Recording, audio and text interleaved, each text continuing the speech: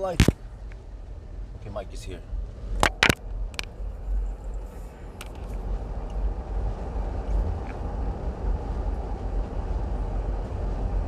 Okay, still kind of early. It came early. Okay.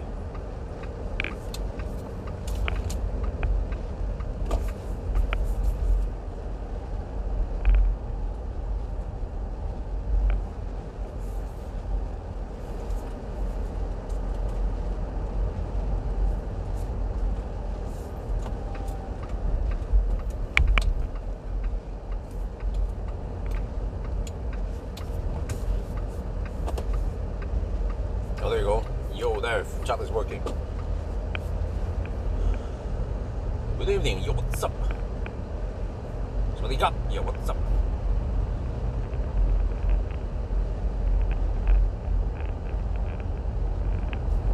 Yes, getting pumped for this. So yeah, it's going to be a freaking live stream galore this weekend. It has to be done.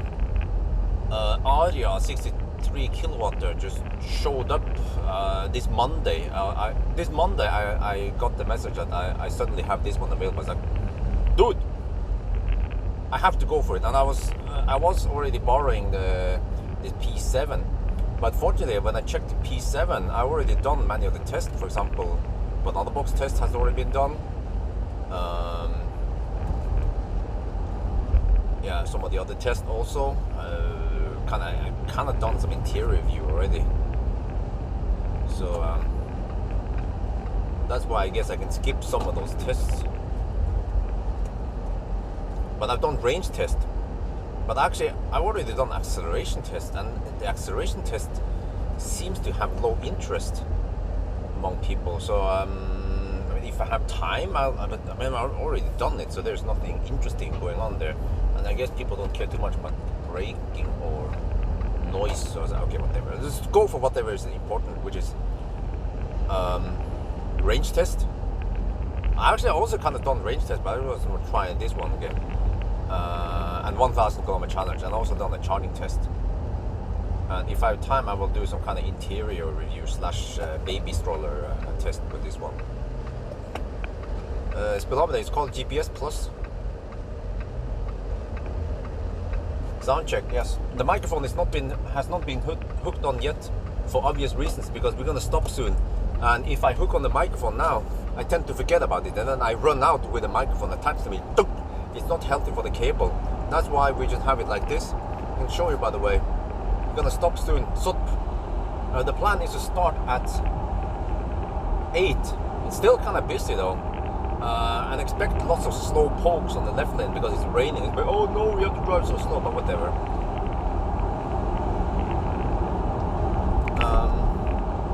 So yeah, I need to top up on the chem power because I'm not sure how many percent we have now. We might have 99% now. Actually, according to this, it seems to be 98%. So I want to start with 100%. Not that it matters too much, but.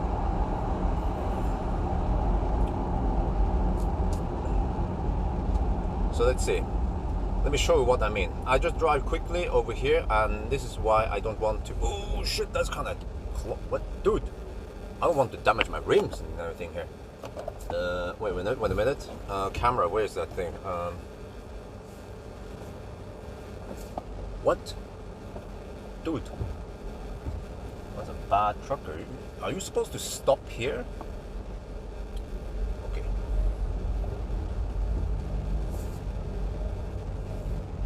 Okay, it means the charge port is on the right side, with the wrong side, and then the left side with the right side. Where's that eagle going? Okay. Let me see. I can. Oh shit! There's some noisy refueling going on over there. I'm gonna take this one.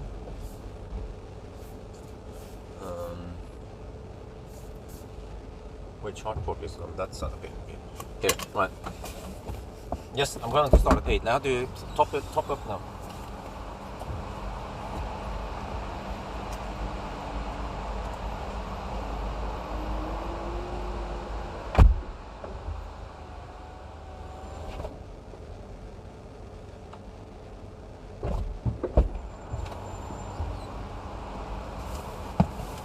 I actually want to go a little bit more forward.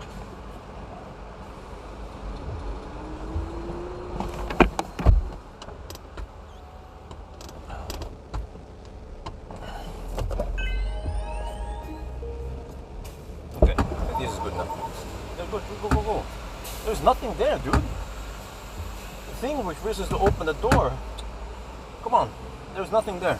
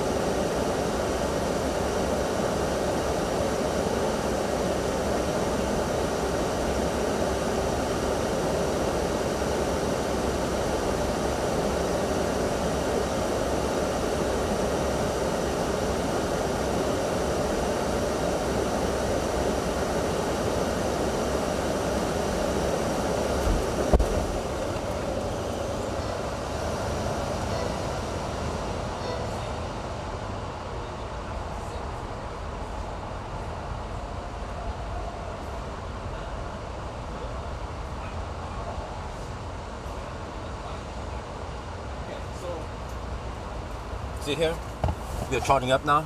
In about 10 minutes it's going to finish. Okay, anyway, maybe I should close the doors. I can go here. Wait, no. Here and close. Zip. Booyah. Okay, so you see, the plan is to drive south. This car does not show you how many percent you will arrive with or anything. So I actually have no idea when I will stop. But we can stop at pretty much anything on the way here. It doesn't have to be Ionity. It can be something as long as it gives me around 75 kilowatt. Even a shared Delta charger would be enough. Then it will work. So yes, let me see. Okay, I'm going to show you. Yes. So here, this is how you open. Okay. See here. I have brought EcoFlow. Wait, is it off? Okay, EcoFlow is with me. I brought some stuff here in the back. I can show you. I think we might need it, or it might be useful once we start charging. I will explain why. Because this car is so weird in many ways. It breaks because of the batteries. So this might not be a problem.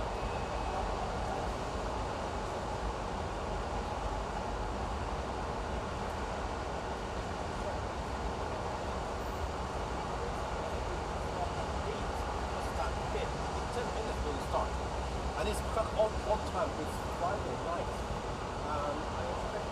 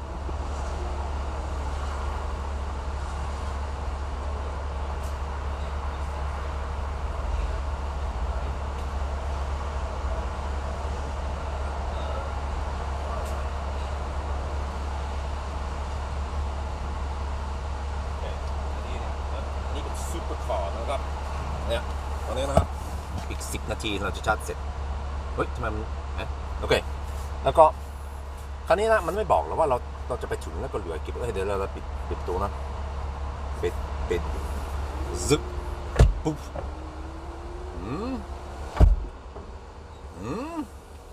โอเคแล้วก็ผมก็ไม่รู้นะคันนี้มันจะวิ่งไปถึงไหนได้ก่อนเราต้องชาร์จแต่ว่าไม่เป็นไรเราจอดที่ไหนก็ได้นะครับถ้ามันมีมากเลยถ้ามันมี75 กิโลวัตต์หรือมากกว่านั้นนะ คันนี้มันชาร์จช้านะครับยังไงก็ได้เราไม่ต้องการไอโอนิติก็ได้ครับ แล้วก็โอเคเดี๋ยวจะให้ดูข้างหลังนะครับดินออดิโอเราได้เอาของมาหน่อยครับเราเอา EcoFlow มาหน่อยนะครับแล้วก็อันนี้มีของอะไรที่เราต้องการหรือว่าอาจจะต้องการนะครับเดี๋ยวให้ดูนะตอนเราจอดชาร์จมันมีความหมายอะไรนะครับเพราะตอนนี้เราก็กำลัง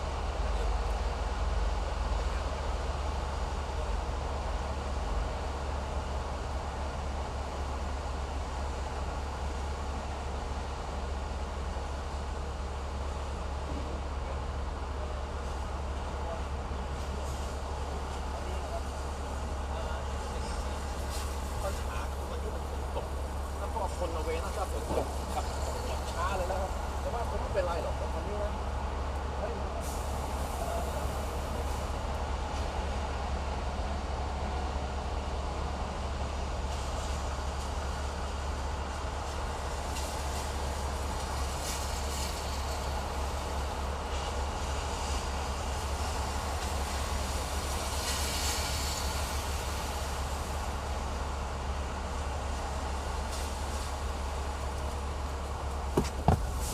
Well, it seems like I won't be able to top it to 100%.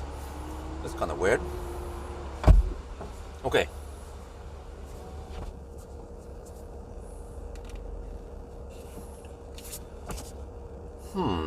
Wait, dude. Did I not record? I used the wrong mic. I need to redo it. Good thing I noticed it. Well, oh, man, I'm so stressed. I need to redo it with the right microphone. Okay, good thing I noticed. Dude, that's gonna be the sound.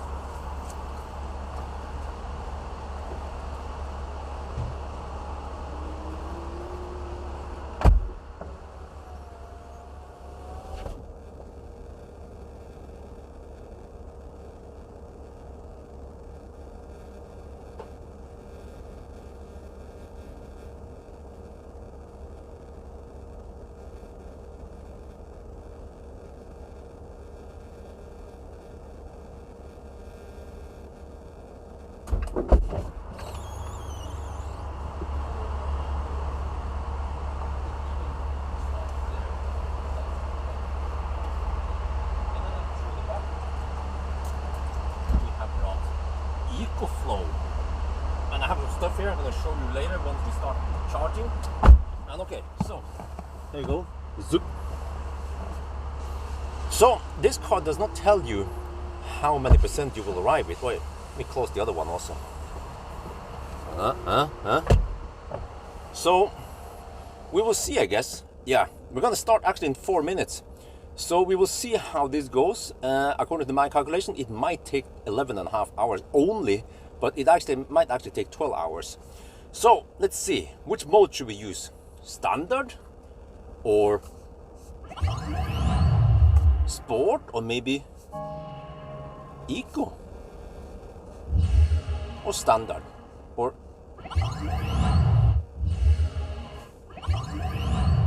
okay, we'll see.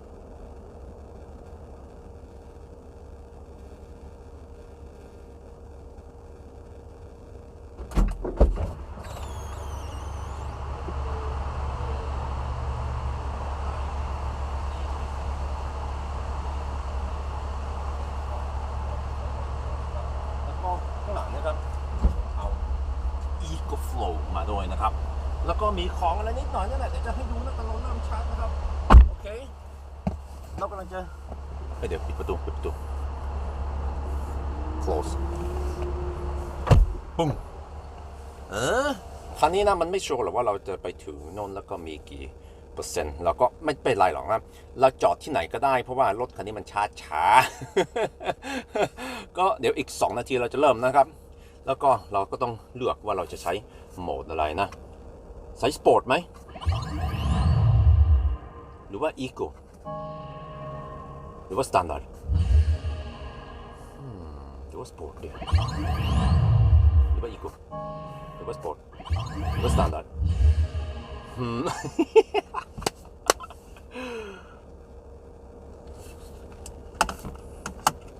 Okay, I have to get ready. It says charging almost done, but we have to unplug at 59%. Do I have time to pee? Well, I guess I can hold it, right? Yeah, okay, we're fine. Okay, let me see. Charging almost done, it says. 99%. Yeah, 59 now. Okay, I need to unplug and start resetting this shit.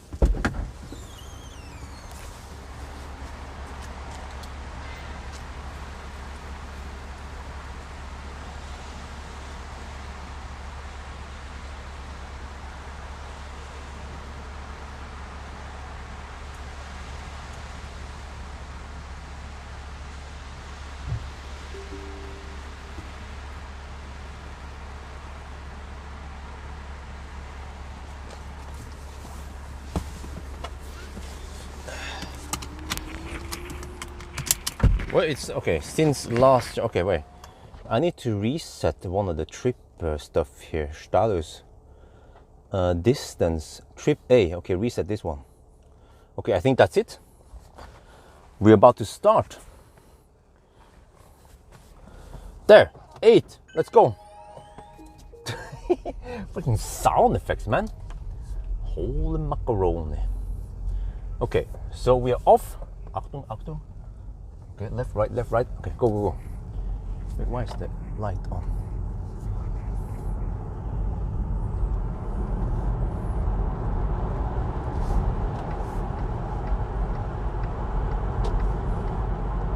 So, brace yourself for big face palm with lots of left lane huggers.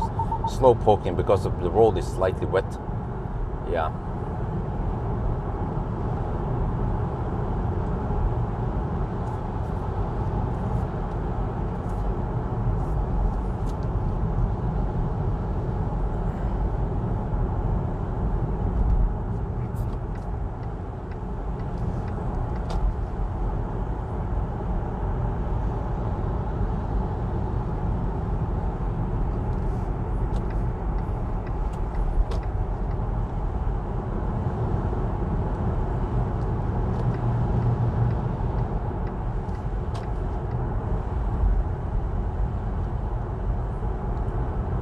Okay, so we are off.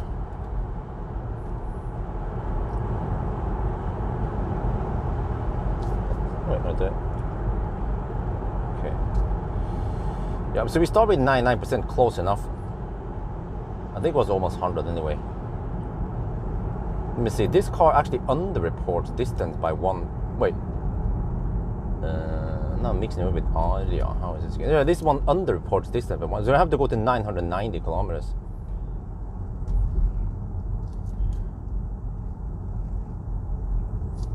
This is going to be interesting. Indeed.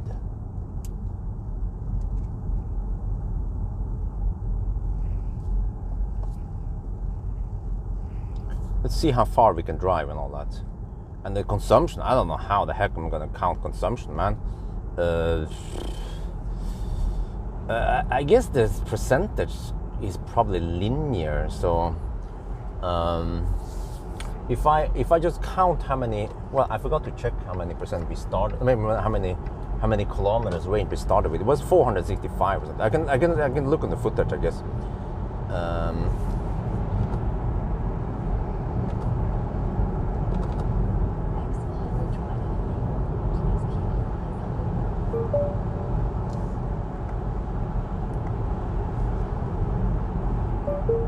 Xpeng driving LCC deactivated.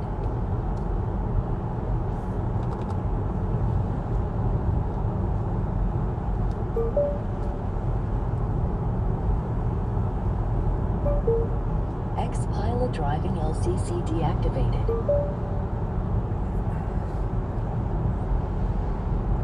Wait, let me see. Distance. Wait. Yeah, following distance. I set it to 1 gear. If I'm sharp-minded, I'm a ninja.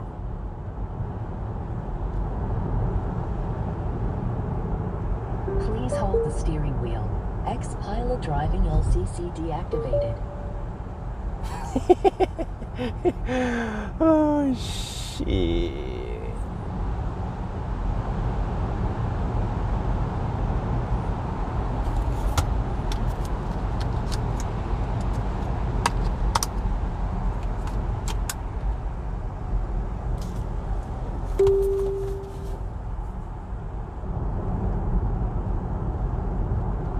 Please hold the steering wheel. Xpeng driving LCC deactivated. Yeah, this is gonna be freaking hilarious, man. You ain't seen everything yet. Trust me. I've taken this car on the road. I mean, I've taken this car on the range test already. Yesterday, no, wait, 2 days ago. I was like, what the fudge? Yeah. Just bring the popcorn. Xpeng driving LCC deactivated.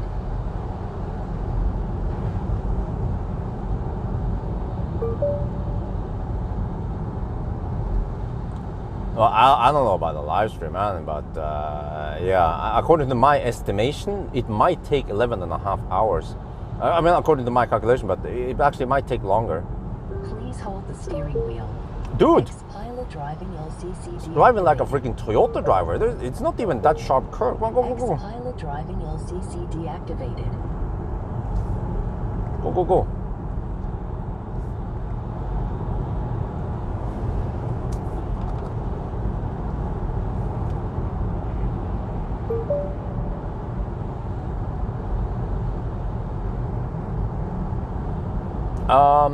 About 75 kilowatt. Oh, wait, I think it was 80. It peaked at 80 kilowatt, wasn't it? Yeah. So I mean, you can just use a shared delta charge. It doesn't matter really. Almost doesn't matter. So it charges dogs. I don't know. I wouldn't say dogs, but I mean, it's like actually like the Kia Niro EV, which is brand spanking new, coming out this year.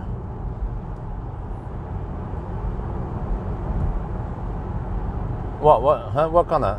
Oh, you mean this one? Yeah. Xpilot driving LCC deactivated. Oh, you can disable. Xpilot driving LCC deactivated. You cannot disable that voice. If you want to disable that sound, you have to disable the lane assist completely. Then the sound goes away for obvious reasons. Xpilot driving LCC deactivated.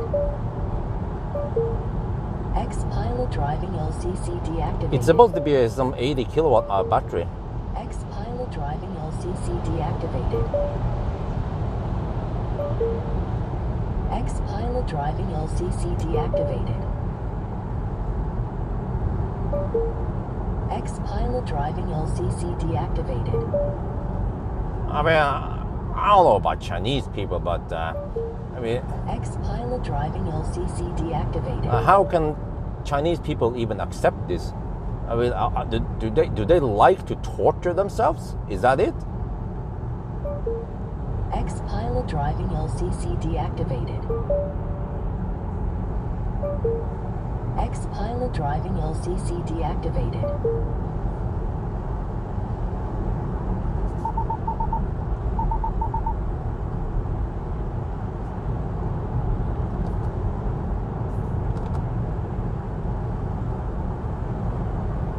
Yeah, maybe.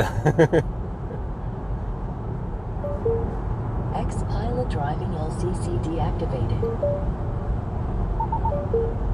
Xpilot driving LCC deactivated. Guys, this is just a start, trust me. This car is so weird in many ways. I tried some weird Chinese cars in the past, but this car really tops it all, man. When it comes to weirdness and annoyingness. Deactivated. Xpilot driving LCC deactivated.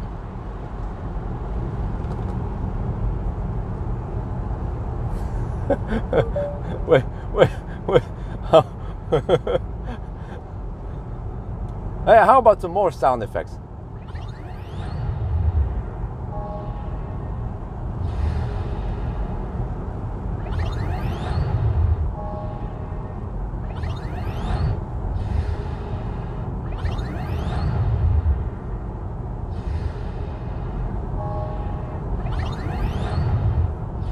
Let's use standard.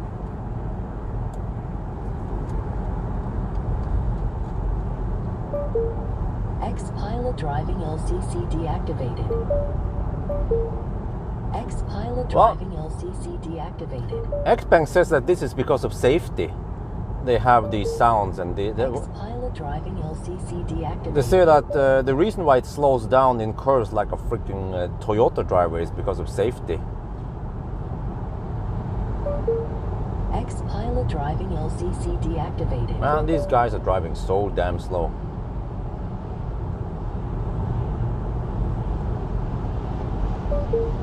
Xpilot driving LCC. Oh, it also slows down. Yeah, it also slows down when you're passing trucks for some reason.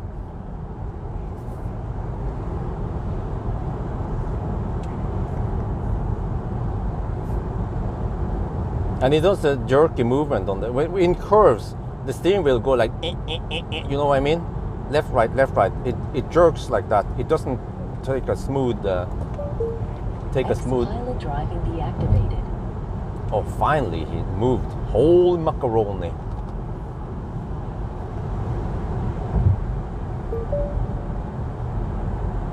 Does the system? Yeah, yes, it does. Wait, let me see. Can I?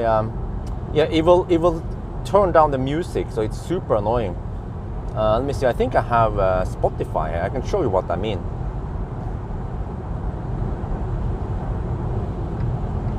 We have auto lane change also. Listen to the auto lane change sound.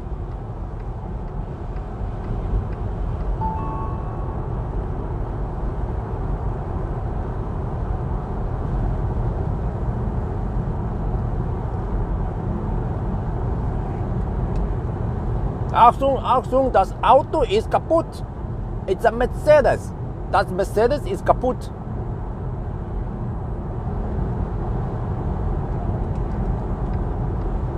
Please hold the steering wheel. Please hold the steering wheel. Xpilot driving LCC deactivated.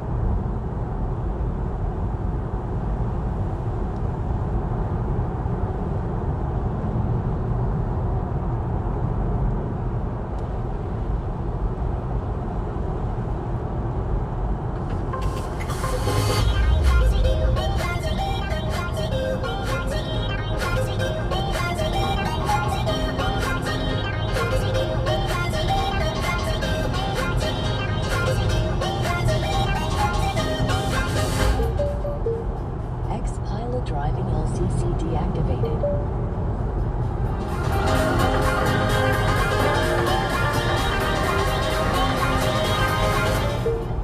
Xpilot driving LCC deactivated.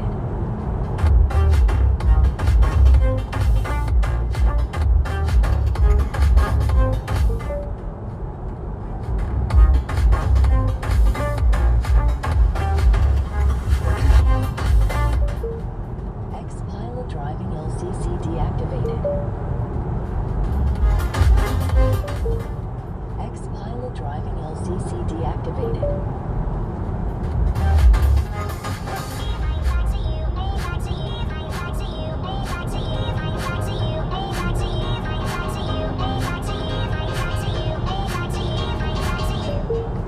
Xpilot driving LCC deactivated. You guys enjoyed this live stream?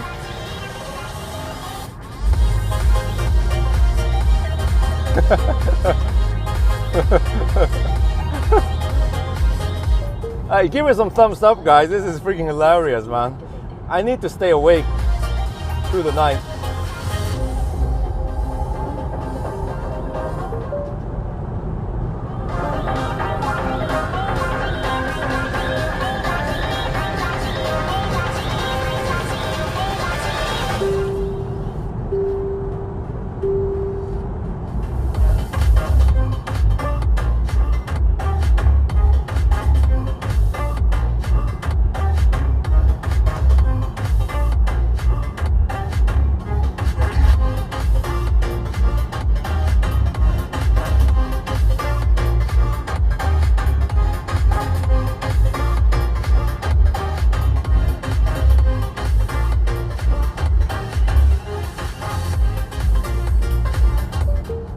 Xpilot driving deactivated.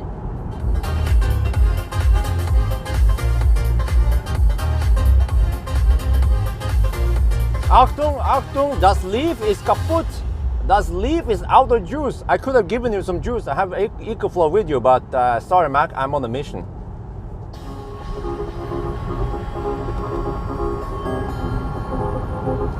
Well, at least the music I'm playing sounds like a video game.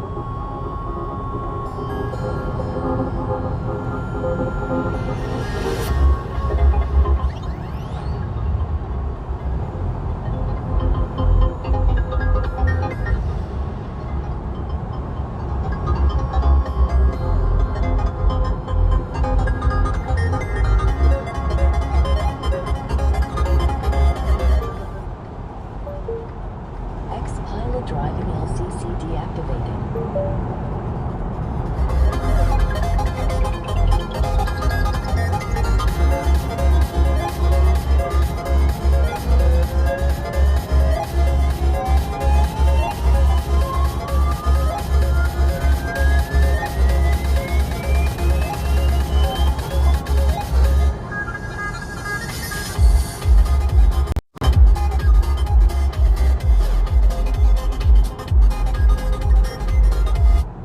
Right, we have first donation already. Jace donated $5. Keep it the fun work. Thank you, Jace. Oh man, this is guys. Trust me, you haven't seen everything yet. I have seen. Pilot driving LCC deactivated. I've seen it. Oh man, we ain't done yet. Yeah. Okay. But oh, what the heck is slowing down like a freaking Toyota driver? Hey, stop slowing down like that. Keep on, keep going, keep going, keep going. It's doing it like freaking Hongqi. Hongqi. Yeah, the Hongqi is also slowing down like a mofo in the curves. As if it's like freaking hairpin turns over here, but it's not. We're on a motorway after all. Okay, sorry, I didn't pay attention. No, go. It's slowing down. Don't slow down, go. The warning sound? No, you can't turn it off. In Chinese software, you have the option. You can choose. You can choose loud warning or low warning. Yeah, but there's no off. There's no off setting here. No. Do you think there's an off setting for the warning sound? Think again.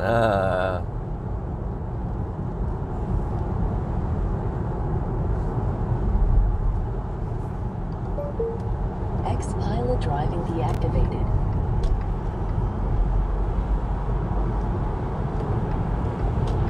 Oh, where's the region? Didn't region that heavily.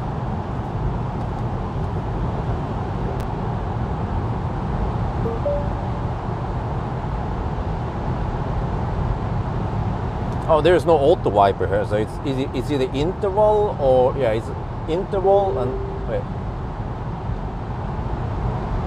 Yeah, there's no auto wiper, no sensor, no rain sensor, so it's just intervals.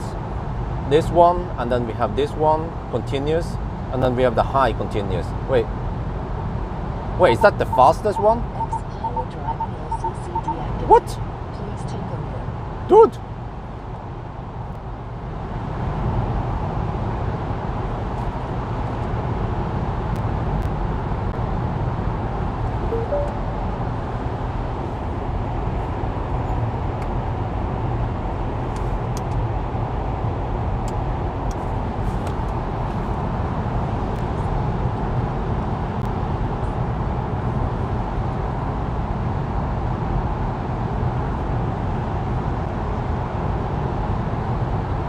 Noise level, well, it's actually kind of noisy in the tunnels, as you guys hear.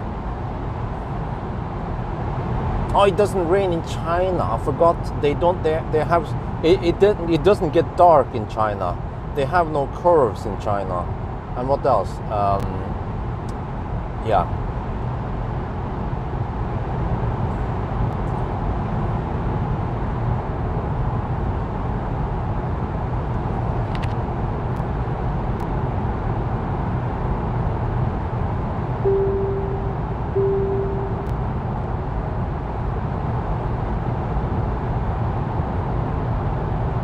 Oh, slows down again. This is a really sharp curve. Better be careful. I mean, let me see. We are driving the Xpeng P7 Performance, so it's the beefy version, the performance version, and it's driving like a Yaris driver. Even Yaris driver are driving faster around the curves. Xpilot driving LCC deactivated.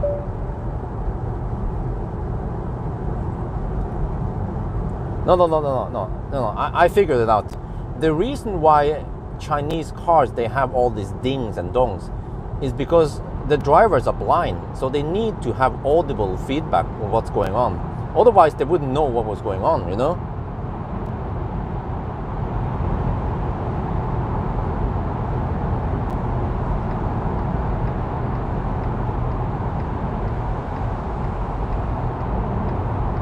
Oh, auto lane change.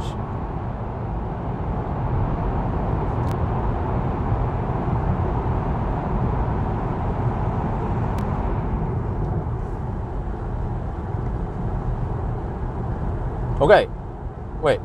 No, don't slow down in this curve. Shit. Okay, here's the thing. Here's the thing, guys. We are now at the 110 zone. Xpeng driving LCC deactivated. And this car, if you drive at 110 on the speedo, it's only 105 kilometers per hour. So it's 5 kilometers per hour off, yeah. And in the 110 zone, I guess it depends how fast you want to drive, but Xpeng driving deactivated. okay, I'm gonna drive manual now, for now. But the problem is that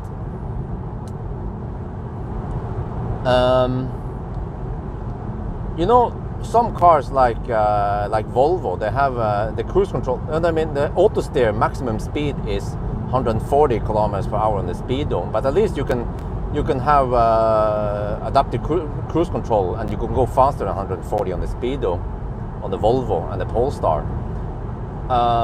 Neo ES8 has 130 kilometers per hour as the maximum speed on the speedo. This one, 120 on the speedo, which means 115 kilometers per hour GPS speed. And oh no, but you can just disable auto steer and just use adaptive cruise control. Nope, adaptive cruise control is also maxed out at 115 kilometers per hour GPS speed. Yes. So the question to you guys is, in the 120 zone at Varberg, how fast do we drive then? Do we just go with the cruise control, which is 115 kilometers per hour? Or do we drive at 120 plus VAT?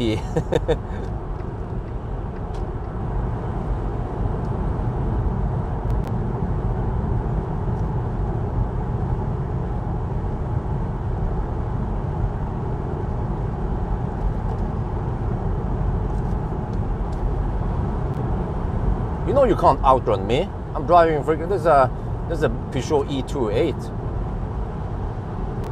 Yeah, just get out of the way. Thank you.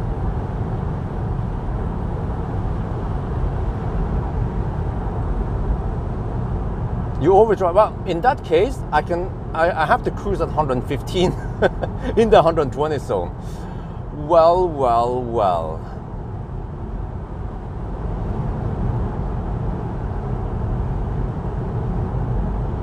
Okay, I'll see how long I want to drive on manual before I just set it cruise control.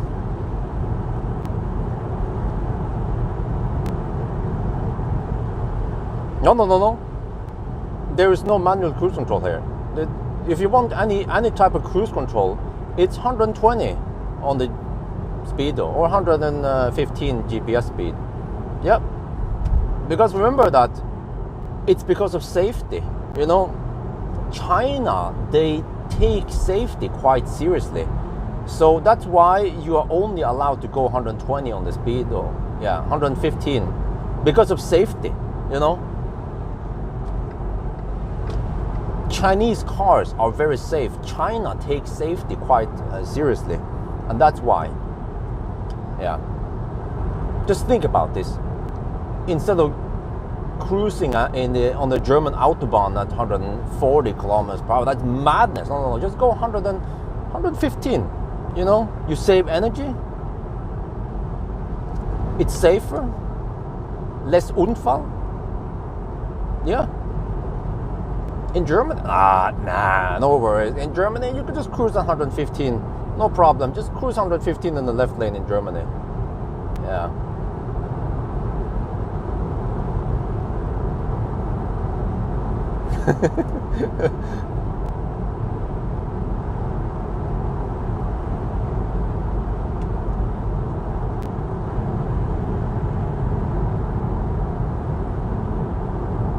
Wait, but I heard that in China, the highest speed limit is 120 over there.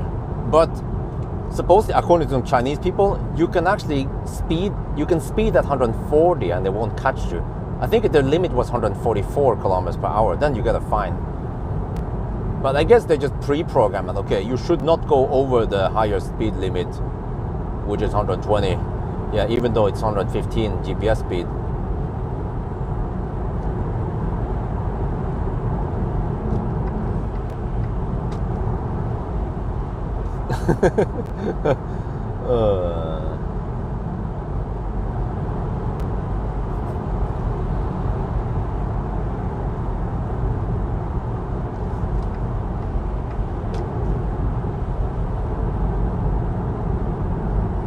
Wait, did I mention that we have left lane huggers in Norway? Yeah. About those left lane huggers. Oh, that's a woman. That was a blonde woman. Okay, no sexist jokes over here, right? It was a blonde woman. Maybe she was very fresh as a driver. Seems like a young blonde. A young, fresh. Like a virgin, yeah.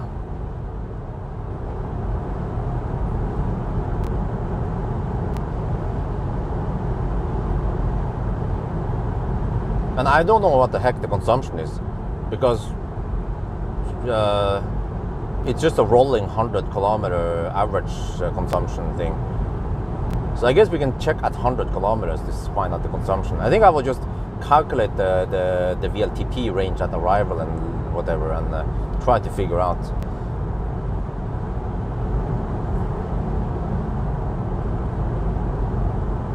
Actually, in Norway, they are not insulted by overtaking on the right lane. They don't understand that. I mean, if you did that in Germany, of course, they will feel kind of insulted, undertaking. But here, they don't understand what it means. They don't understand it, you know? No brain, no pain. But if you flash at them, then they get upset.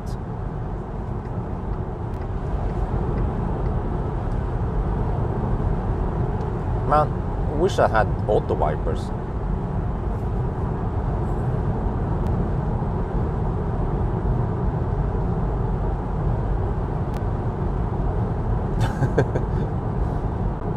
Okay, so at least we will avoid most of the traffic at night, right? So that's good. Just don't know how long I want to ride on the throttle here. I mean, I have to throttle manually for about 12 hours.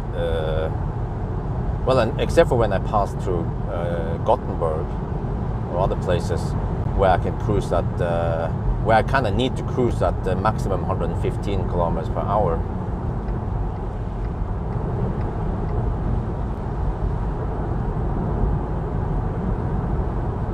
TBL core drive, right? What the heck are we talking about? So yeah, according to my calculation, my spreadsheet, this car supposedly finishes in 11 and a half hours. I was like, ooh, I'm impressed. I was thinking 12 hours, but it's going to be faster than Kona, right? Because this Charger is kind of like those cars, kind of slow. So I guess we'll see how fast it will be.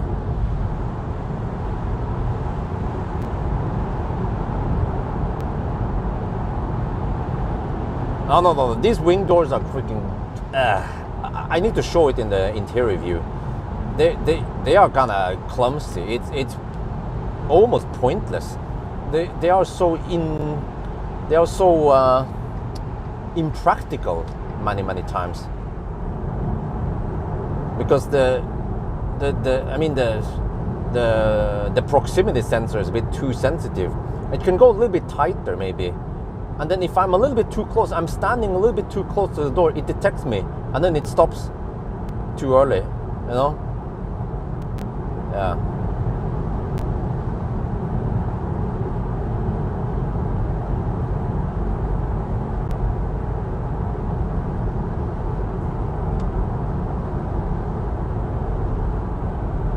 By the way, kudos to wifey for staying home alone, taking care of the baby alone.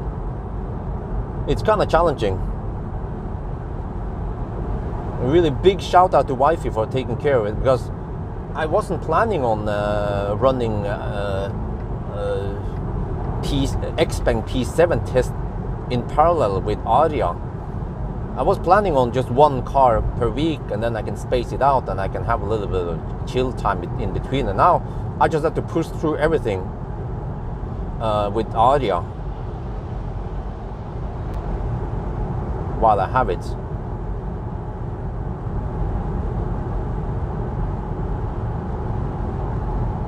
But also this car while I have it.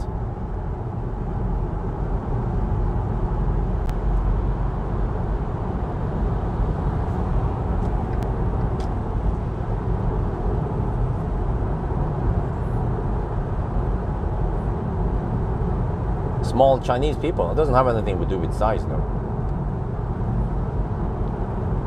Are you going to do 1,000 challenge with a bit? No, of course not.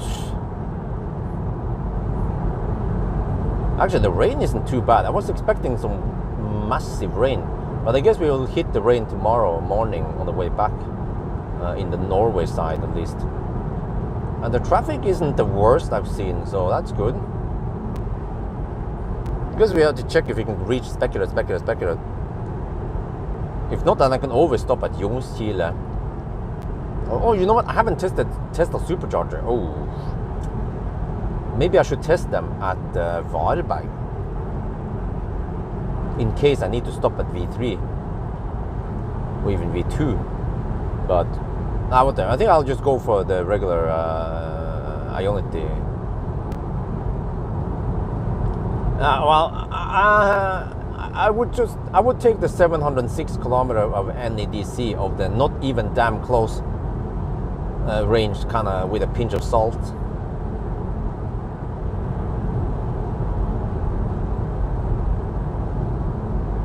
Because this car here didn't do it that well 2 days ago when I did the range test, and I did actually a full test. Not just some estimation, and it's based on the actual distance and everything, and it didn't go that far.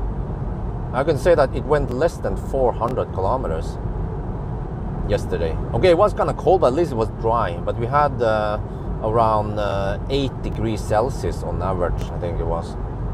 But dry roads.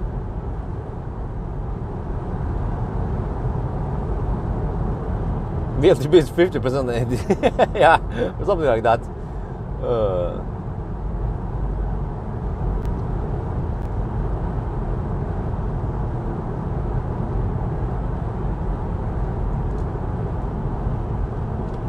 Well, I guess at the 100 zone I can use cruise control then.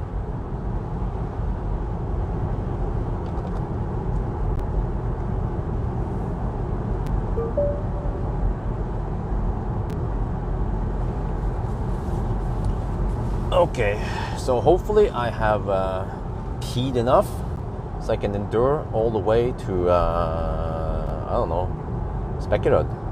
Or okay, I want to avoid Håby. Håby is the shit, man. I don't want to go there. Then I should stop at Ljungskile if I have to. But Spekerød is 256 kilometers away. That's kind of hard for this car. But then what other options do you have? Well, I could stop at Hogstorp maybe.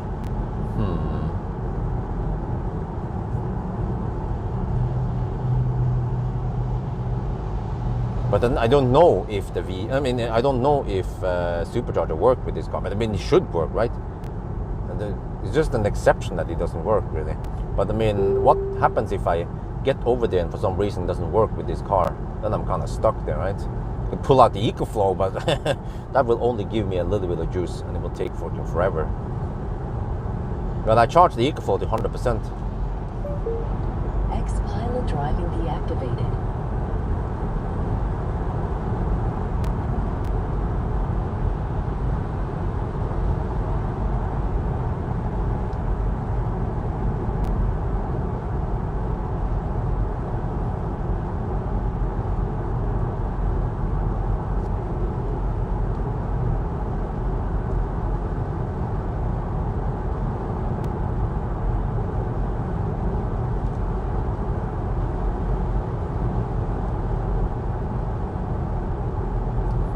Why the road looks so schmutzig. But did they start salting already? Oh, it's 12 degrees outside.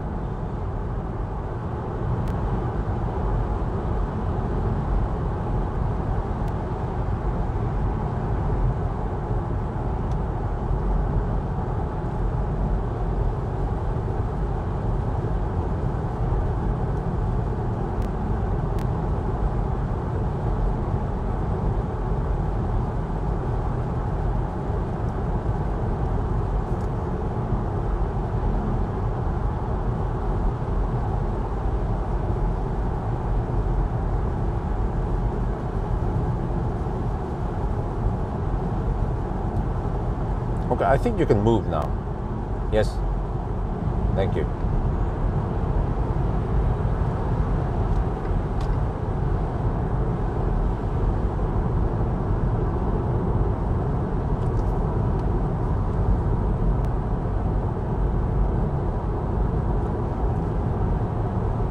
But you can hear that it's fairly quiet in here. The soundproofing here is better than Model 3. So let me repeat again once more that Xpeng, they actually put this P7 up against Model 3. So I couldn't find the link and everything, but I've seen it that during some press event of the P7, they shown a Model 3 there, so that customers they can see how shit the Model 3 is compared to the nicer P7. Yeah. So yeah, the Xpeng is just going for it. Model 3 is its rival. So can this car beat Model 3 in 1,000 kilometer challenge? We will find out tonight. Yeah, the shit is going down tonight. It has to do it in 9.5 hours. Wait. It has to be faster than 9:15, yes.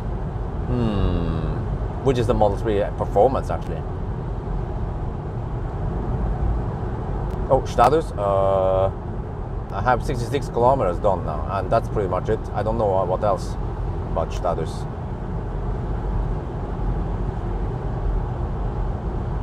Okay, it's gonna be dry in Sweden at least.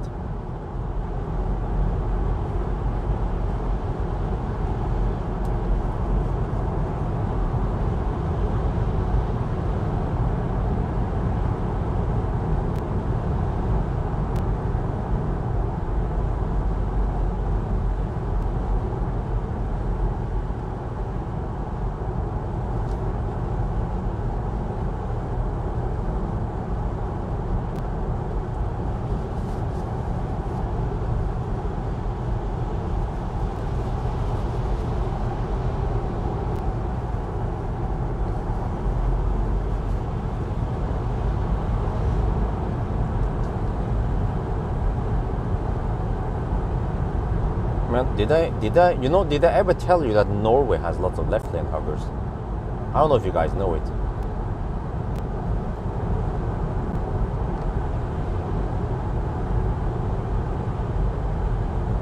Red Bull? No, I prefer battery. But I haven't prepared it.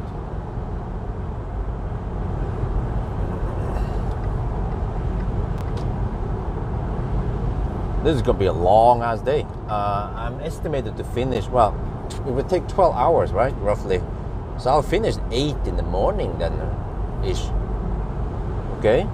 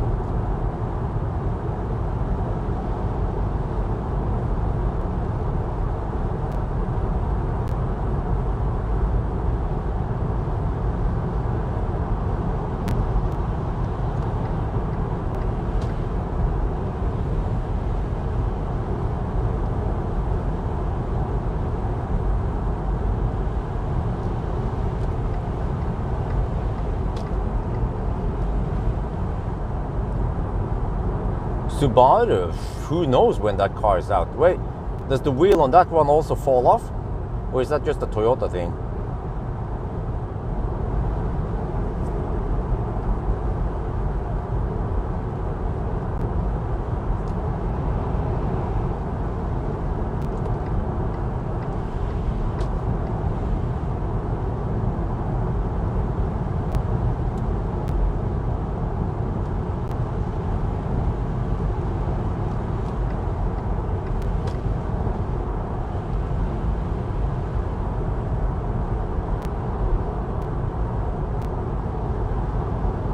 Okay, so The thing is that this car it doesn't show you percentage anywhere. Charging screen, instrument cluster, it doesn't show you percent state of charge. But when you charge it to 100%, it will show you 470 kilometers of VLTP. And it's not GOM based, it's VLTP as it actually says in the display. So what it means is that 1% is 4.7 kilometers. So you can actually use the VLTP range to figure out how many percent you have.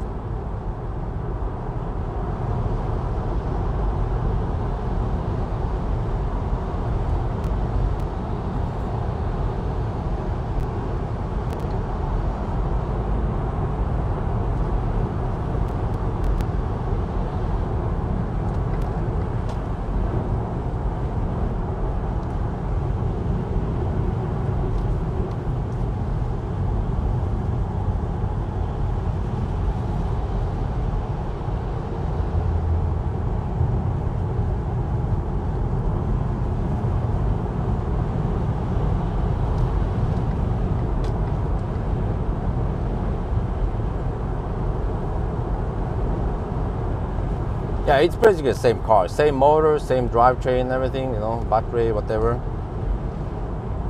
So we're trying to get out of Norway, the annoying country to drive in.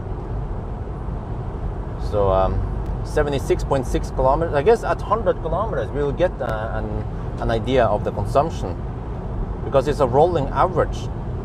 Wait, but there's also another number. This is really confusing about this car. I have to look at the two numbers here, and yeah. How's the road noise? Well, it's fairly okay, but you know what? I almost feel like Tesla is almost on par. The latest and greatest Tesla Model 3, that it's almost there, but I feel like this one is better than Tesla Model 3 at least. But it's not as quiet as, for example, the MG Marvel. That one was quite marvelous, to be honest.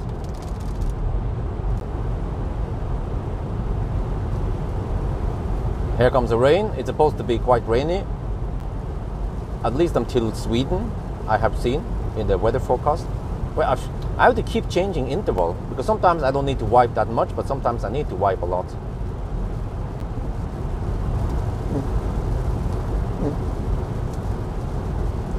Well, I mean, the ride is great, except for that, I don't know if this is a coincidence, but I just tested the BMW i4 M50, and then I came to this one. They are both all-wheel drives, you know, they're both sedan types. And I gotta say, back in the days, 2 years ago when I tested P7, I was quite impressed, right, how good the ride was, I guess, compared to Tesla.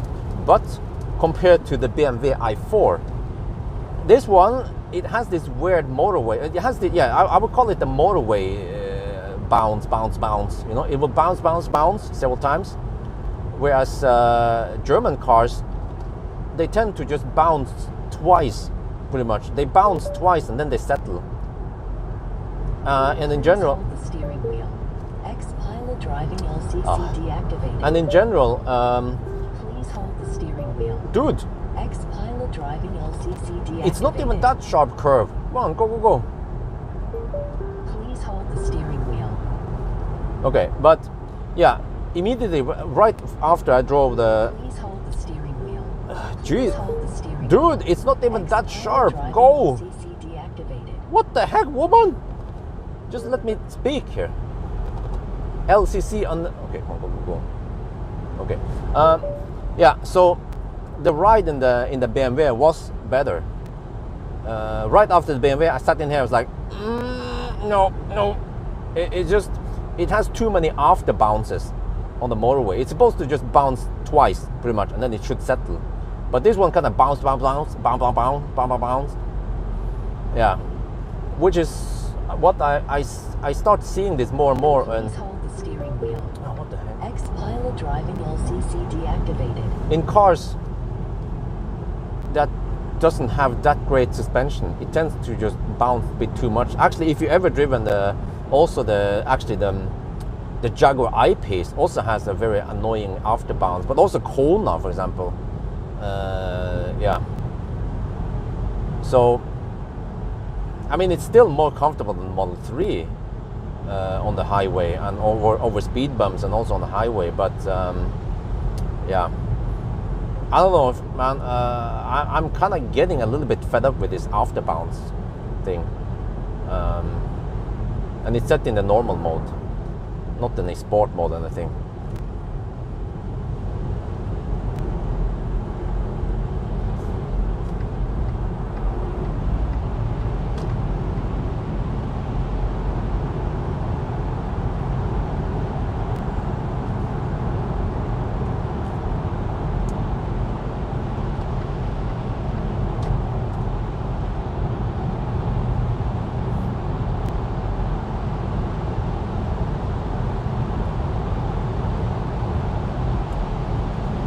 Sorry guys, the chat is bugged and it's kind of stuck until it suddenly scrolls down with a whole shitload of chat going on. So, but I can't just restart it every 5 minutes because it bugs slightly. So if you guys don't see me respond, that's because it hasn't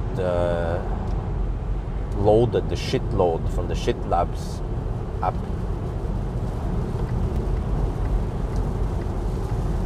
More rain. Okay, hopefully when we leave Norway, it should be way more empty. Oh, what the heck is that? Achtung, Achtung. Oh, I need the highest level of wiper. Hopefully that's enough. Oh, it's barely enough.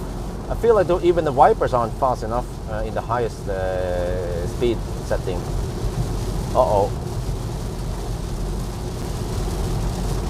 Everything is slower than Tesla, even the wipers. I think Tesla or many other cars, they have even one level higher than this, but this is already the highest one.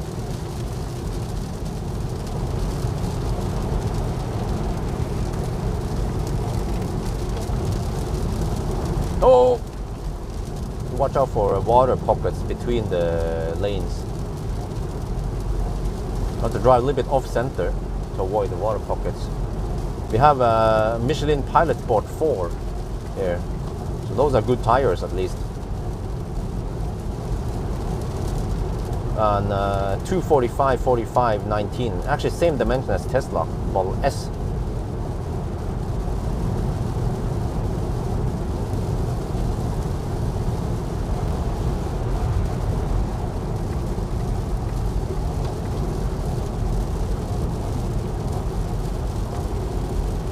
Wait. ACC cannot be activated. Whoa! Oh, I cannot use adaptive cruise control because it's too wet outside. The car cannot see in the rain, I guess. Yeah, no ACC. That's it. No ACC. No Xpilot. I guess they don't have rain in China.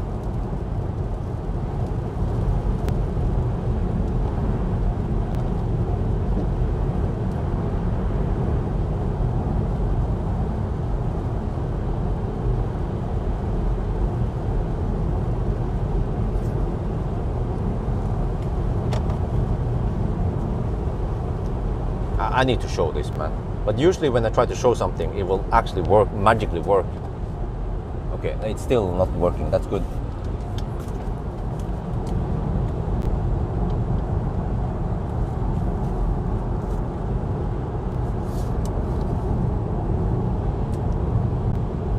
We are getting close to Sarpsborg, and yes, it's raining over here.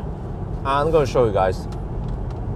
You cannot use cruise control or Xpilot. Wipers active. Huh? What if I turn off wipers? Oh, then it works. Wow. Huh? Then it works.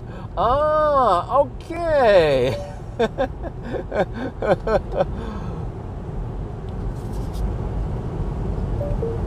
Xpilot driving deactivated.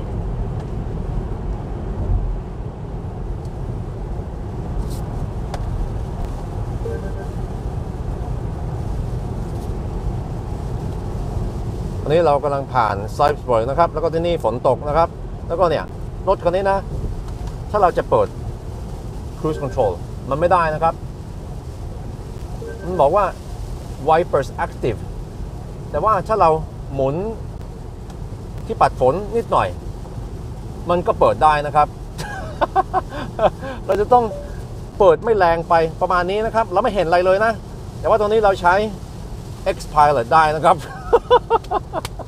oh shit Xpilot driving LCC deactivated.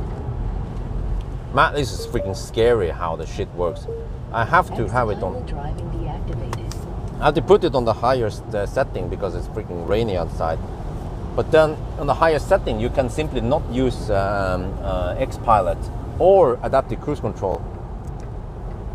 Okay, chat is so buggy now. I need to restart the stream.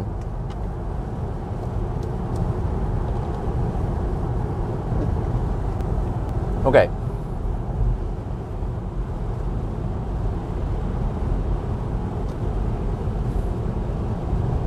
Well, we're back. Xpilot driving deactivated.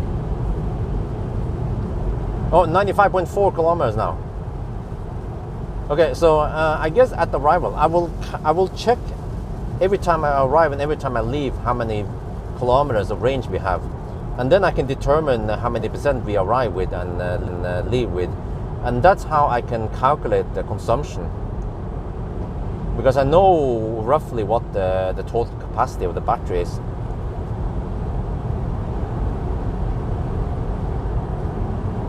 Okay, trying to get out of this country. There are people driving around without taillights and everything. It's freaking crazy, man. Oh no, it's a trailer. Yeah, the trailer has no lights.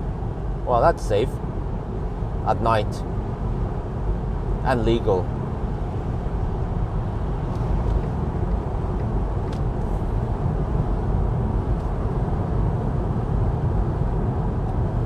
Okay, let me see. We are...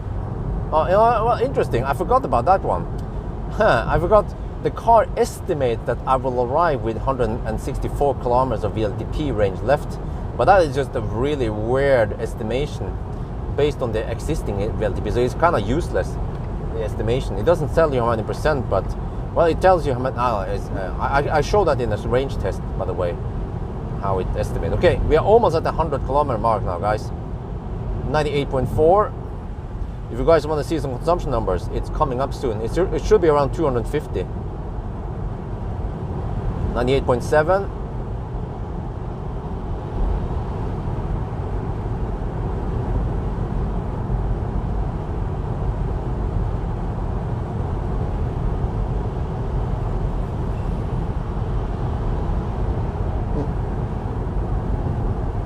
$99.4.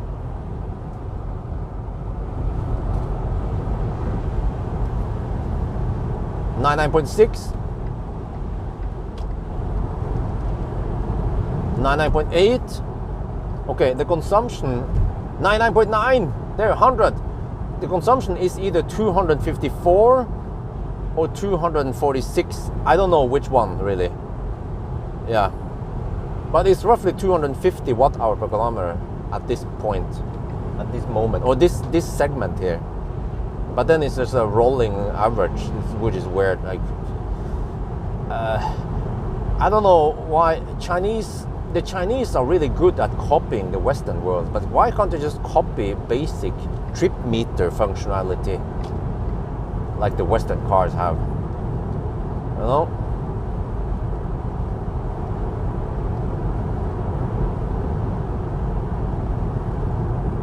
Because the Western car, but even actually, you know what? It's not on the Western car, because Leaf also has a conventional trip meter.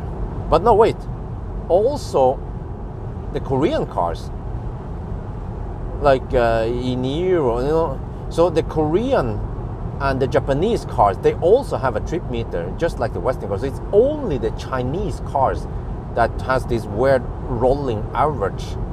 And then the confusing part is that when you reset the trip meter on the Xpeng, it will reset the distance and the time, but it will still have a rolling average on the consumption. So, yeah, I'm actually starting to get fed up with Chinese cars, because there's many things about them that I don't like, and it's the car themselves are usually nice, like interior wise.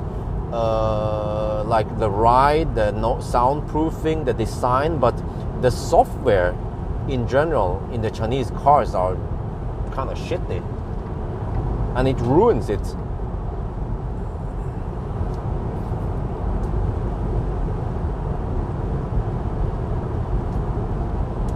And I feel like the P7 here could have been an awesome car, but the shitty software ruins it.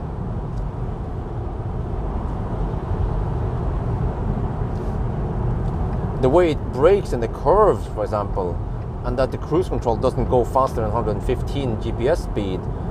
And that, okay, another thing is when you have, if you open up a screen in the instrument, I can't show you, but if you open up, for example, charge screen, or you open up something, you're looking at something in the, looking at the energy graph, for example, after 1 minute, it will close itself automatically.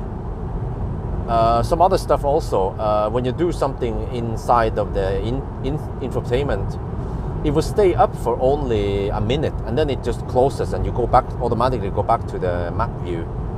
But when you go in the sound setting and you choose speaker or the sound setting, that window stays up forever. It's that inconsistency that kind of annoys me.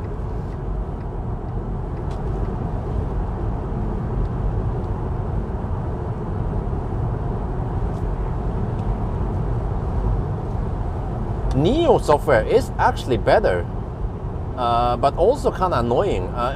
It also drives like a freaking Toyota driver in the curves. And I don't remember, the navigation on Neo is also not that great. Like for example, it refused to have north up. I remember when you have the overview, it will always be in that direction you're going, traveling, and it refuses north up. But at least Neo has, well, Neo also doesn't have a trip meter, but at least it counts how many kilowatt hour you spend in that trip thing, whatever it's called. But yeah, the Neo software is also not that great. See, but ES8 is a fairly good car, but especially Hongqi, that was an awesome car. But the software kind of ruins it. So, dude, I mean, I need to make a video, a message to the Chinese manufacturers: fix that damn software, and you will sell like hotcakes in Europe. Because I guess Chinese people might accept that shit, but over in Europe, we don't want any ding-dongs. We want trip meter. We don't want shit to just disappear when we're looking at them. And the list goes on and on. Really, I need to just sit inside a Chinese car, and I'll find lots of weird behavior that, you know. And what was it again? It was in the MG Marvel. Lots of bugs in the in the music player. So, software, yeah, exactly. Yeah. So you know what I should do, but I don't know if I have time. But okay, well, actually, if the car, I should sell consultancy. Is that what you call? Yeah, I can be a I can be an EV. Yeah, not the fossil, but I can be an EV car consultant. So every time someone wants to make a new EV, consult me. I will be under NDA, but I'll sign all that waiver, whatever, right? And they will present me the software, and I will tell them that, okay, dude, you need to preheat the battery before fast charging. You can just navigate to the fast charger, for example, like Tesla. That's good enough. Or, I mean, you can have a dedicated button also. That kind of works also, but just, yeah. And what else? Like this car, for example, when you use the heater, it doesn't pull extra power. Well, actually, it might do it. I'm not sure. Yeah, I'm actually not sure. But I brought the heater with me just in case. And what else? Like navigation and stuff like that, like GOM, and there's so many basic stuff that you expect modern EVs to have nowadays. Like just stupid sound effects. Just at least ask the user if you want to turn it off or not. And also try to remember which mode you were in. If you like to be in eco mode, then just stay in eco mode. Not just reset every time you start the car. It will reset back to default, the regen setting and everything. That's kind of clumsy. So, yeah. Because I'm pretty sure that, like, you know, I've seen it now. All those Chinese cars I tested recently. We are in this lane now. Is that there are obvious faults with those cars that I would not accept, but also many other people also would not accept that. So if they all agree, not only me but also other users, then they should get it right from the start, right? For Sandy Munro has no. I don't work for no one. No, but seriously. I can be like a consultant because it's for the better good, because then the cars coming out will actually be better than they are now. Like, I don't understand how they can let some of this shit pass quality control. Like, I don't remember all of it, but if I just try to walk through the MG Marvel and the Hongqi and this Xpeng, I will find lots of faults with navigation, with general user interface, with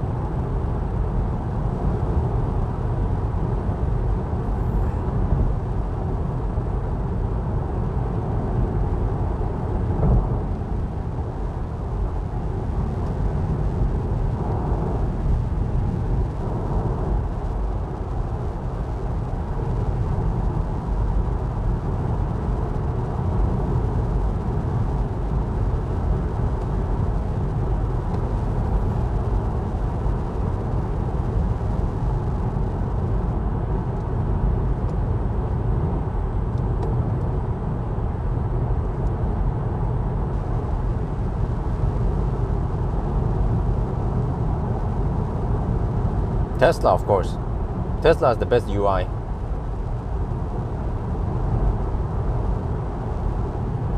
Okay, it's kind of wet-ish over here, but at least it's not raining. So it should be better and better further south we go. So it was a little bit of rain, but not too much really. It was about 100 and a little bit over 100 kilometers we had rain.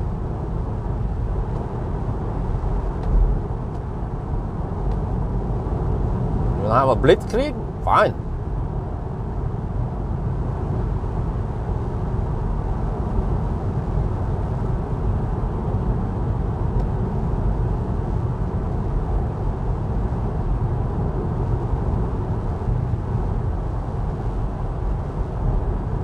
Okay, so the car now, okay.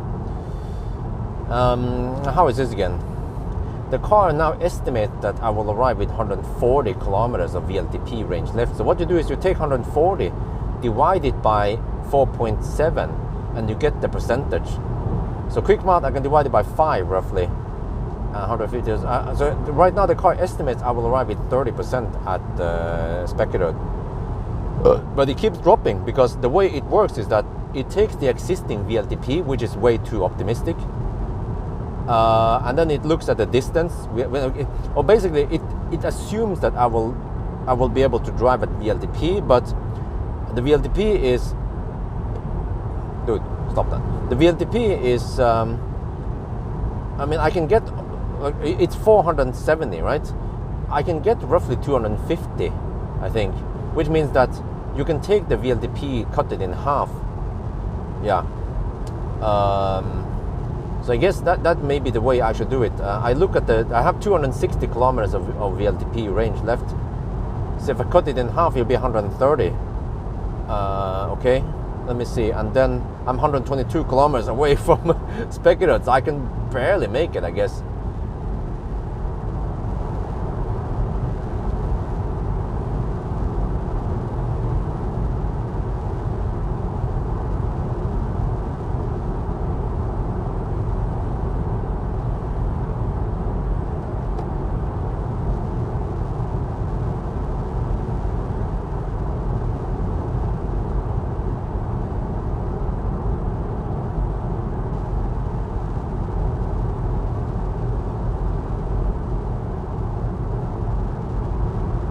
guess I might slow down a bit towards Spekkerød if I see that I won't make it. But I guess I don't have to slow down too much yet.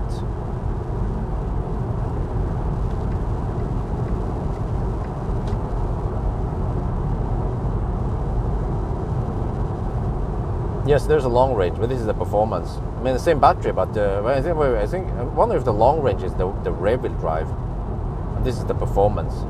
And for some reason in Norway they call it the high performance, but it's not really a high performance since it's slower than Model 3 long range. And then the Model 3 performance is way faster than this one. This one does 0 to 100 kilometers per hour in around 4.5 seconds. Whereas Model 3 long range does it in around 4.4 seconds. And then the Model 3 performance is 3.8, 3.7, 3.8 seconds.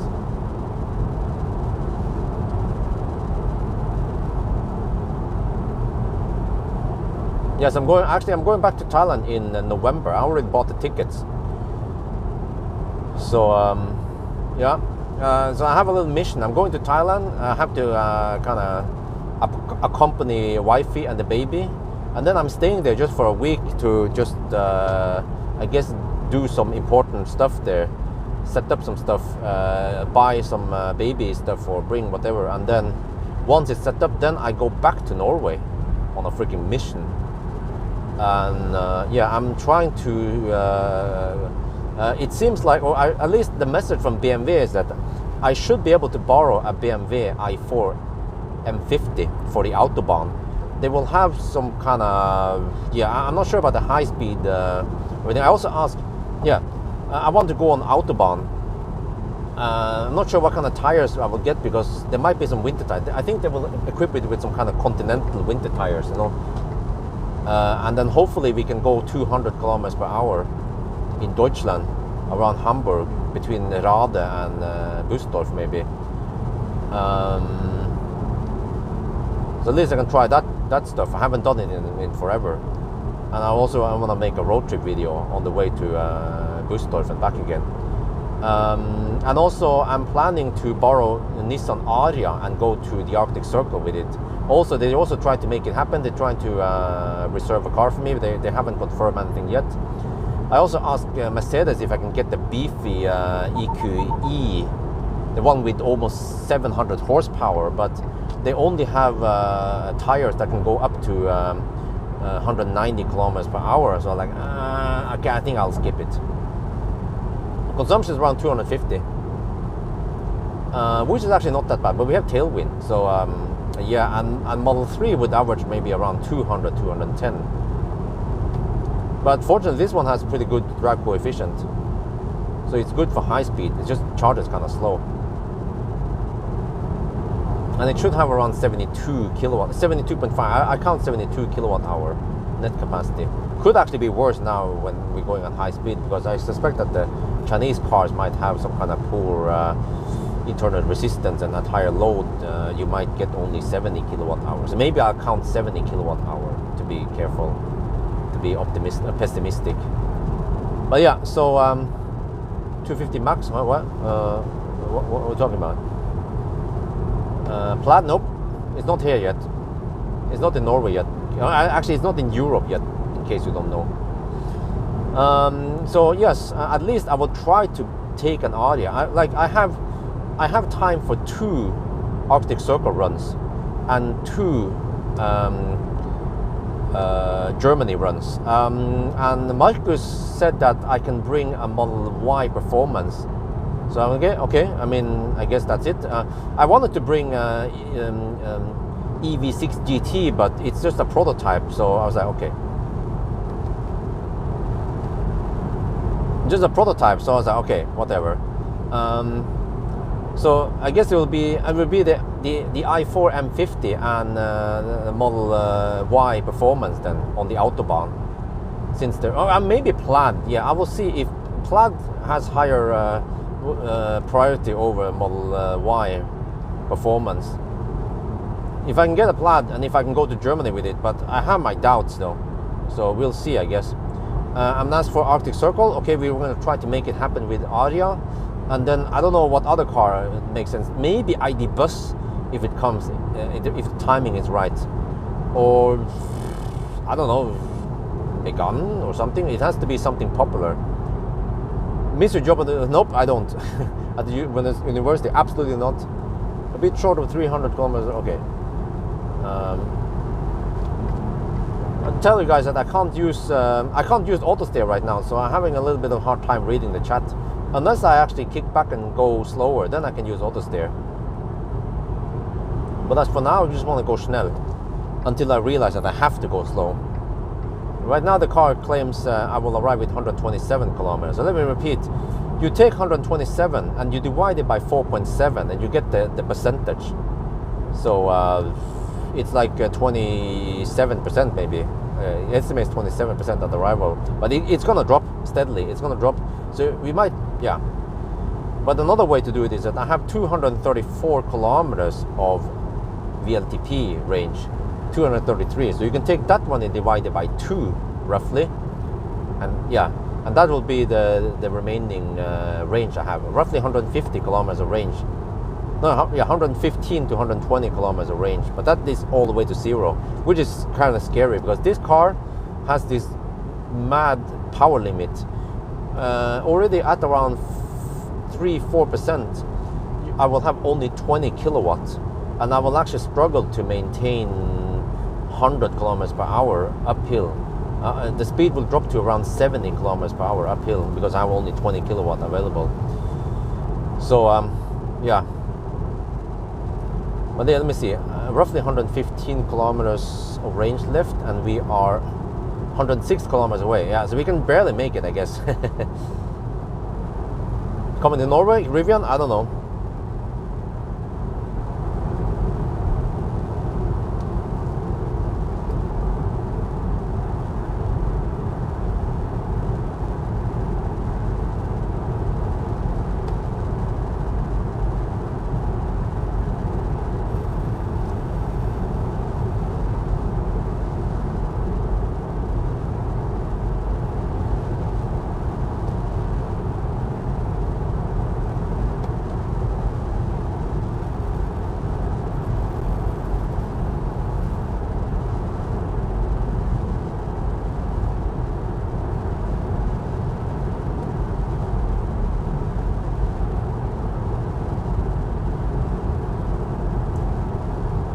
I'd love to see try Ford again with the Lightning. Who knows when it will arrive in Norway? The US is getting all the goodies.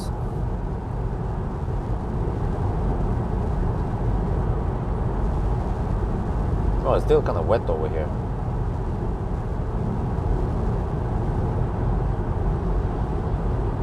Maybe I should slow down. Maybe eventually I need to slow down a little bit. Otherwise I might run out of juice. Well, I'm not sure. We just, by default, we just hammer for now. But we just have to drive manually.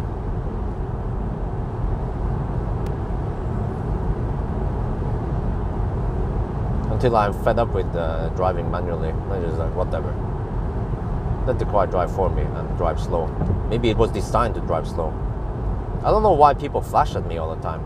Because I like, this car doesn't really have that much light blinding oncoming traffic. I can see the light cone is not that wide and high. For example, Volvo Polestar kind of has somewhat aggressive low beam. Then I understand, but here, not really. So, still don't understand why people flash at me. But I just fire right back at them.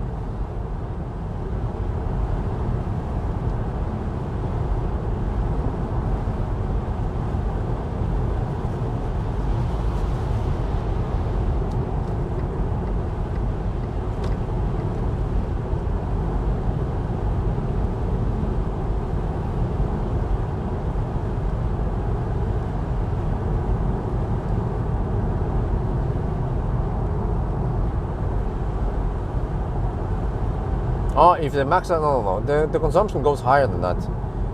Right now it's 254 watt hour per kilometer.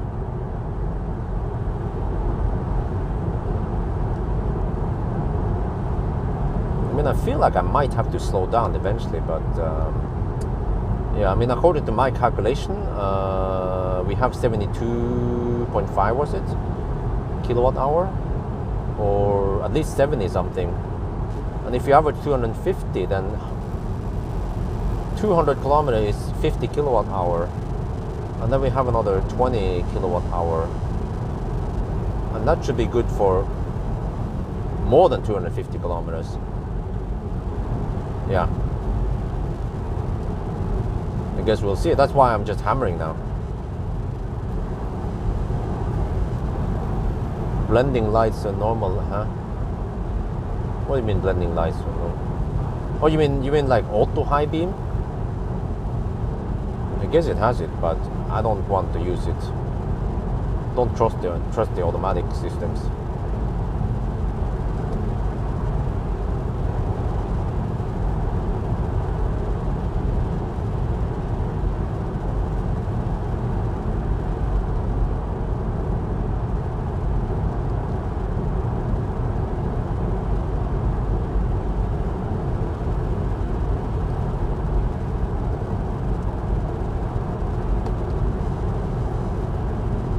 Man, my high beams are so weak that the oncoming truck didn't even notice. If it's slightly off angle, off center, then they don't notice the high beam.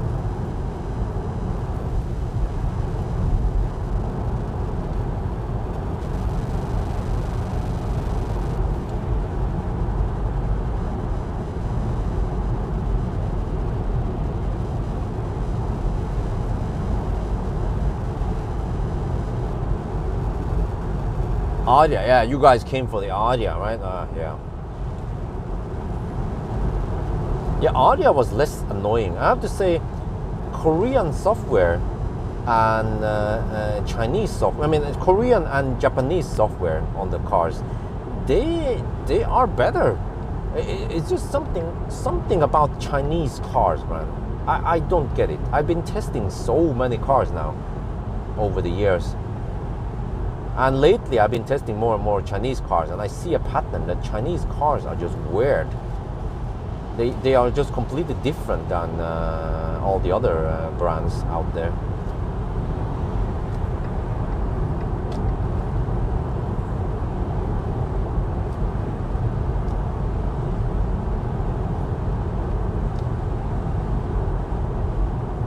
I don't know yet, Aria.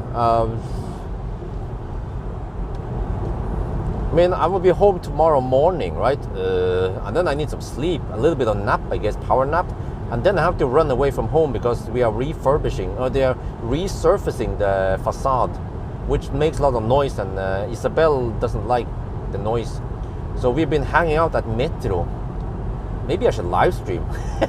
I can live stream from Metro all day. We just eat and chill, and I use my laptop and I get some work done. Yeah, I punched in the charging curve for Aria and for Xpeng today. So I did some of the work that I normally do at home. So I brought work with me on the laptop. We also spent some time snuggling with the baby and all that. It's the time you will never get back. So you better enjoy it while you can, when the baby is so small and cute. ET5, huh? Skywell? What the heck? What? Yeah, I will test those cars eventually once I get them. But it applies to everything, really. Yes, I will test it once I get them.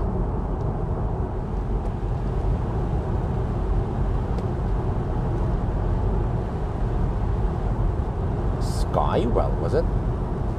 You mean Neo, right? ET7 and ET5. I don't know. I haven't heard about Skywell.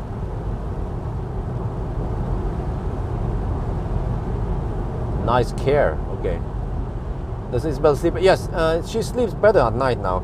I mean, for like a month ago or several weeks ago, she would stay up until somewhere between every night. It was a freaking nightmare. Now she starts settling. Normally now she will at least go to sleep around 1 a.m. So I mean, I still feel sorry for Wi-Fi. I try to take off as much load as possible from Wi-Fi. I will try to rock the baby to sleep when I'm home. Anything if I can lift the baby, because Wi-Fi already has lots of I don't know, extra load on. She has to breastfeed, you know. whatever complications comes with that one. So every time I can take off some load off her shoulder, I will do that. Change diapers, lift the baby, and help her with bathing the baby and everything. But when I'm gone, then she has to. She's on her own right now, and we don't have any babysitter. So I just want to make this quick and go back. Genesis, who knows? Ich weiß nicht. 1,000. No. I will not bring any family members to 1,000 kilometer challenge. I'm at work after all. It's not suitable to bring family with me on this kind of trip. On a road trip, that's different. Maybe even on an Arctic Circle trip, that would be different. But I'm not sure if they fancy it. So okay, back to the question. When will I live stream Aria? Ich weiß nicht, because okay, I have to tell you guys, the workers they are working every day, also Saturdays, and they make lots of noise in the house. And you know, Isabel wants to sleep in the daytime, and then yeah, so we have run away from the home. But it's not always noisy, and it's not all noisy every day, but it tends to be noisy nowadays. So which means that, I don't know, tomorrow maybe at somewhere between 10 and noon-ish, we kind of need to run away from home and then stay away from home until around 5, maybe 5 or 6. Then the workers tend to go home. Today they packed and left around 6. And then where do we go? Well, we tend to go to Metro because they have nice pho. And do we have any Vietnamese people here? According to the Vietnamese people, the way you pronounce it is pho, pho, you know, not pho of, yeah, I don't know how they, but it's actually pronounced pho. And today we had pho and bún bò Huế. Wifey has bún bò Huế and I had pho. It's the pho is like the national dish for Vietnam. Yeah, and then we kind of hang out at we buy some snack and some cake or whatever, and we hang out at this cafe with some nice sofa, and we kind of hang out there for several hours. And there is a baby baby lounge over there at the Metro shopping mall. And yeah, and my wifey also brings her breast pump, and she pumps her breast to breastfeed the baby and stuff, and we gonna hang out there several hours. But hopefully by the mid of next week they will be done with the resurfacing of the house, and then it'll be quiet again. But it's just extra stress for me because normally I can go out in the daytime. Now I kind of need to bring wifey with me because it's not cool for wifey to stay to just hang out at McDonald's or Arna Center for freaking 6 hours alone. So I kind of accompany her.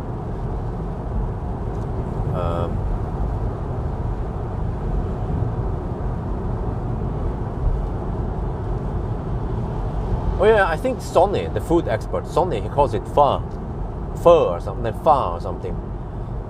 Yeah.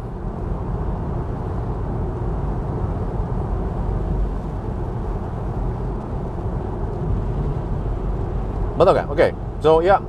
So anyway, I've been rambling back and forth here. Just explaining to you guys what's going on nowadays. I will be home tomorrow by 9, I guess. Hopefully I'll be home by 9. And then I have to take Dolly out. And I need to sleep a little bit. I need to just nap, pass out somewhere.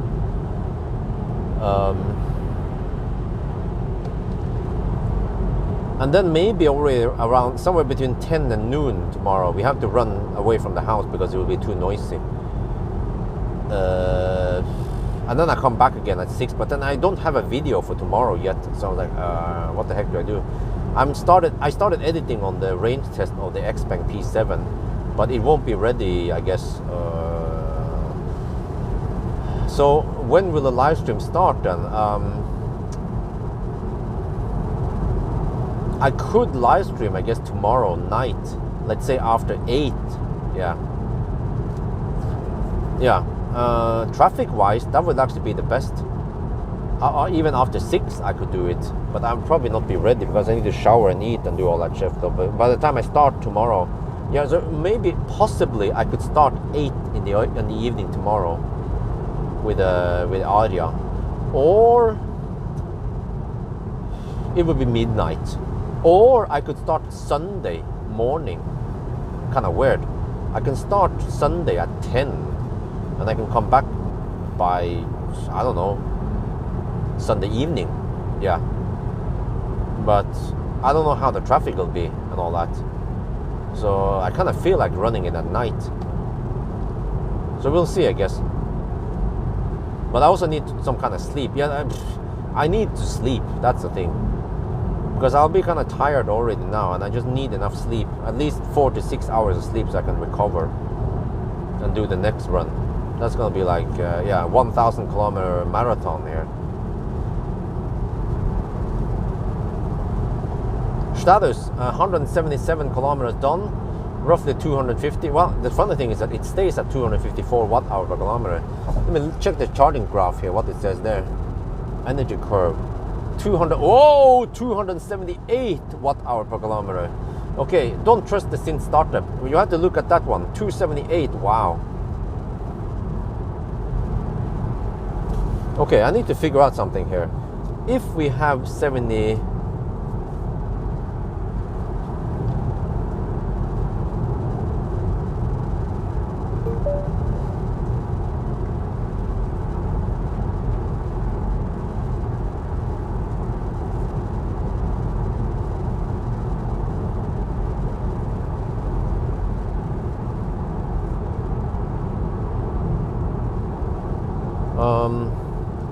If we have 72.5 kilowatt hour, what was it again? Let me check my.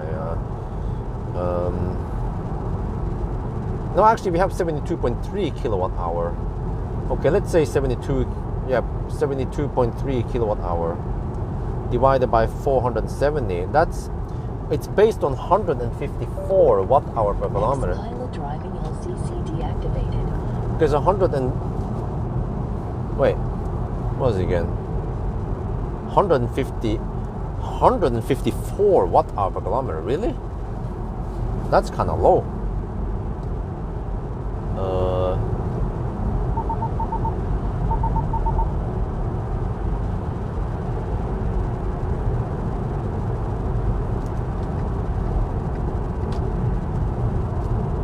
Wait, 154. So if you have 270, that's almost twice the VLTP. Okay.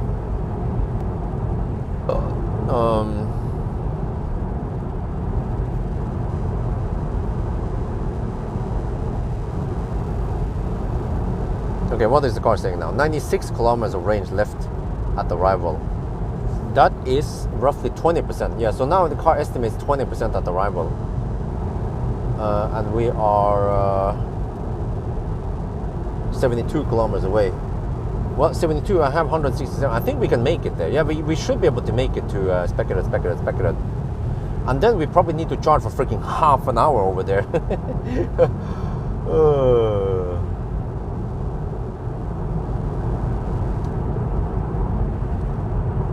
Wait, but then I have that. Oh no, it's a short stop. Yeah, it's a relatively short stop there. Well, I mean, it's probably 20 minutes only. I just have to top up enough to go to Varberg. Yeah, that's the shortest stop. Maybe just 15-20 minutes at Speckered. And then Varberg, mandatory. And then Helsingborg.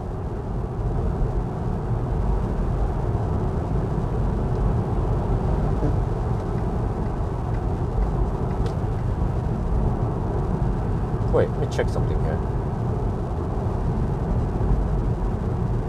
Huh? Interesting.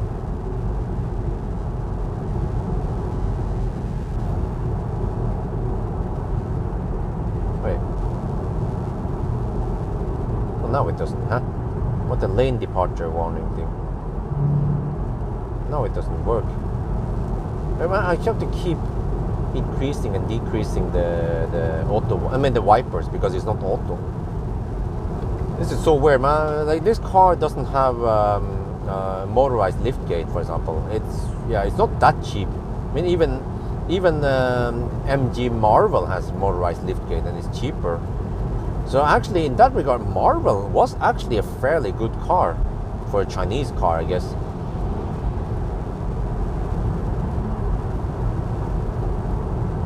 But this car lacks a head-up display. It doesn't have a motorized liftgate.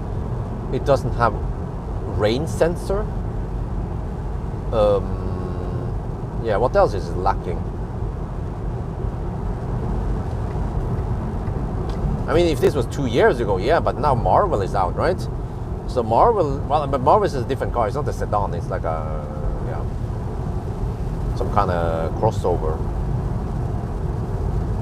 Wow, the rain though.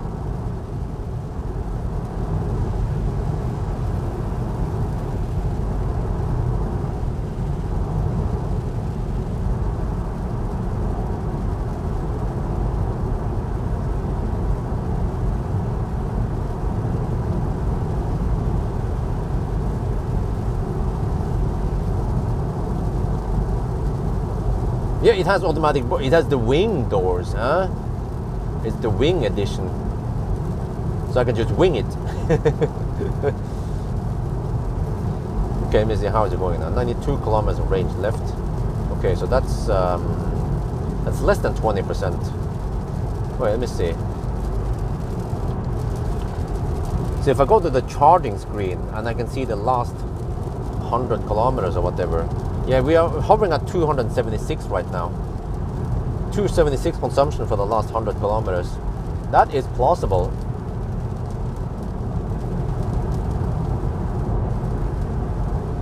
Which means that we are using something like a factor 1.8 of the VLTP. So if you have 156 kilometers, or you can do it the other way around, I guess. You can check that. Let me check here. 64 kilometers left. 64 kilometers left. We need roughly 100 kilometers of VLTP range, and we have 154. Yeah, so we will arrive with roughly 10%. Quick math.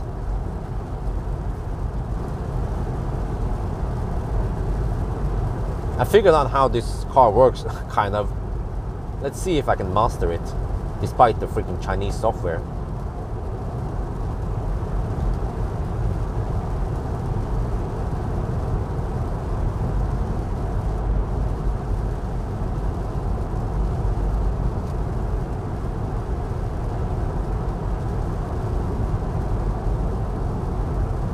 Yeah, but 10% at arrival, that is legit.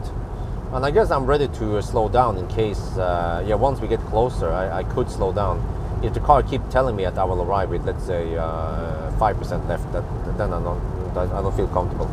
But 10% is 47 kilometers. Yeah, if the car tells me I will arrive with less than 30 kilometers, then I should be worried. Well, less than 25 kilometers, yeah. Or even 20 kilometers. But right now it's saying, 88 kilometers range left at arrival.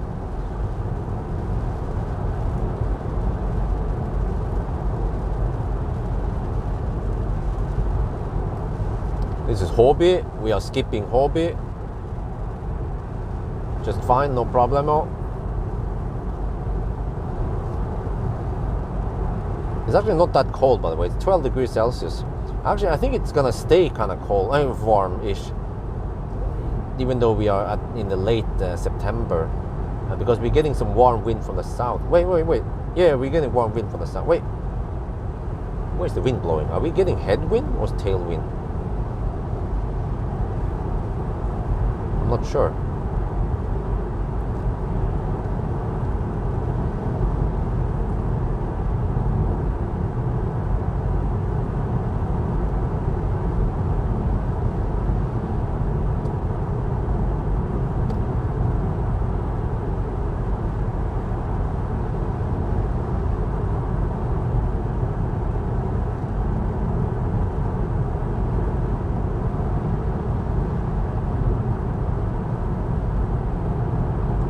Getting a little bit hungry.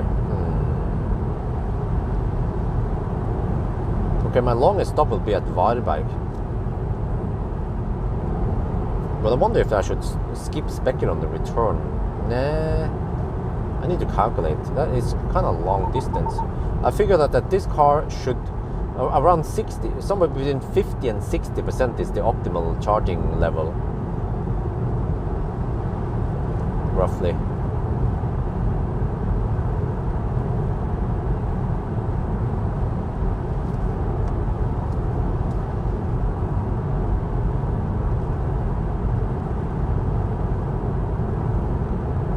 not sure where the heck we are in the dark here.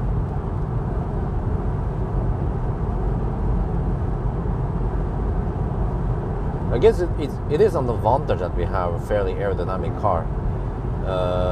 I think the drag coefficient was 0.24 or 0.23. So at least we have that one going for us, but the drivetrain seems to be somewhat inefficient. During range test, it was remarkably thirsty for a sedan type. I mean, it should be able to match Tesla, right? But it's not even remotely close to the Tesla's consumption numbers. And we don't even have any crazy tires. It's just 245/45 19-inch. I can understand if you have something like 305 tires. So I suspect that the motor or the drivetrain is inefficient.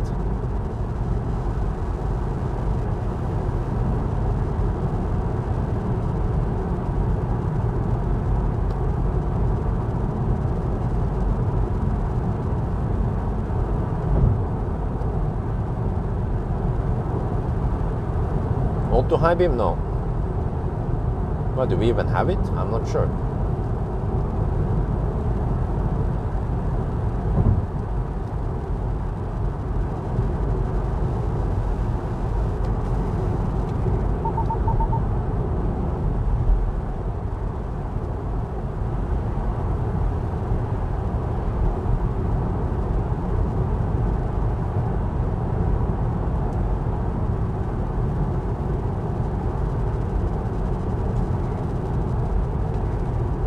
Baustelle.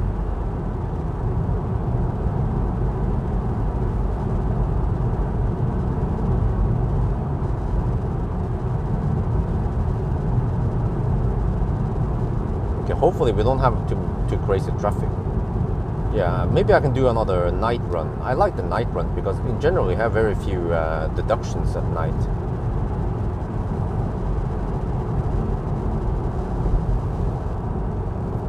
Achtung, Achtung, Baustelle.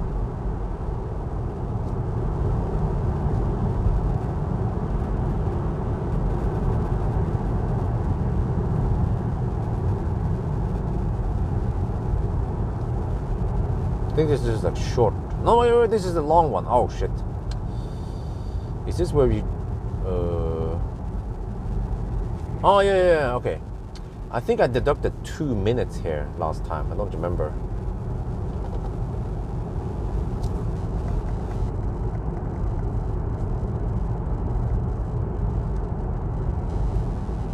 No, it's just a short one. Never mind.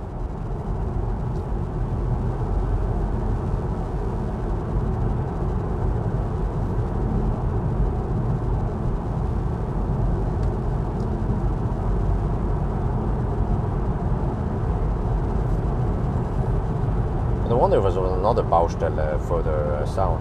Don't remember.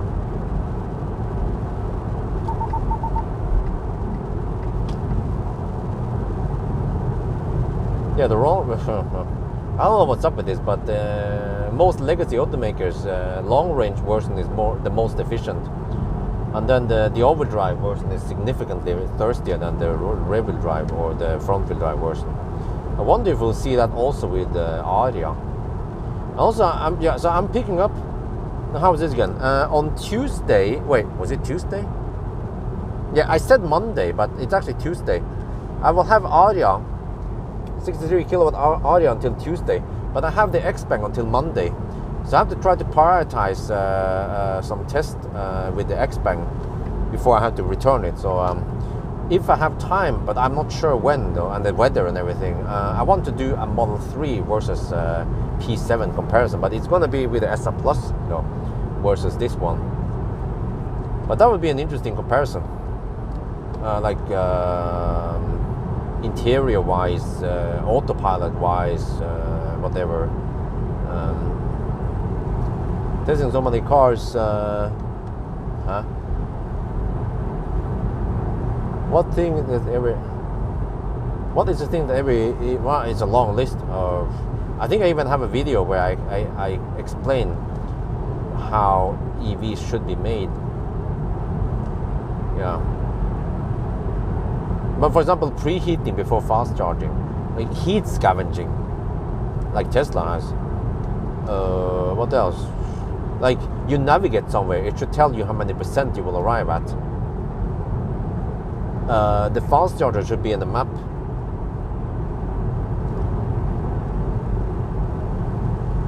What else?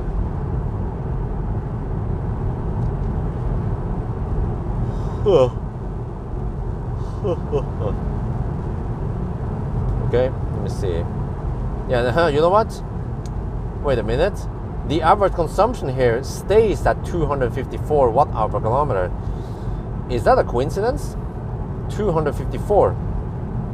Do we have any computer geeks here?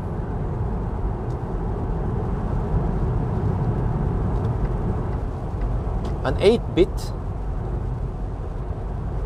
Well, it depends. If you have 8-bit unsigned, you can hold a value up to 255.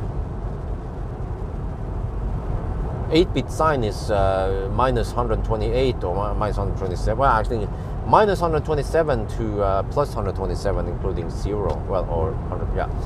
But 255, many people know 255, right? It goes from 0 to 255. Is this a coincidence that it goes up to 254? It seems to be some kind of weird, or maybe they use only 8-bit. They use a short, right? And the 8-bit variable to hold this. Whoa, what the heck is this? Don't tell me that the Uddevalla bridge is closed.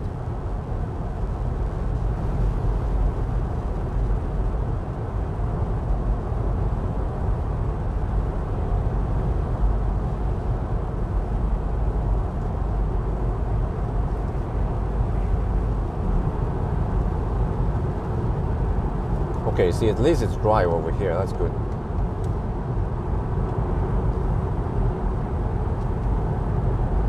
Yeah, so it seems like what the heck? This is probably some kind of Chinese thing. The consumption on the display here is capped at 254. It doesn't dare to show the real consumption, which is 270. Let me check here.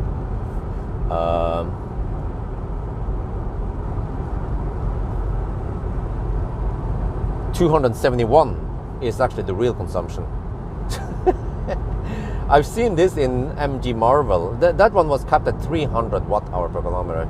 So it doesn't surprise me. Actually, the more Chinese cars I test, the more I actually know its dirty little secrets and how they work in the weird ways.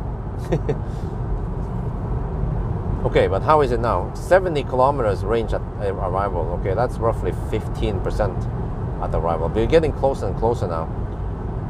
Let me see, how close are we now? 39 kilometers left, which means we need around 75 kilometers of VLTP, and we have 110. Yeah, okay, we are safe. We are safe.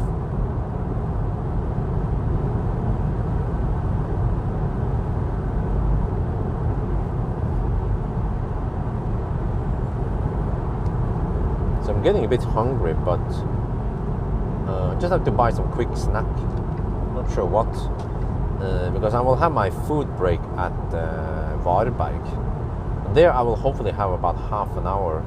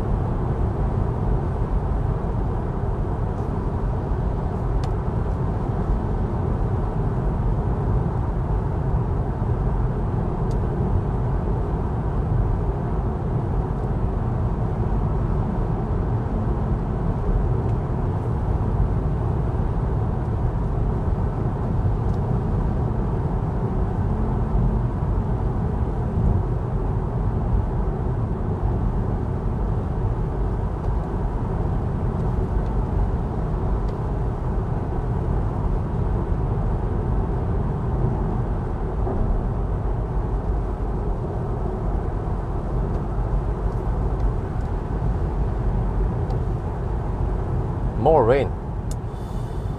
Well, when is the rain supposed to stop?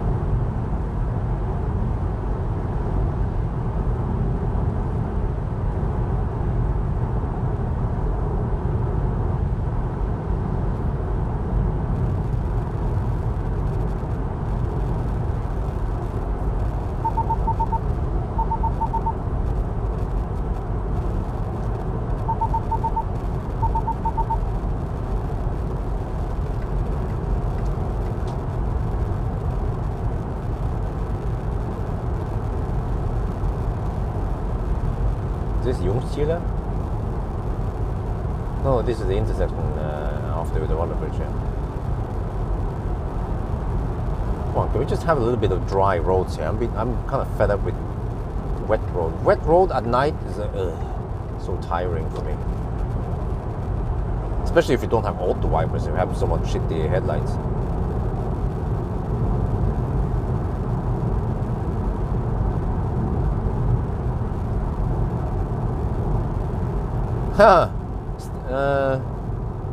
Stan, speaking of club sandwich, don't worry, because I brought the EcoFlow.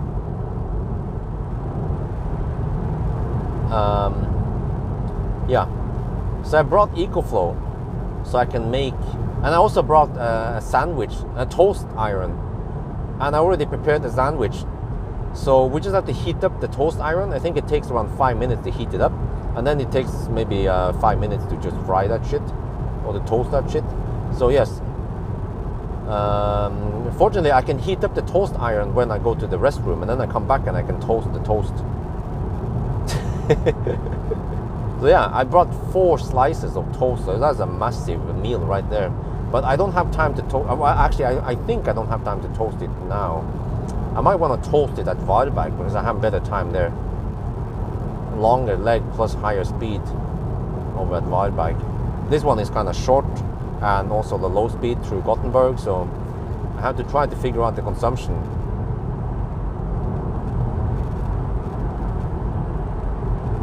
I thought about bringing this equipment before, but I was like, I didn't have time.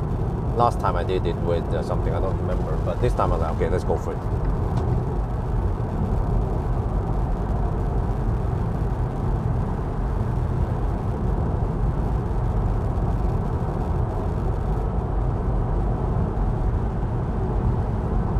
No, it's just the name of the founder, Xpeng. I think that's how you pronounce it, Xpeng. That's the founder's name. And I think eventually it was called Xpeng or something, but then they renamed it to just Xpeng. That's why some people call it Xpeng, and then some people call it Xpeng. But I think it's supposed to be Xpeng or Xpeng. And also, I tried Google Translate, and I think it's not supposed to be Hongqi. It's supposed to be Hongqi, like something like that. Hongqi, which means red flag.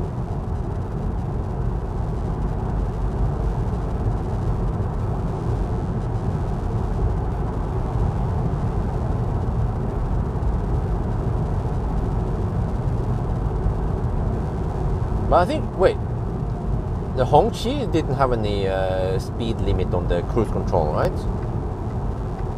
Not that I remember. Okay, here we have Jungstile. This would be a bailout point, but I have 87 kilometers of range. That's almost 20 kilometers. That's almost 20%. So it's too early here. Okay, so let's see. Jungstile is 26 kilometers away from Spekerød. Yeah, so we can, yeah, that's fine. No problemo.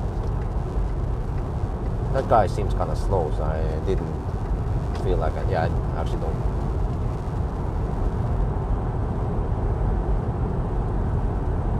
think it, yeah, at this point it should be dry all the way now until we kind of back here at, yeah, I don't remember, but I think we passed the wetness. So roughly 20% of the route was wet. We have done 228 kilometers now. Well, except for that this car underreports by 1%, so we have to go to 990 kilometers.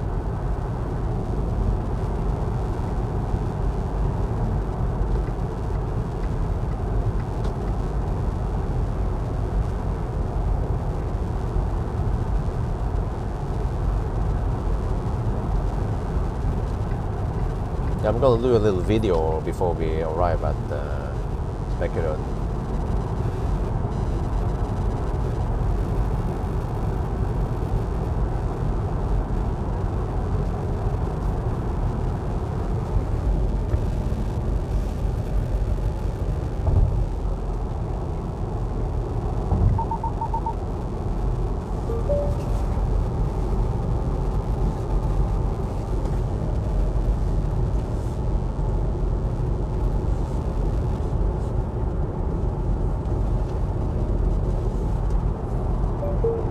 Xpeng driving deactivated.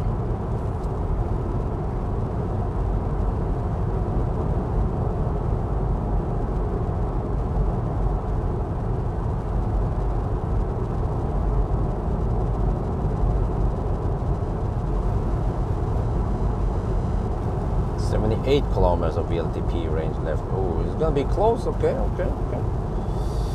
Now we have the uphill before Speckerød.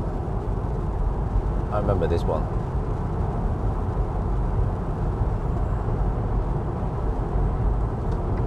That's a Volvo. Swedish, I guess. Swedish registered, yes. So the battery should hopefully be hot enough. There is no preheat. Well, that's a weird thing. It has a preheating option, but when you read the description, it says that you have to be plugged into a charging pile, an AC charging pile, whatever that means. Then it will preheat. I was like, huh? What? Why? Huh? So it's really weird, the description of the preheating, battery preheating thing. So I haven't enabled it, because supposedly it only works when you're charging. It's good at deactivating. Yeah, it's good at keeping you awake at night, at least.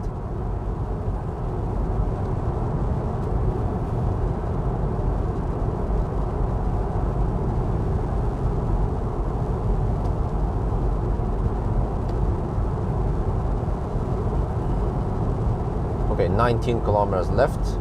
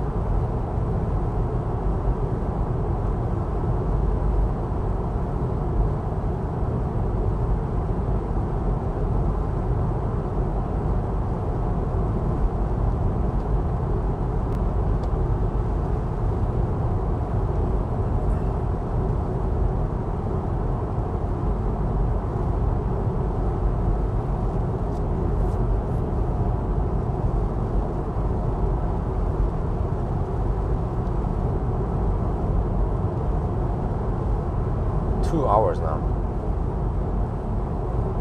I think this is legit time. In 9 or in 8, yeah, we are. This is good. Okay, yeah. We shouldn't detect for any slowness in the traffic, at least. It's fine. We will arrive after 2 hours and 2 hours and 8 minutes roughly.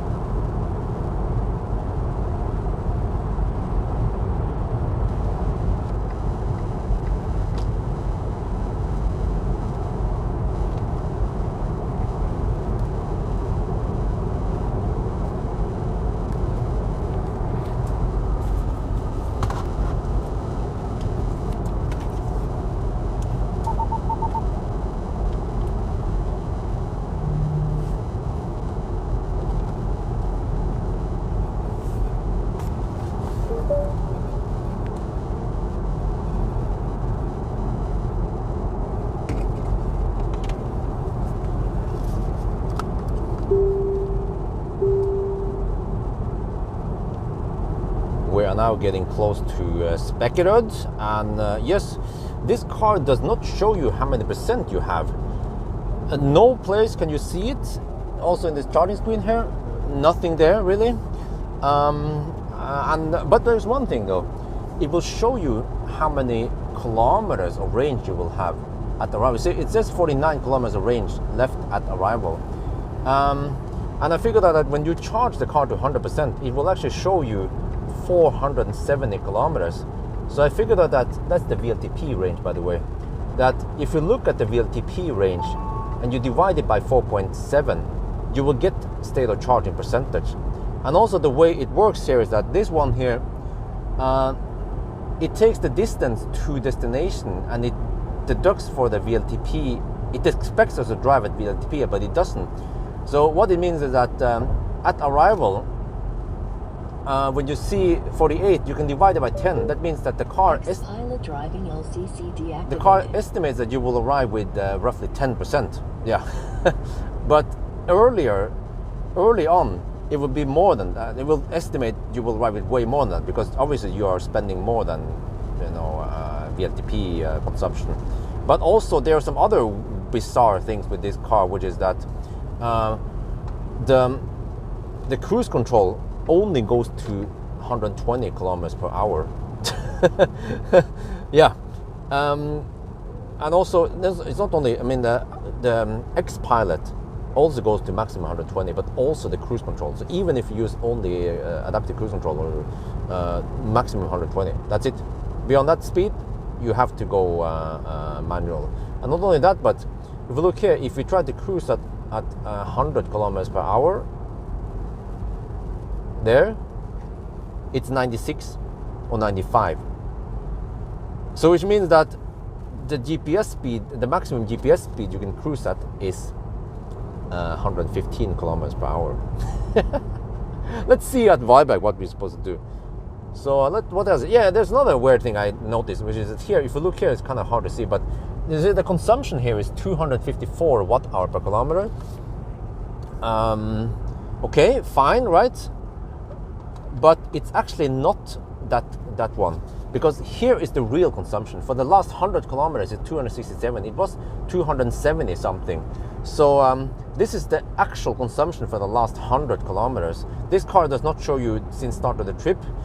So it means that I've seen this one.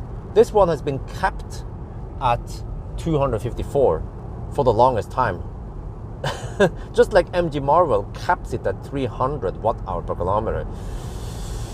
Yes, Chinese cars for the win.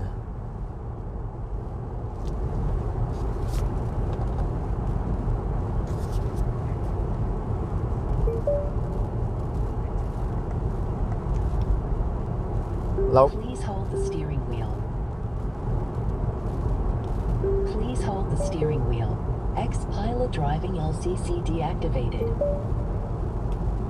Please hold the steering wheel. Xpilot driving deactivated. Okay, is that the end of the Baustelle? I think so. Right, so we can just go a little bit faster. Wait, or not?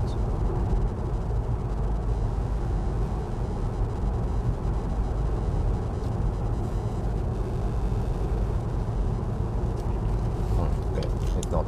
Let's just keep driving a little bit more.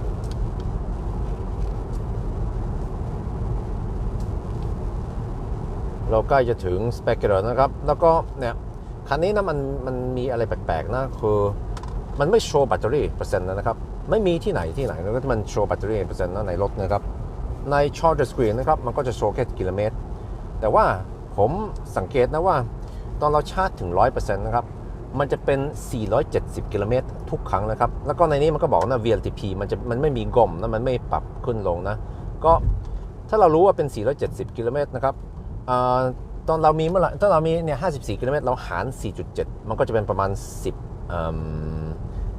หรือว่า 12% นะครับ แล้วก็ผมก็สังเกตว่าตอนเรา navigate ไปไหนนะครับมันจะคำนวณว่าตอนเราไปถึงนะครับเราจะเหลือกี่กิโลเมตร at arrival เนี่ยมันจะขึ้นมาไหน49กิโลเมตรตอนเราไปถึงนะแล้วก็เอา49หารหาร 4.7 มันจะเป็นประมาณ11% นะครับแต่ว่ามันไม่ใช่ขนาดนั้นหรอกถ้าเรา เพราะมันจะตอนเราอยู่ไกลจาก fast charger มันก็จะคำนวณผิดเพราะว่าเราใช้ไฟฟ้ามากกว่า VLTP มันเป็นไปไม่ได้เราจะได้470กิโลเมตรเราจะต้องประมาณหาร2นะครับของ470กิโลเมตรนะ แต่ว่าผมก็นึกออกว่าเราต้องคำนวณยังไงนะครับแต่ว่ามันไม่ใช่แค่นี้นะที่มันแปลกนะครับเนี่ยตอนนี้นะครับมันบอกว่าเราใช้ไฟฟ้า254วัตต์ต่อกิโลเมตรนะครับแต่ว่ามันไม่จริงหรอกเพราะว่าถ้าเราเข้าไปในนี้นะครับเราเข้าไปในนี้นะอันนี้มันบอกว่าเป็น261ที่จริงก่อนนี้มันยิ่งมากกว่านี้นะมันเป็น270วัตต์ต่อกิโลเมตรแต่ว่ามันไม่โชว์ตั้งแต่เราเริ่มมันจะโชว์ที่มันผ่านมา100กิโลเมตรนะครับ แปลกมากเลยนะครับคันนี้แล้วก็มันไม่ใช่แค่นั้นหรอกนะที่มันแปลกนะครับคือตอนเราใช้ cruise control นะครับเร็วสุดที่ cruise control ขับได้นะคือ120กิโลเมตรต่อชั่วโมงมันไม่สามารถที่จะขับเร็วกว่า120กิโลเมตรต่อชั่วโมงนะครับแล้วก็อีกอย่างนึงนะถ้าเราขับประมาณ80กิโลเมตรต่อชั่วโมงที่นี่นะครับมันจะเป็นประมาณ76กิโลเมตรต่อชั่วโมงก็แปลว่าตอนเราใช้ cruise control นะครับ120กิโลเมตรต่อชั่วโมงจะเป็นประมาณ116 อันนั้นcruise control ถ้าเราไม่ใช้ cruise control นี่ก็ขับเร็วกว่านั้นได้ ไม่รู้เราจะทำยังไงที่ void bike ที่มันเป็น120 limit นะครับรถจีนนี่สุดยอดเลยนะครับ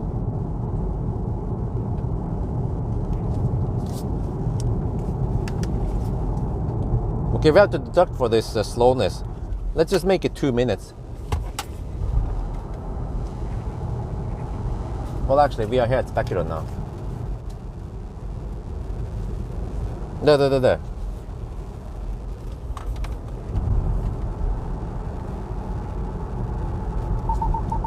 Well, actually, 8 minutes past. Nah.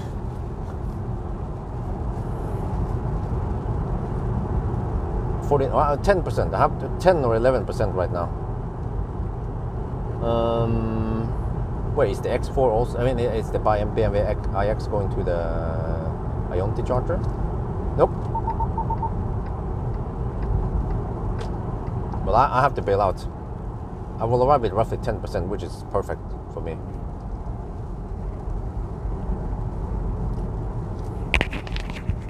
Microphone out. Okay. Let's see. It should be dry from here. Yeah, I forgot to mention that this car doesn't have an Autopilot. There would be too many negative things in one.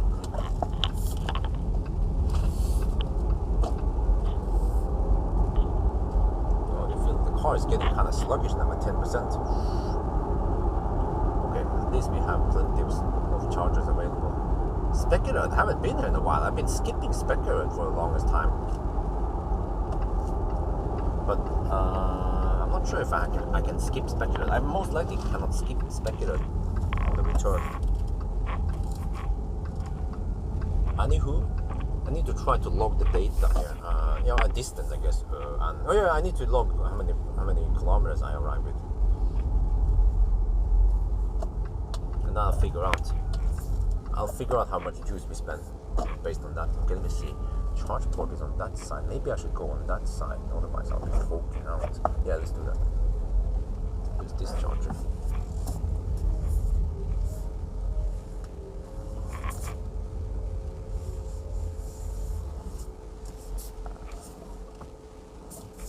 Oh, this should be perfect. Park. 48 kilometers left. 252.3 kilometers. Let me just log this. Speculator. Okay, let me see. I need to log. What?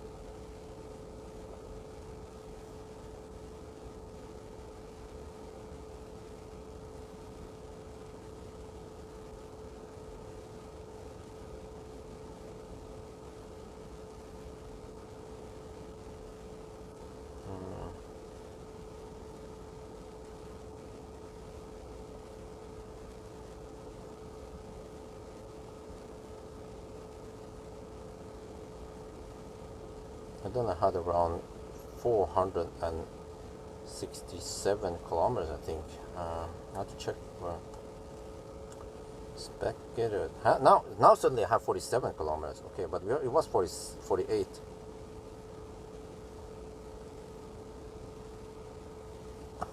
Okay, let's go.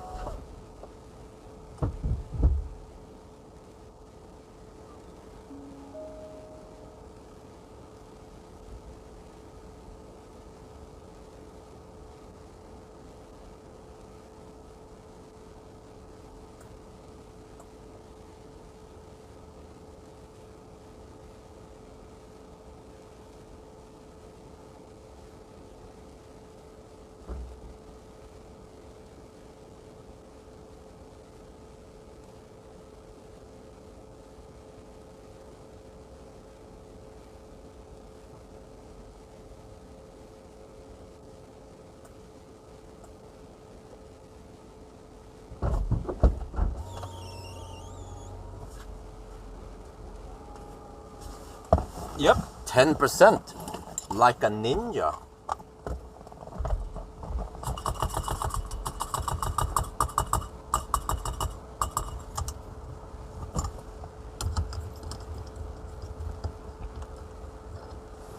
Charge port is on the right side with the wrong side, should be left side with the right side.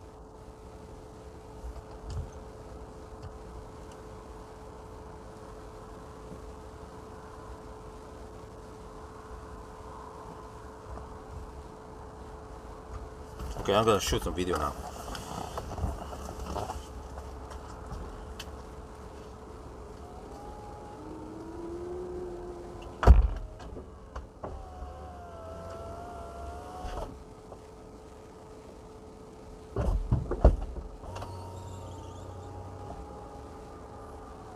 Okay, now I don't see the distance. What was it again? Distance.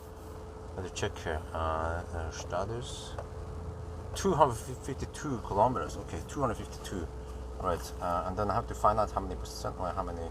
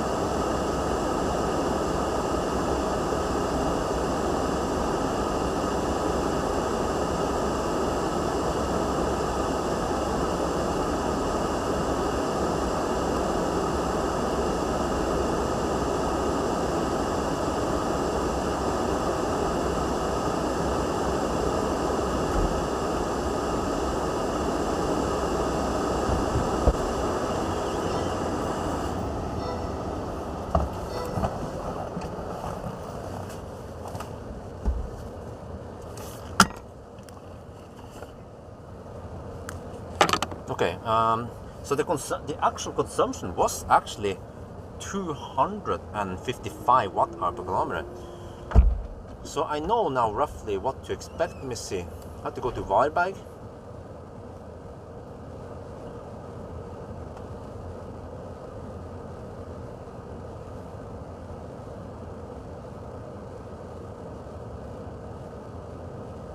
Okay. Why Ionity shows up there. Ionity, good.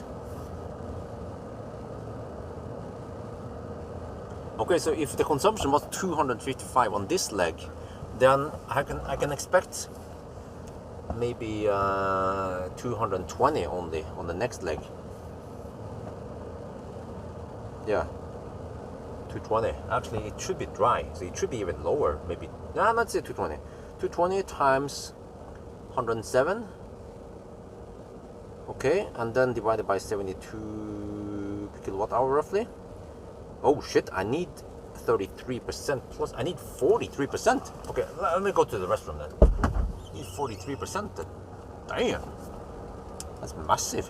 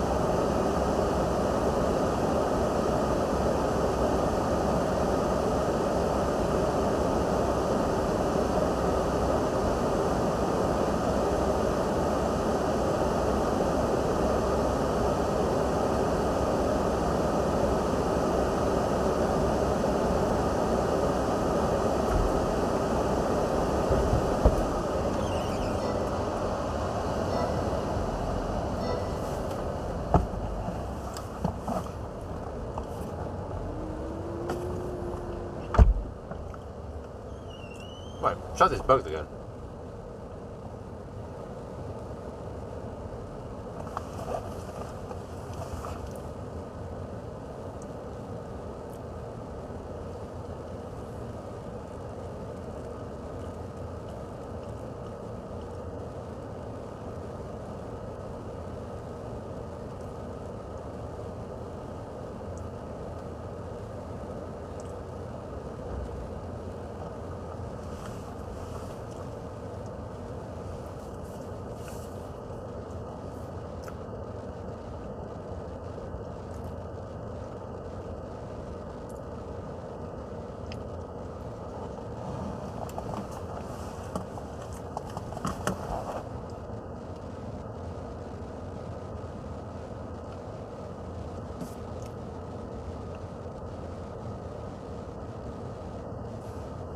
Well, I think 75 kilowatt is roughly the maximum speed here. Tror jag var.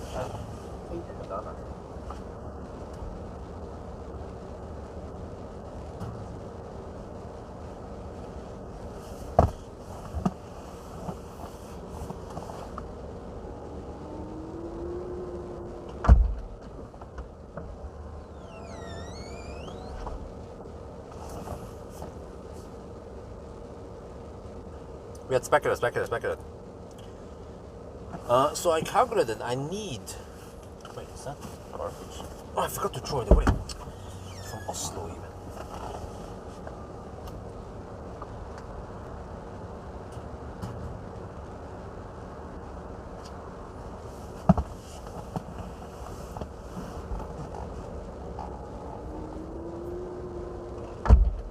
Well, that's actually a good point, yes. Yeah, we actually want to stay here. Oh, yeah, you know what? I just realized it. But it should drop. I have the charging curve here. Oh, shit, yeah. Oh, 7. I've wasted 14 minutes already. I forgot about that one.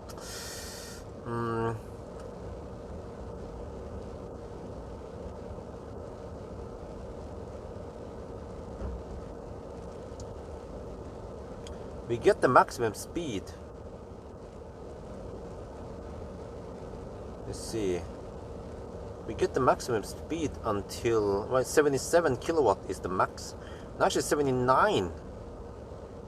And then 74, 75. Okay. We have to stay until 56%, which is not in too long. Okay. Well, actually it's 15 more minutes, but I don't have time to fire up the toast iron. Actually, ideally, yeah. But that means I have roughly maybe 20 minutes next time, right? But I'm not sure.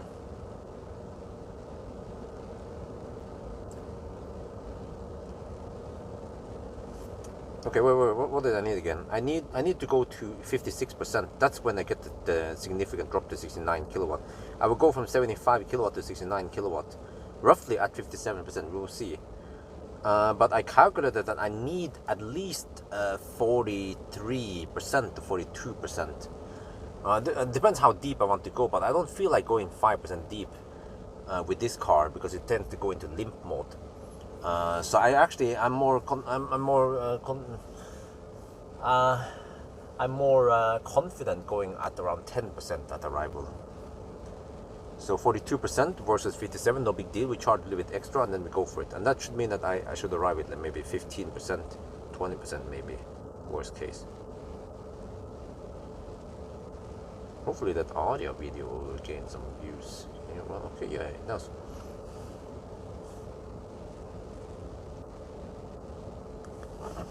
The fans go crazy. I heard it. It goes like freaking crazy when I'm outside. Well, I'm going to show you something here, guys. So we are obviously pulling something for, I mean, the heater is pulling something, right? It should be, right? The heater should be pulling something. And we are pulling 213 amp from the charger. So if I do this, I stop HVAC.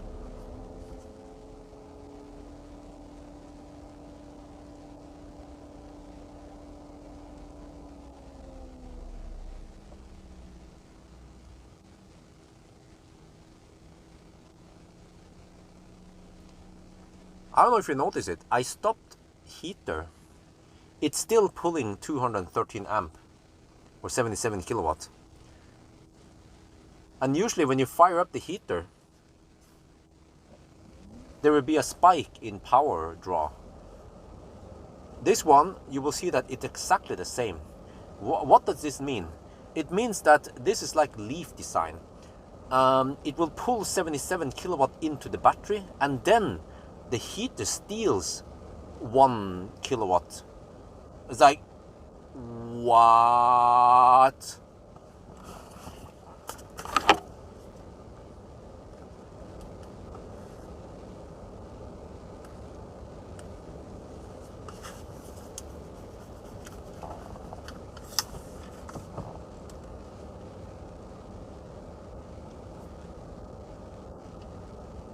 Right, we've been charging for a while now. I'm going to show you something bad with this car.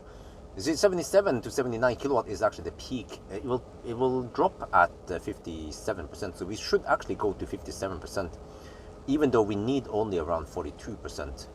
Yeah, that's just how the voltage works and everything. But I'm going to show you something here. Okay, so I'm now running HVAC, and I'm going to show you what happened. You will hear it. I'm going to turn off HVAC. You can go back to the charger screen. I'm going to show you here. Okay, I'm going to turn off HVAC.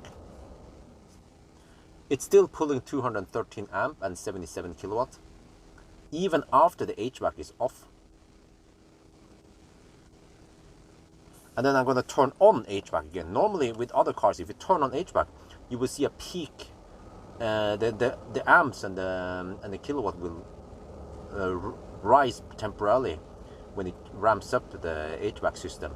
Here, no difference. Do you know what this means? This means that this is leaf design.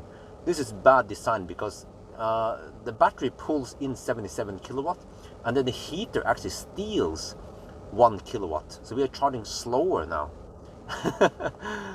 Well.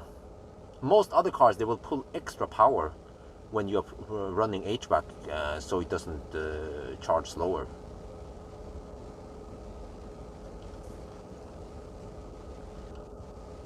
เราได้ชาร์จสักพักหนึ่งนะครับแล้วก็ผมก็คำนวณว่าเราต้องการ 42% นะครับแต่ว่าเนี่ยมันจะโวลต์มันสูงขึ้นแล้วเราชาร์จเร็วขึ้นแปลว่าเราน่าจะชาร์จถึง 57% ที่ 57% มันจะตกไปถึง69กิโลวัตต์นั่นน่ะแต่ว่าผมจะให้ดูอะไรแปลกๆนะตอนนี้เรารับ77กิโลวัตต์นะครับแล้วก็เรากำลังเปิดเครื่องอุ่นนะแล้วก็เดี๋ยวผมจะปิดเครื่องอุ่นนะครับ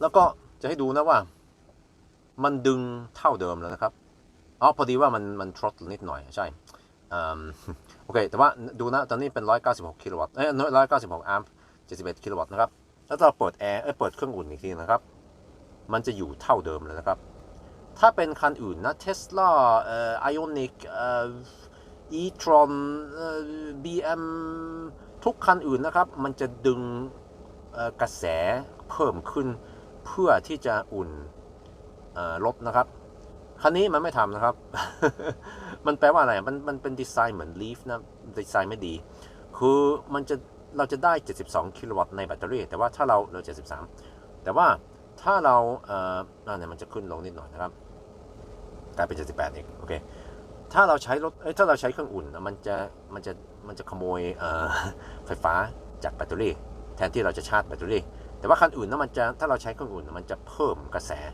ให้มันจะดึงเพิ่มขึ้นจากชาร์จแล้วเราก็จะชาร์จเร็วเท่าเดิม คันนี้ไม่ได้แบบแย่แต่ว่าก็ไม่ได้แบบดีสุดๆนะครับ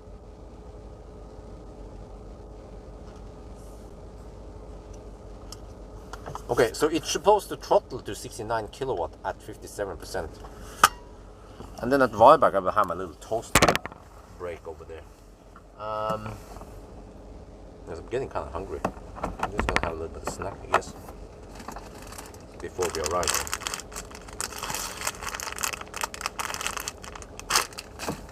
But we should have plenty of juice to get to Vibeck.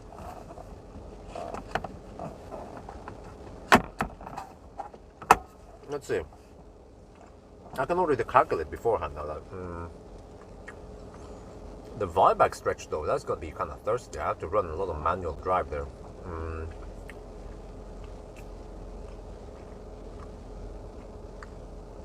I guess for that stretch it would be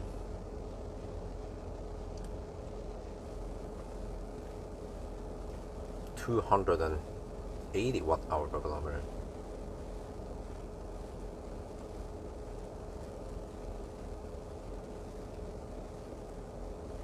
Oh, I need 60.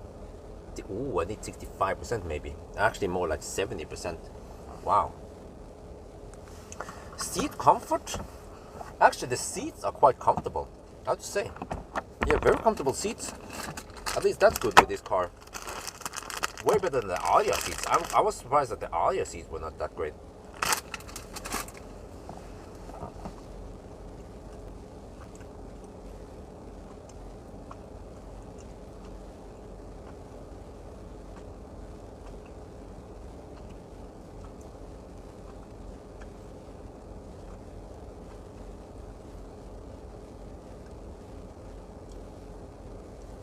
I don't know why people misspell Ionic all the time. There was even one guy complaining about people misspelling Ionic.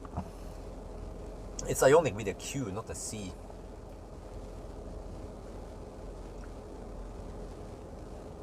Okay, so we need to go to 57% then.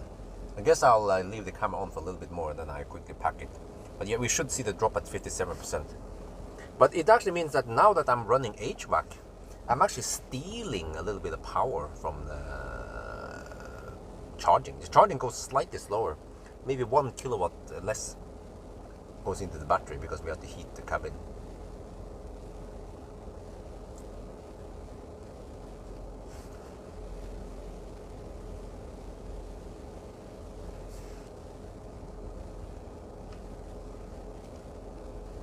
Yeah, so we want to arrive with high voltage so we can get close to 80 kilowatts. But I guess, yeah, we will see at Varberg how it is there. I'm gonna have a little dinner over there, my sandwich. Just have to figure out where the heck I cook the sandwich. I might have to put it in the trunk or shit, or can just do it inside here. Maybe just do it in the back seat. Why not? Just do it in the back seat. You fold the seats, I guess. Yeah, just do it in the back seat.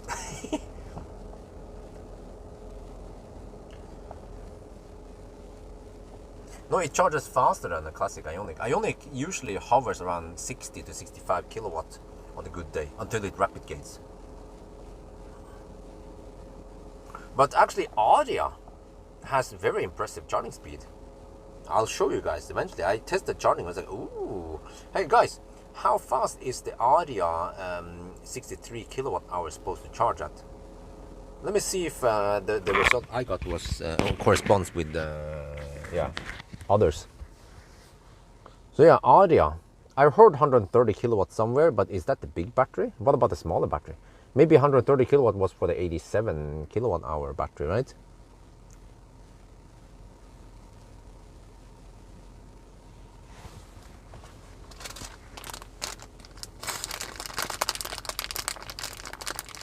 Ah, 130 kilowatt is big battery. Okay.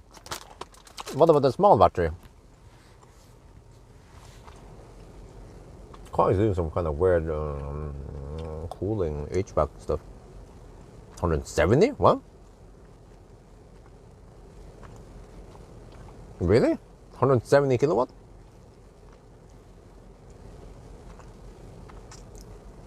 I heard 130.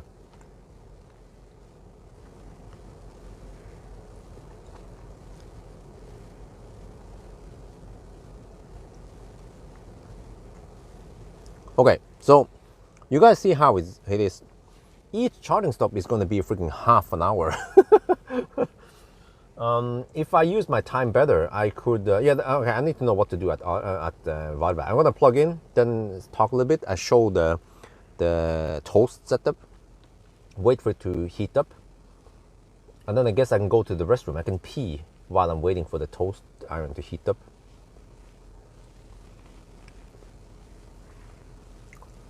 Yeah. Actually, maybe I can actually just plug in and then go pee and then come back and show the whole setup, because then by then the toast iron should be ready for toasting. Okay, so it's supposed to throttle at 57% according to my charging session. Well, yeah, 75 kilowatt is still legit, because initially we got only 70 kilowatts. So you want to avoid, actually, yeah, that's the thing. You want to avoid arriving with 10%.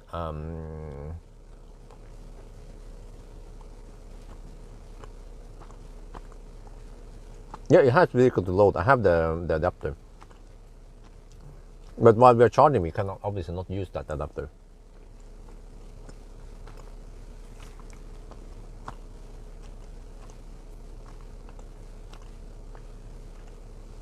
Well, I can tell you that the 63 kilowatt hour peaked at 116 kilowatt. So the small battery was riding at 116 kilowatt for actually quite a while. And the charging speed was very nice and flat. Actually all the way to 90%, very impressive. Way better than Leaf. It's like Leaf reloaded.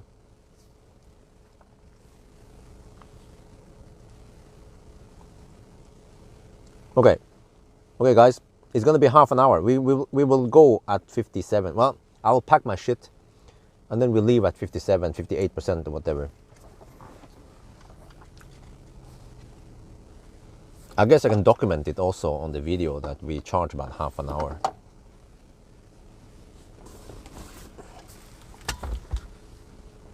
Which should happen soon.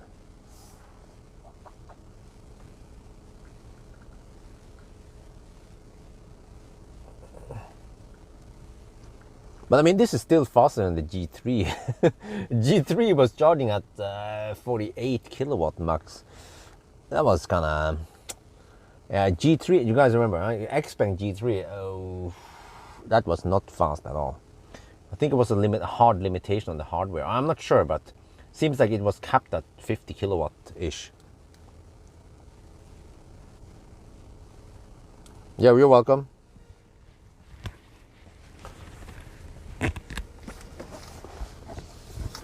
Yeah, it's CHAdeMO. I forgot it's CHAdeMO, but the CHAdeMO couldn't take 200 amp. We tried, but it just couldn't take it. We tried on the Eon charger, or the UFC.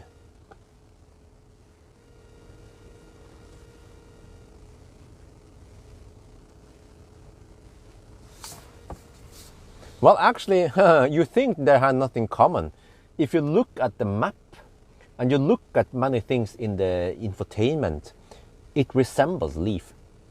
Like the whole user interface and everything, the map, the colors and the map, everything is like, what, am I driving a Leaf or is this Audio? Right, this charging session will be half an hour. It's about to throttle at 57%. What, 73 kilo? Yeah, we're gonna leave soon. Okay, right about now. Let's go.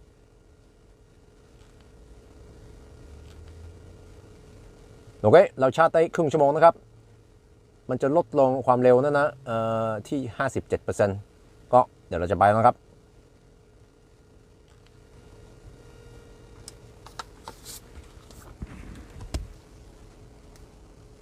Okay, I don't know if you guys want to see the throttle, but it should happen. It should drop to 69 kilowatts. Maybe it's not doing it. Maybe it's doing a late throttle now.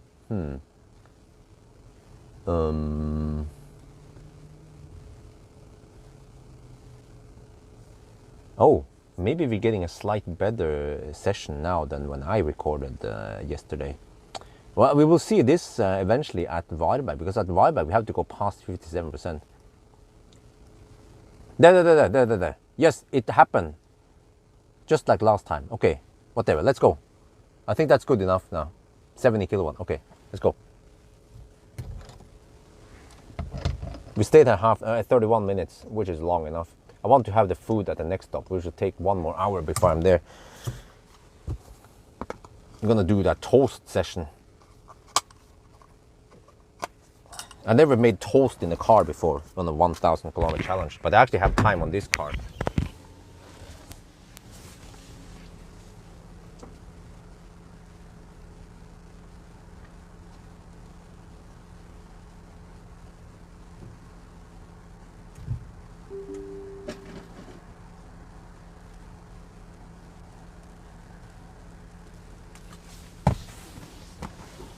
$58, let me see. 277 divided by 4.7. Yeah, that's 58.9. Oh, well.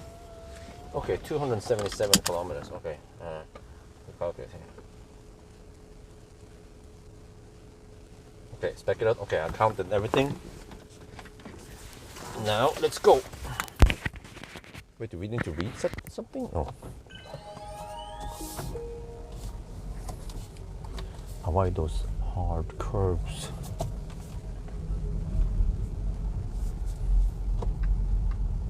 Oh shit, get stuck behind a slow Volvo. Driving in the middle of the road. Shit. I had to try to ninja that Volvo.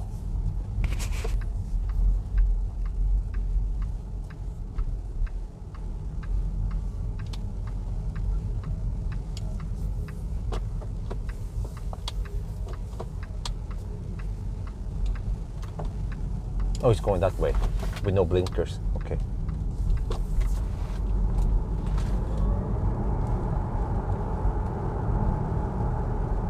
where's that? Okay, whatever. Let's.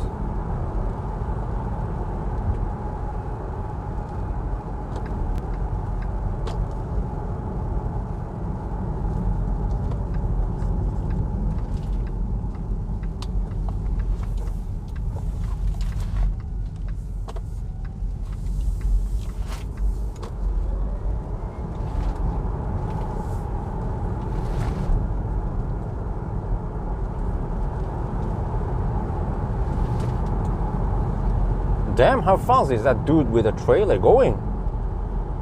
I mean, he has a Subaru and everything, but he's going about, yeah, barely legal speeds with a freaking trailer.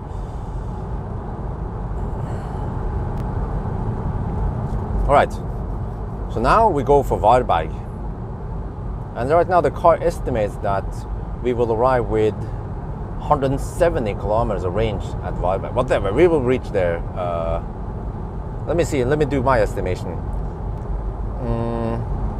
Wait, how was this again? 275 divided by 2 is 100, 107, 200, 100. We will arrive with 22%, maybe 20 to 25%, I predict, at Varberg.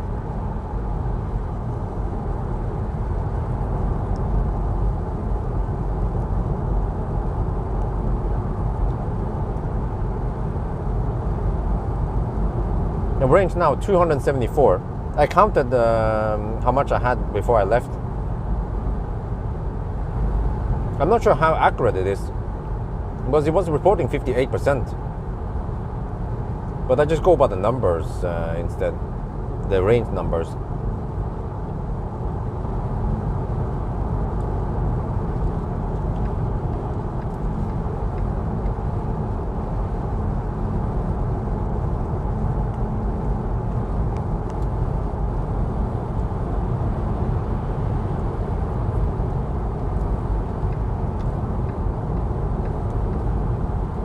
Because according to range, if you count range, then it should be 59%.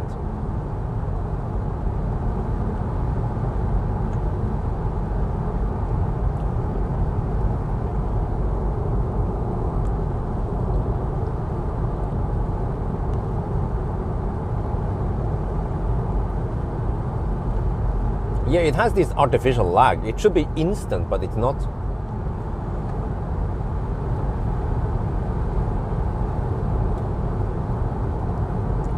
And it feels roughly as fast as a Model 3 long range, but nowhere near as fast as a Model 3 Performance.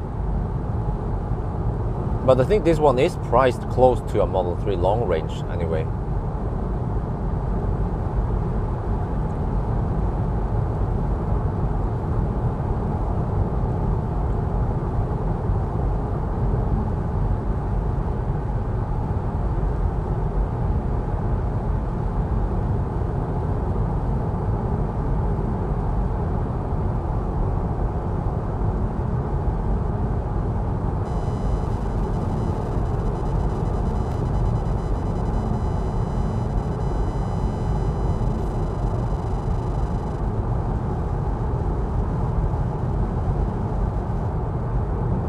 Yeah, Fat e-tron also has that lag. Many legacy automakers has that artificial lag.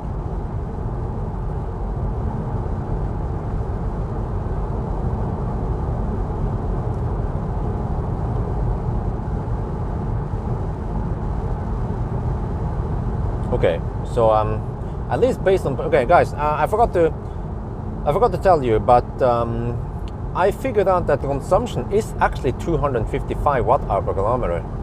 I'm not sure if the display is not lying or anything, but it was actually corresponding with the consumption in the display here, but it doesn't make any sense, right? Because we'll see if it drops or not. So yeah, but because we spent 89%. We started with 99% from Oslo, and yeah, and we arrived with 10%. 48 to 47 kilometers at Spekkerud. So we spent 89%, and then divided by the distance, 252 kilometers. Then, yeah, it was around 250 watt-hour per kilometer.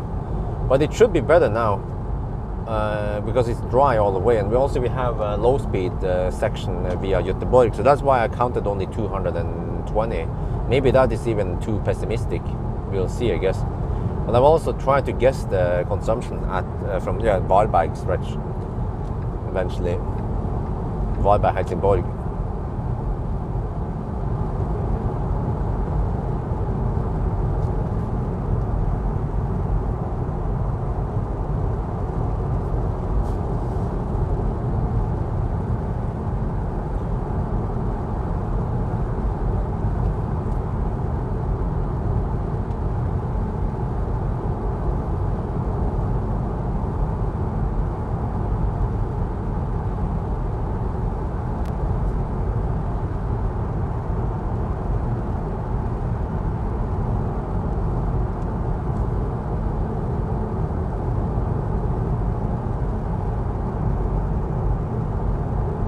Yeah, there should be some e-tron, new fat e-tron.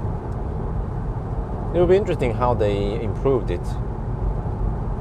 It's good that they at least improve it. For example, I-Pace, I-Pace came out before e-tron, but they haven't done anything with I-Pace. You know, it kind of shows which companies are serious about their EVs and which companies are not so serious. What do you guys think? Which companies are serious about EVs? I mean, Tesla, of course, they kick ass for the Lord. But I also feel like VAG, they are quite serious about this. And also Mercedes. Nissan, I mean, if you would rank it, how about this? I'm going to ask you guys.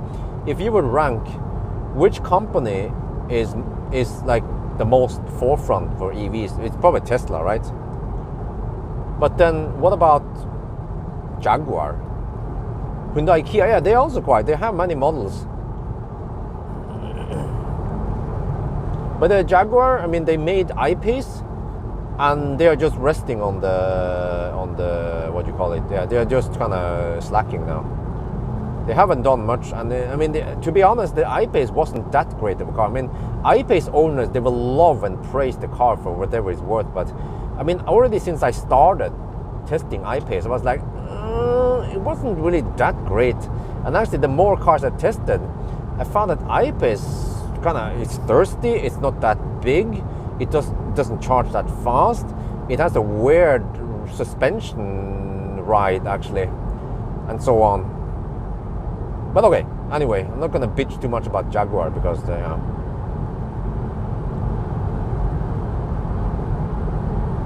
Tesla, BYD, SAIC, Volkswagen, okay?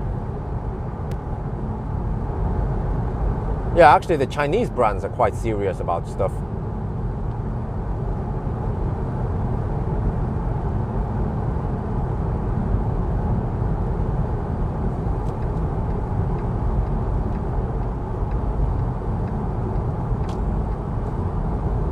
Yeah, the LG Chem tends to catch fire.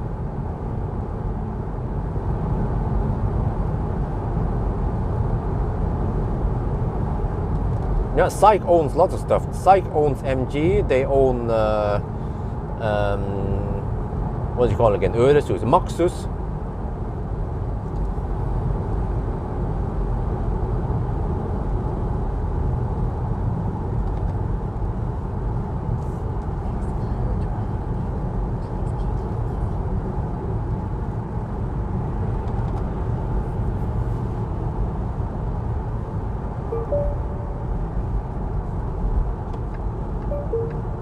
Xpeng driving LCC deactivated.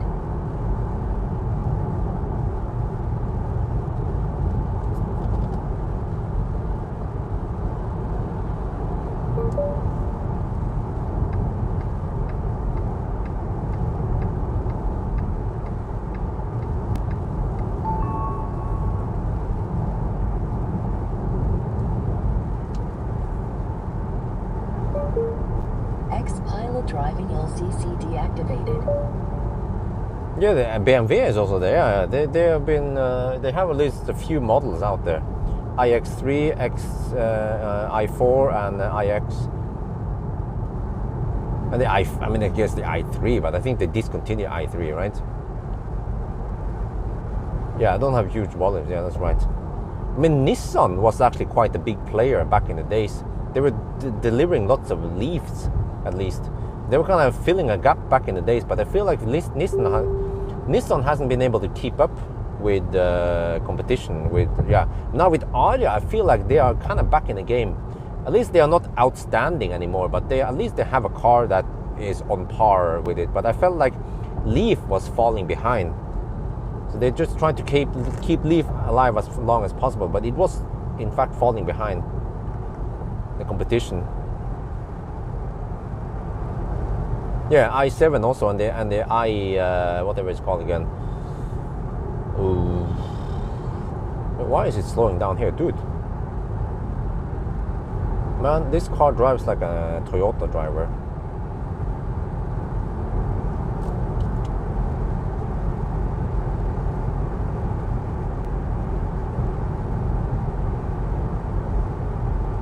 Aria's low production, really? What? Yeah, you know what? I heard that Nissan will still sell Leaf as like a common car to sell. I was like, huh?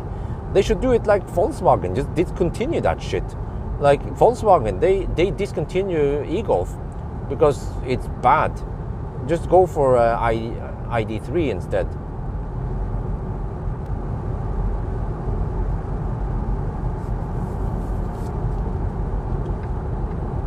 Whoa, the car slows down here?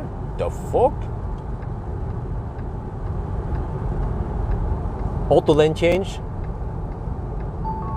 Complete. You get this ding dong every time you use auto lane change. Yeah, why not? Why not? I mean, I wonder what goes in their minds of Chinese software, Chinese automobile software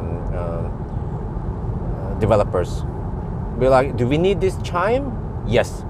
Can it be turned off? No. Raggare.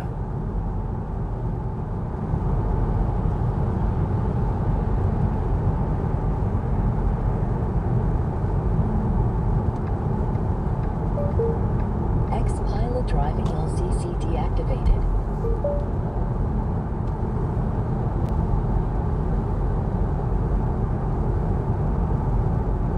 Toyota, yeah, Toyota Lexus, yeah.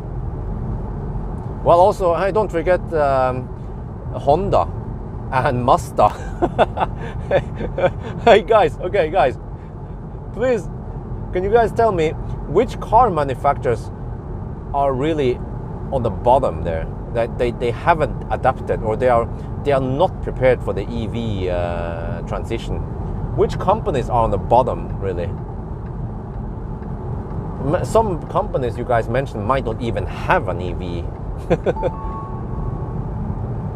Mazda and Honda are the worst. Toyota, Mazda, Honda, yeah, agreed. Yes. I've tried those cars and they are really not good. Mitsubishi, yeah, Mitsubishi kind of just disappeared. They had the triplets, but it was like a joint venture, so. Lada, well, I mean, who drives a Lada even nowadays?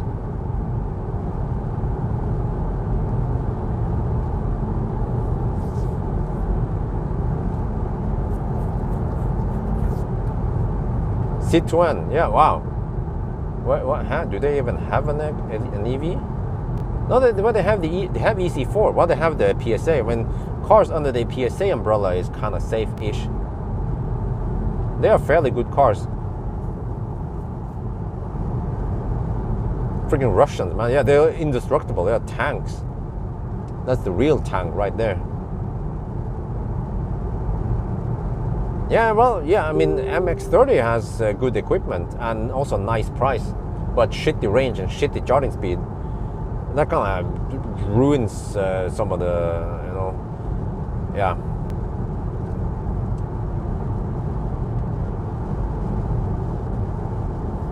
Alfa Romeo.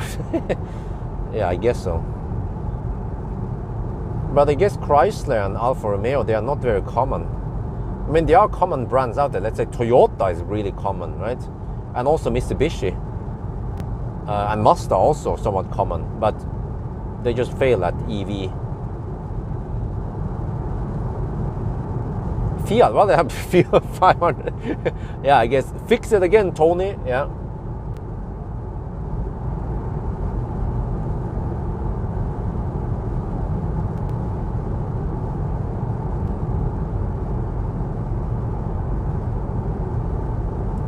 Citroën was in the 90s, not the 80s, but the 90s. They had the Citroën.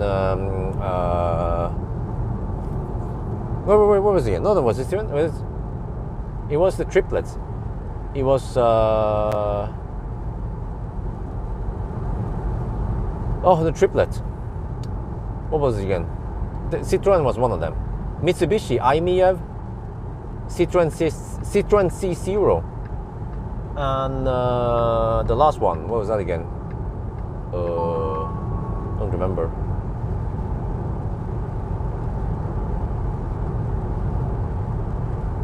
Actually, the Fiat 500 is quite popular in US, not so popular in Norway for some reason.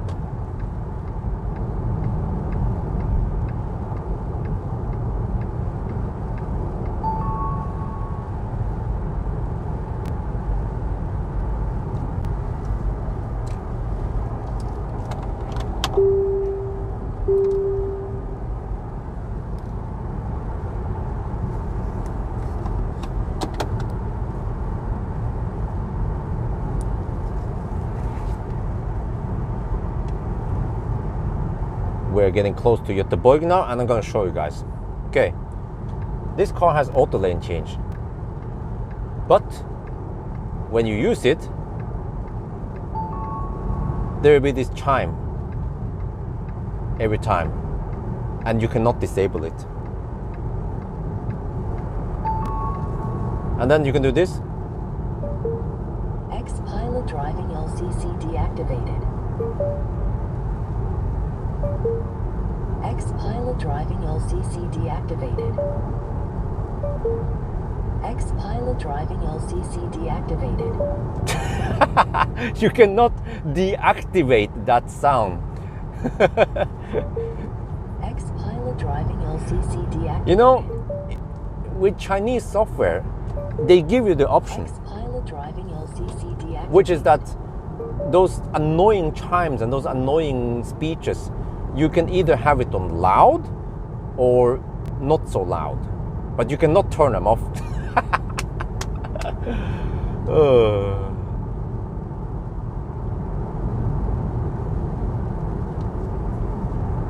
เราใกล้จะไปถึงเยอร์ตบอยกันนะครับแล้วก็เนี่ยรถคันนี้นะครับมันมี auto lane change เปลี่ยนเลนให้นะครับแต่ว่าดึงทุกครั้งตอนเราเปลี่ยนเลนนะครับมันจะมีเสียงแล้วเราปิดเสียงไม่ได้หรือว่าเราจะทำแบบนี้ก็ได้ Xpilot driving LCC deactivated.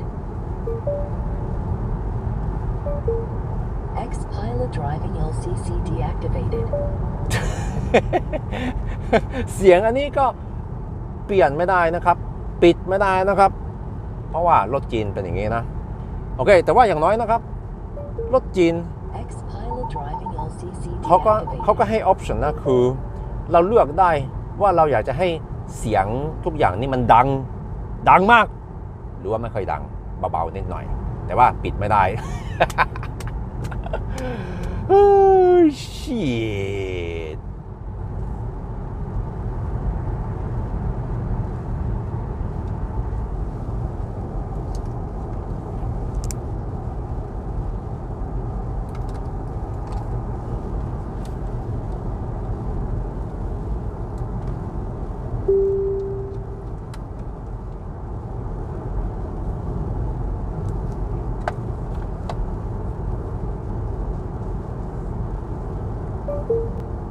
Xpilot driving LCC deactivated. Xpilot driving LCC deactivated.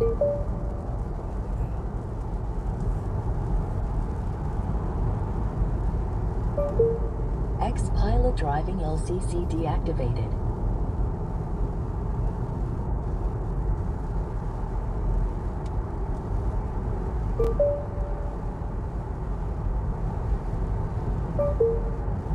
X-Pilot driving LCC deactivated.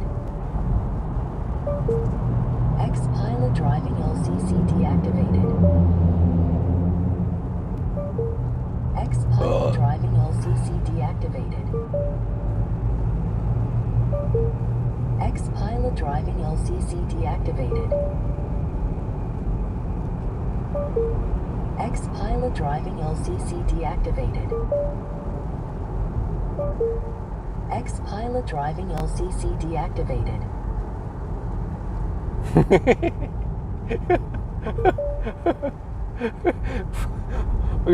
Who designed this system? X-Pilot driving LCC deactivated. I mean, what were they thinking? X-Pilot driving LCC deactivated. X-Pilot driving LCC deactivated. Let's drive all the drivers insane with this feature.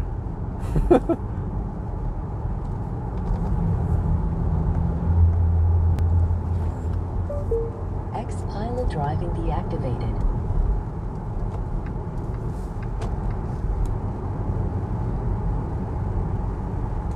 Oh, it also slows down like a freaking it slows down like a Toyota driver.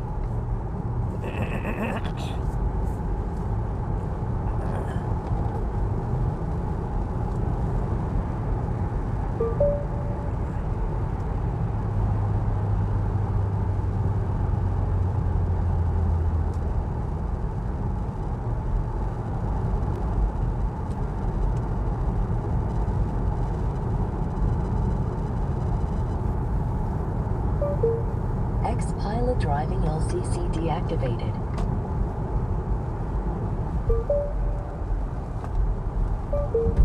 X-Pilot driving LCC deactivated. Man, it slows down. Oh man, this is so annoying. It slows down so much in the curves. I mean, okay, I can understand if we're driving a freaking Zoe, but we are driving the Xpeng P7 performance, guys. The freaking performance, and it slows down in the curves like it's a van. That's what I don't like.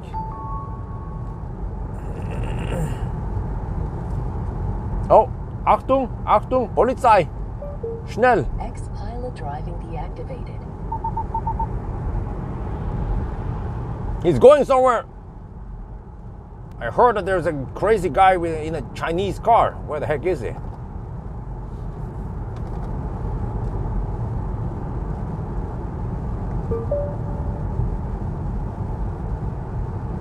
Oh, he's a left lane hugger. That police is a left lane hugger. X-Pilot driving LCC deactivated.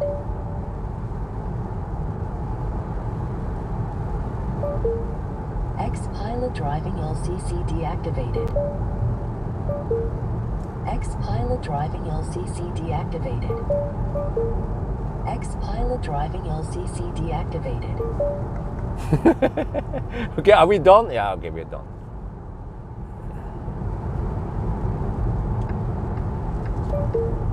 X-Pilot driving LCC deactivated.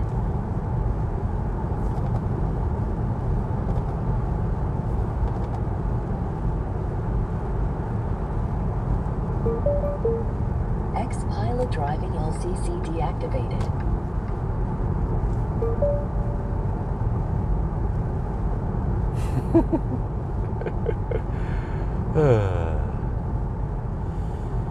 Well, at least I can use auto steer here.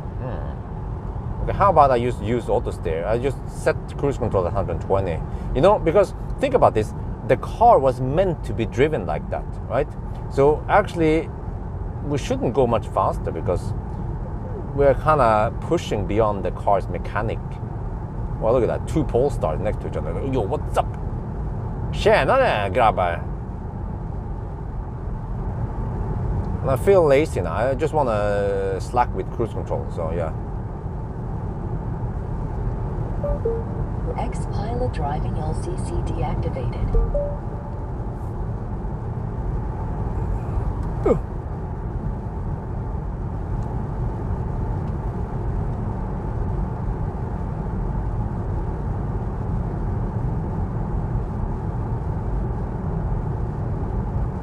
Yeah, we should have nice weather for the rest of the trip. Well, until we are back in Norway. Yeah, tomorrow morning is also going to be rainy around Norway stretch.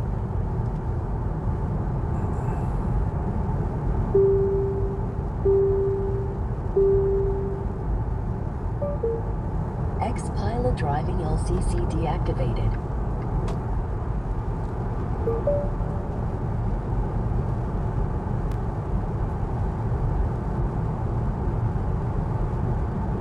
I mean, so on average, I'm holding the steering wheel, dude. How much do you want me to rotate it? And if I rotate too hard, then I go out of Xpilot. Go out. If I don't rotate hard enough, it will dong at me. If I rotate too hard, it will bug me that it's deactivated and activate again. Driving LCC deactivated. So you have to rotate it perfectly. But for Tesla or most other cars I tested, you just hold it, you just put your meat on the steering wheel and it will register it. Charging speed, maximum 79 kilowatt. It hovers around 75-ish until 57%. Wait, 57%, that's actually the same as the Korean cars, Kona e-Niro. Is that a coincidence? But so I'm trying to imagine now, Chinese people, when they're driving the Xpengs in China on the motorway, they'll be like, they're having a conversation. Yeah, well, yo, what's up, ni hao, and then like, driving LCC deactivated. And then this shit comes up, and it's totally normal for them. They're trying to have a conversation, but then this stupid voice keeps poking in all the time. What? Is that how they do it? Is that how they roll? Xpilot driving LCC deactivated. Sell this car in Deutschland. You have to, 1, increase the maximum speed of cruise control. 2, get rid of the freaking noise and voice.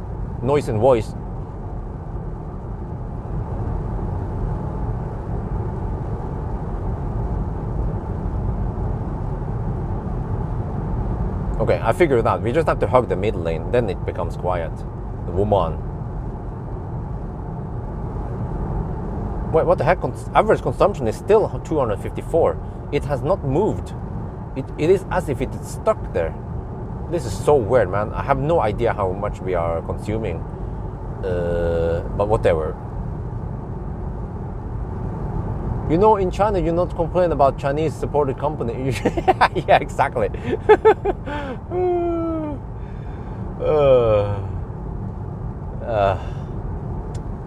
mean, why?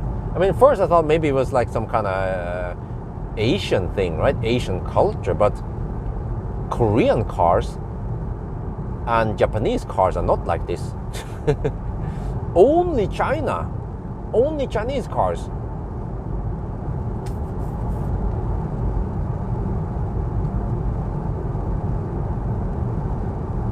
Yeah, this could be exactly in Germany, but no. It would be, this car would be butchered in Germany.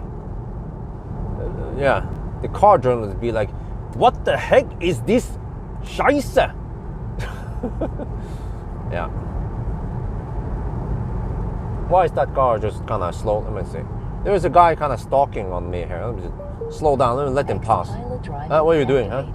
Why are you cruising like that, huh? Are you on something, huh? That Kia, he's been slow. He's been kind of hovering behind me for the longest time. It's kind of creepy, Now he passed me. Yeah. Okay.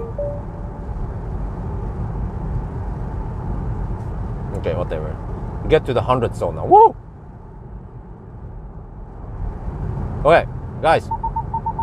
Please pay more attention to the road and drive carefully. Dude, woman, that is so annoying. The woman pulled. I don't know if you guys registered what happened. The freaking woman pulled on the seatbelt and then told me, "Please pay more attention to the road. Please drive carefully and pay more attention to the road." I'm looking at the fucking road. I was looking at the Kia passing us. That it happened so many times during the range test. I was looking, literally looking at the road. I wasn't looking at the trip meter or anything, and it bugged me about it. You know, I mean, I don't complain if the stupid system pulled my belt when I was holding the camera, filming the instrument cluster, and then the car bugs me that I have to pay attention to the road. That one is fine, you know. Then I know what I did wrong. Actually, it is not wrong. In Norway, you are allowed to film while driving. But, okay, maybe you were not paying 110% attention to the road. But here, it freaking bugs me for no reason.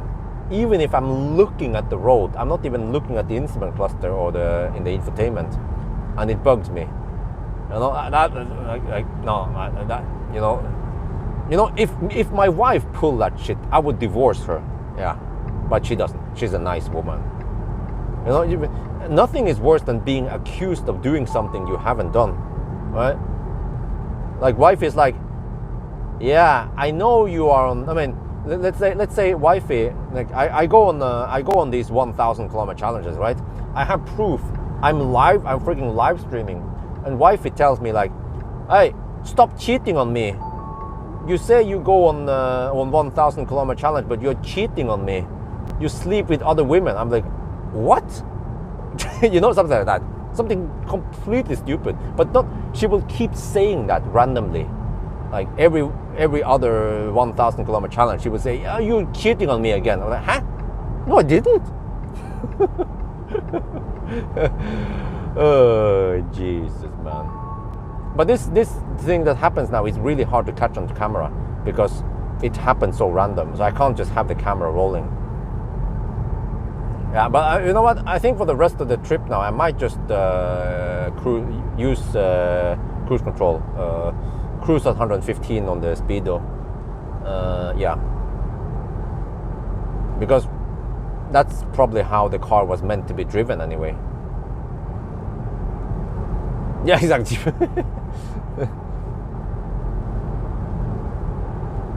They didn't want you to drive faster than 115 because I'm getting a little bit tired on the leg. I have to manually drive and hammer it. So even in Varberg, and even at the 120 zone, I'll be cruising at only 115. Yeah, why not?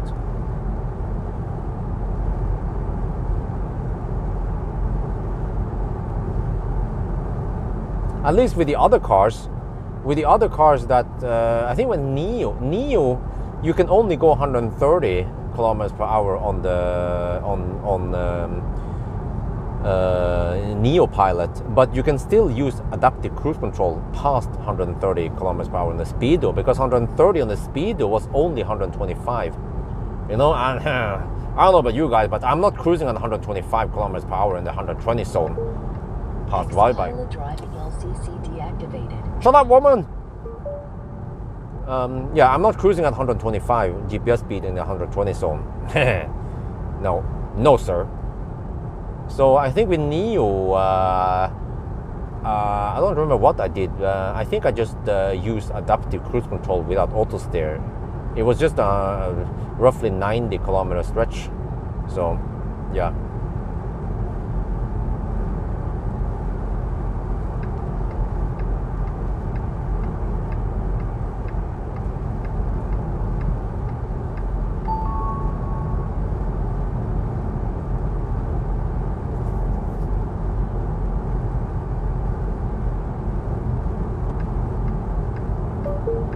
Xpeng driving LCC deactivated.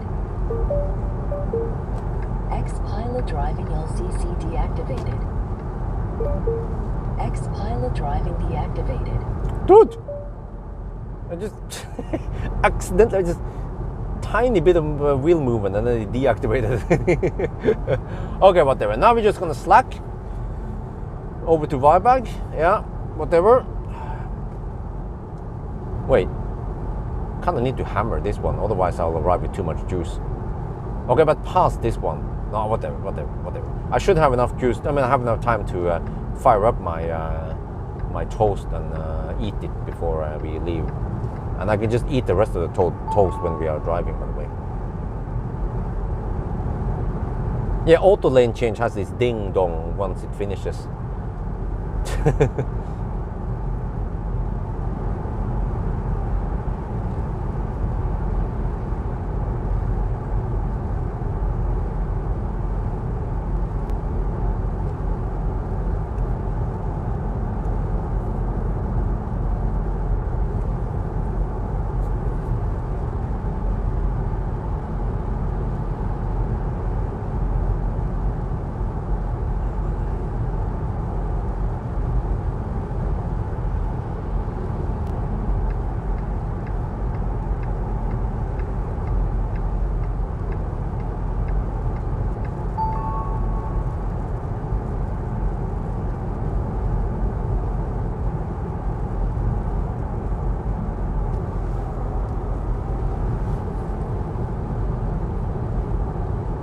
Well, the consumption is still 254 watt-hour per kilometer. What the heck? Let me check the charge screen here. For the last 100 kilometers, what did we average there? 232, really? That high? The fucks, man.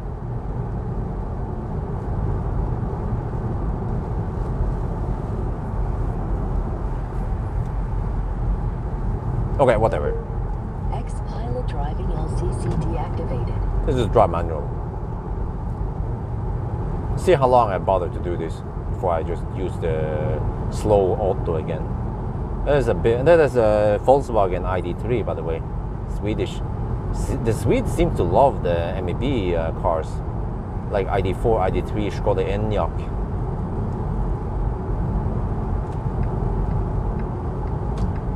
At least when I'm driving manual, we don't hear those stupid sounds all the time.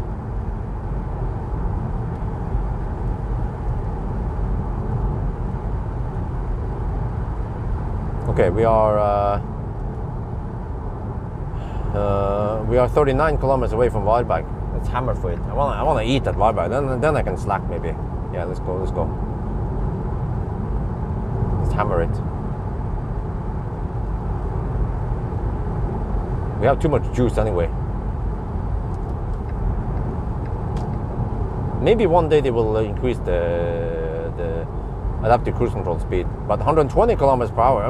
What do you guys think, huh? 120 kilometers per hour on the adaptive cruise control, is that okay? I mean, even in Norway, 110 is the maximum, but you know, everyone and the mother goes faster than 110 in Norway, even. So what I heard from NIO is that their radar has so short range that they can only go 130 on the speedo. Yeah, huh. That's the explanation from NIO why they have so low.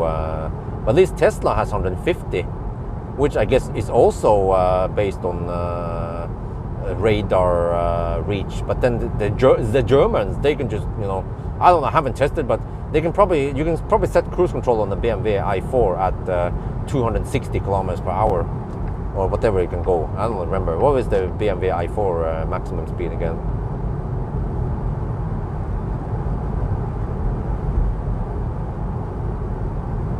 Boom! Well, at least the high beams for motorways is fairly good.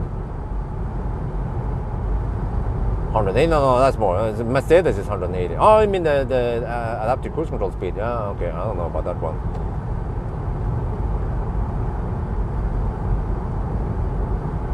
But they probably have an ultra long range radar or some shit. Because you wouldn't be able to sell a German car in Germany if you can only cruise at 150 on the adaptive cruise control or auto steer or whatever. Well, that shit wouldn't sell in Germany. Yeah, that's right. Vision only is 140 on the what the heck, man? Shit.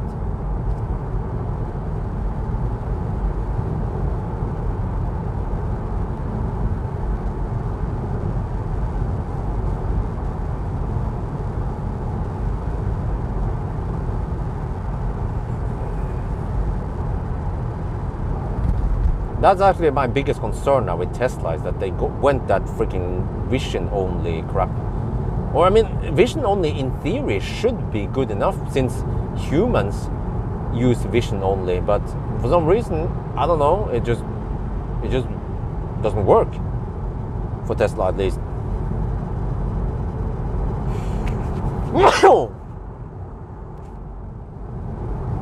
No idea, but okay, for EVs that could be different. Especially if you're in an EV van, you know, they kind of know that, okay, it's gonna suck lots of power, so let's limit it to not encourage people to use it too often. I guess the same goes for the Xpeng. You can go faster, but you have to drive manual. Yeah, it's unsafe to cruise at 130 kilometers per hour on the speedo. So okay.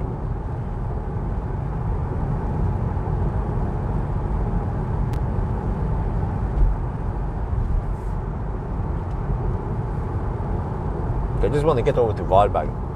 Do we have any Laderstad at Varberg, by the way?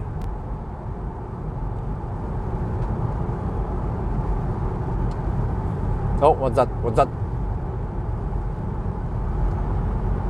400 meters. Let's get past this pickup truck at least. It seems to be going kind of slow.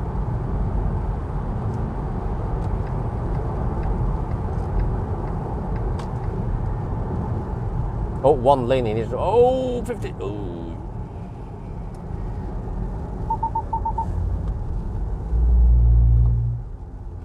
I think they're doing some asphalt work here. No, that's just a short one. Where is it? Where's a longer one? Oh, this is a short one. Okay. Well, you're gonna hammer it, or? Well, this guy. I mean, he seems to want to go faster than me, but it's just that he accelerates like a dead horse. So I'll just let him accelerate, I guess. Because otherwise I have to overtake him, and then he has to overtake me again. So that's kind of, you know, trying to be a nice guy here, even though I'm normally not a nice guy.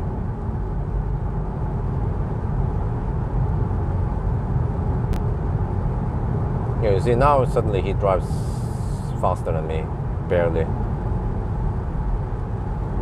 But he has to accelerate almost to Pawel before he can reach that speed with that fossil van. Probably diesel, or I don't know. It's a Volkswagen Transporter, I think.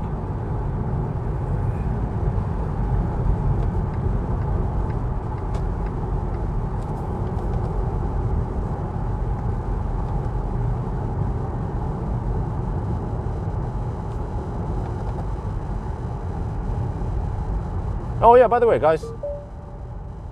Dude, what the heck? What is he doing? Someone flash at him. Xpilot driving deactivated.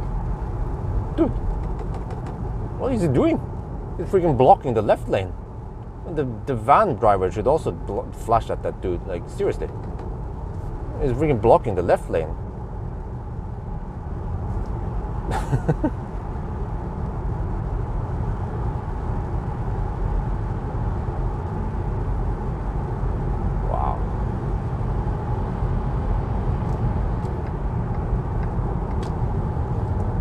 Someone had to do it. The van driver didn't dare to do it, but there's always a bigger douchebag than you behind you.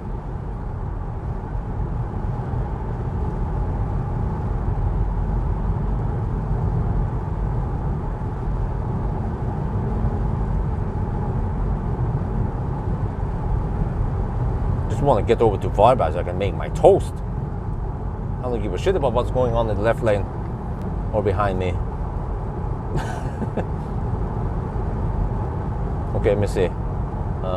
Distance to Pawel. This is also kind of stupid because there is like a big box where the information for navigation is, and there's plenty of space there. But then there's one line only, and it displays distance and time left. It alternates between showing distance and time left, and then time at arrival and percent at arrival. So why can't it just show everything simultaneously? Because there's plenty of space there. There's plenty of more lines to show even more info if they want to.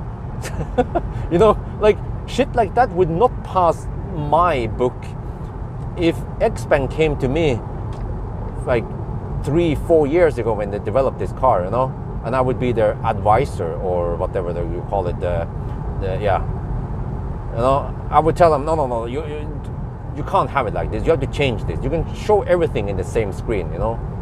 Like there would be so many things I would throw back at them and say, no, don't do it like this.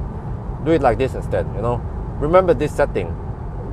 Cut out those stupid sound effects, you know. You know, there will be so many changes I will request them to change. But of course, I would just request it. They can not listen to me, but what is the point of hiring me in the first place? And they can disagree and they can just push forward, but trust me, their buyers will be annoyed by it also.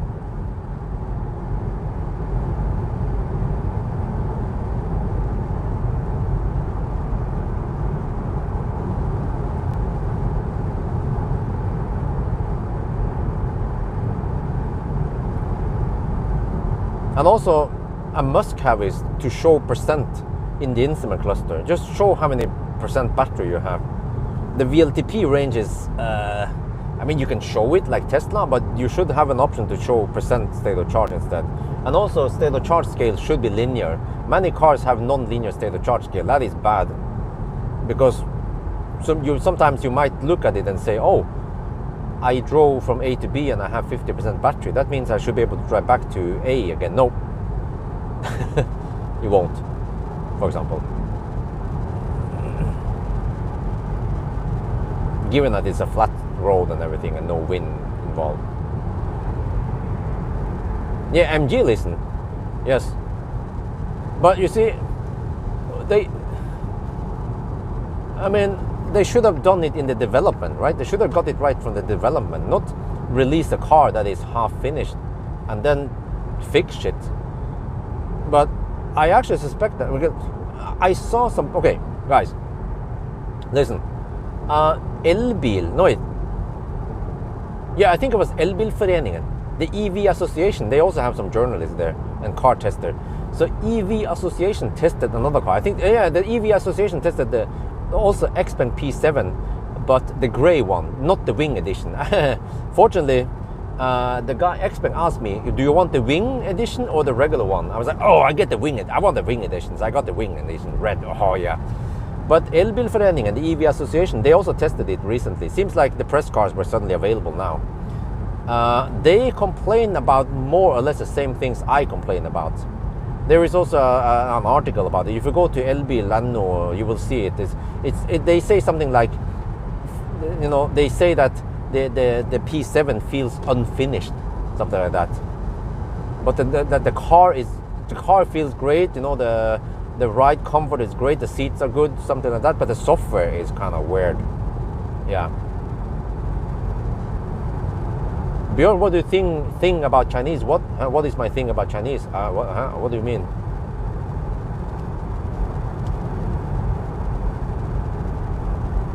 Yeah, it is bouncy. The ride is kind of bouncy. It has this boink, boink, boink. You know, it should just be boink, boink. But whenever you go over some bumps, it bounces 3 to 4 times. And I've been kind of, after testing or after getting a feel of many suspension, like the BMW suspension is very nice. And also Audi suspension, Porsche, you know, in general, the German cars, they have nice suspension, the way it bounces in a comfortable way. But here, it kind of have those unnecessary after bounces that kind of makes you sick over time. But I remember, because I just drove the i4 and then I came to this one, I was like, I like the i4 ride better. The i4 managed to settle the car after just 2 bounces, roughly.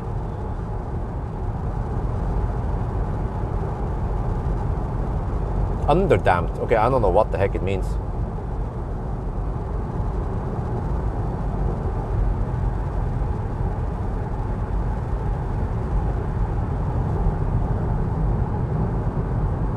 But I mean, don't get me wrong, it's still very good and comfortable.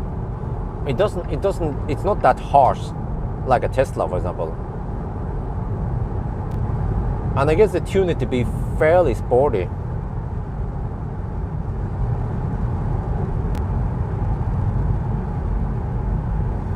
Okay, how far away are we now? Okay. 13 kilometers away, okay. Let me see, the car estimates 129 kilometers of range at arrival. That means almost 30%. Oh shit. Means I have somewhat limited time over there. I don't know why the heck you want to flash at me, dude. Actually, this car has fairly powerful lights forward or straight forward. Like, on the motorway here, they are quite powerful. Unfortunately, we are not driving on 2 twisty roads today. That's where it lacks the spreadness.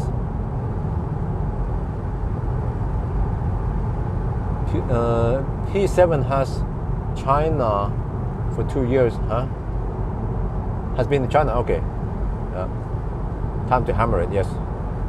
Trying to hammer it now to go kind of deep, because I need time to eat the food and everything, and go to the restroom and yeah, so on. So I don't know how many minutes it needs to heat up, but I think roughly 3 to 5 minutes to heat up the toast iron. I will just fold the seats and toast it inside the car. Yeah, why not? We need to kind of spice things up because otherwise it'll be kind of boring trip.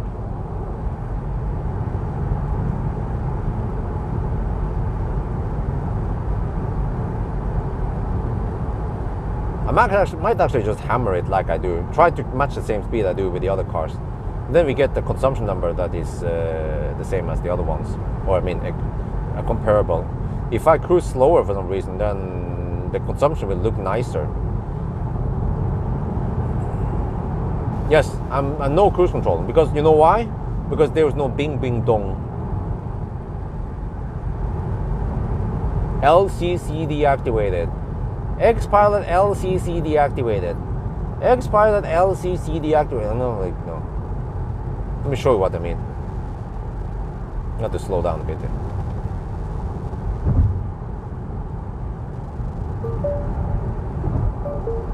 Xpilot driving LCC deactivated. Xpilot driving LCC deactivated. Xpilot driving LCC deactivated. Xpilot driving LCC deactivated.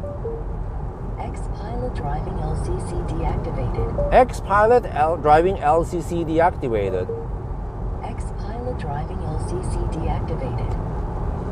Okay, whatever. Fuck that shit. Okay, let's go.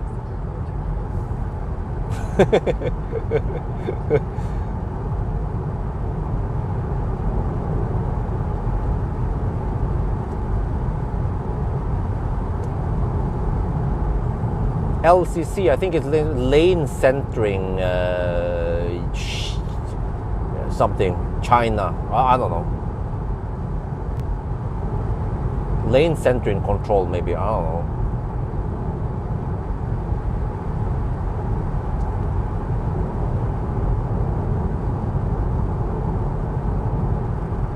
Okay, 130 kilometers of range left. Oh. That's, yeah, okay.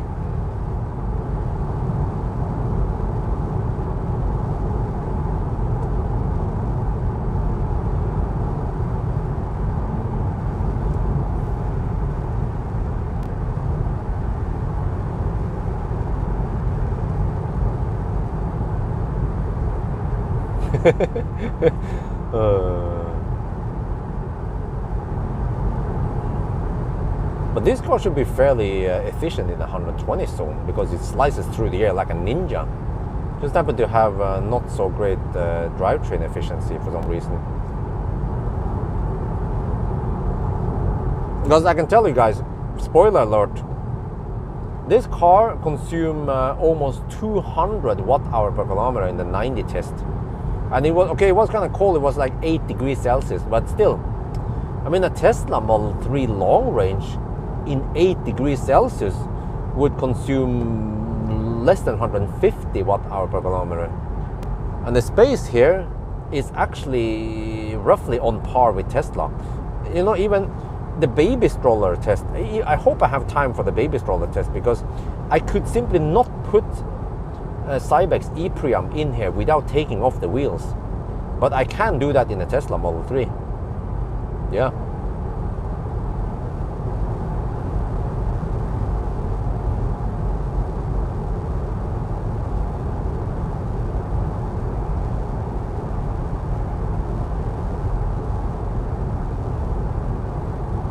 Okay, bye-bye, come.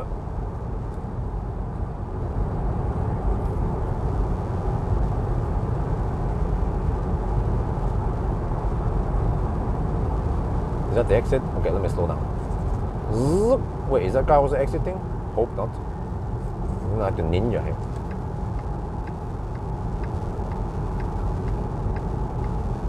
Okay, good.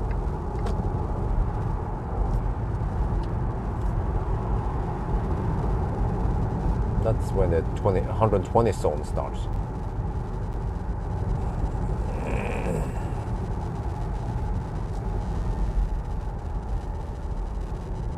Yeah, but the crazy thing was that Aria was way more efficient. Aria at 90 kilometers per hour consumed, well, it was a little bit warmer, but like 5-6 degrees Celsius warmer, but it shouldn't matter, right? An Aria at 90 consumed around 100 and, no. Yeah, it was 170, I think it was, versus 195 or whatever for this one, but this is, you know, more aerodynamic. Weight actually is roughly the same for this one and Aria. I was surprised that Aria wasn't that heavy because it has so much soundproofing. So Nissan managed to make Aria fairly light. So I'm actually quite impressed with Nissan. The slow clap. What the heck is that bus doing there? Shit, are you charging? You're kind of blocking the way. What? Dude, can you just park somewhere else? Okay, what then? Let's get away. Get in there, get over there. Okay, let me take this one, I guess.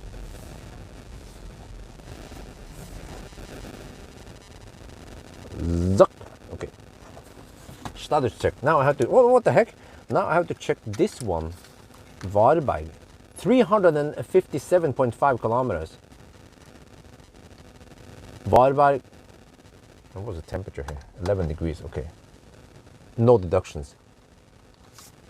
Yeah, we don't have any deductions yet. Okay, I just have to plug it in now. Schnell.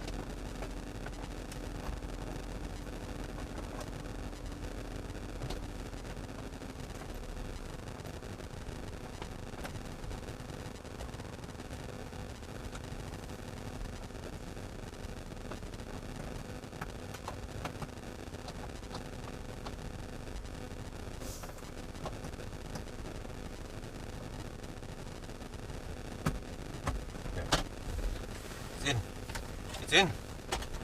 Okay, and then fire up the Schuko.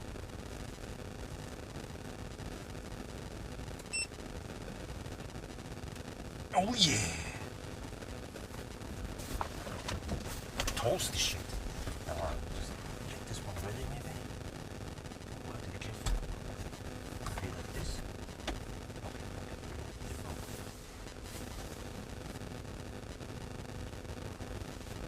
Not what about that.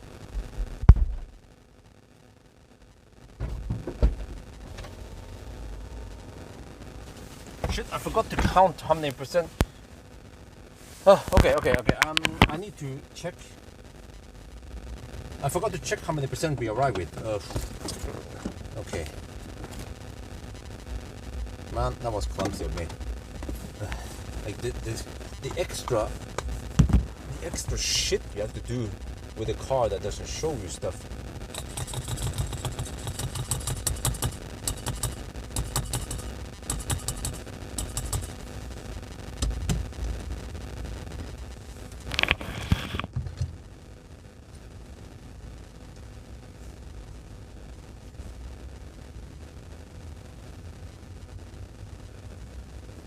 Okay, I'm gonna go and pee. Let's have time for peeing before the toast finally is ready.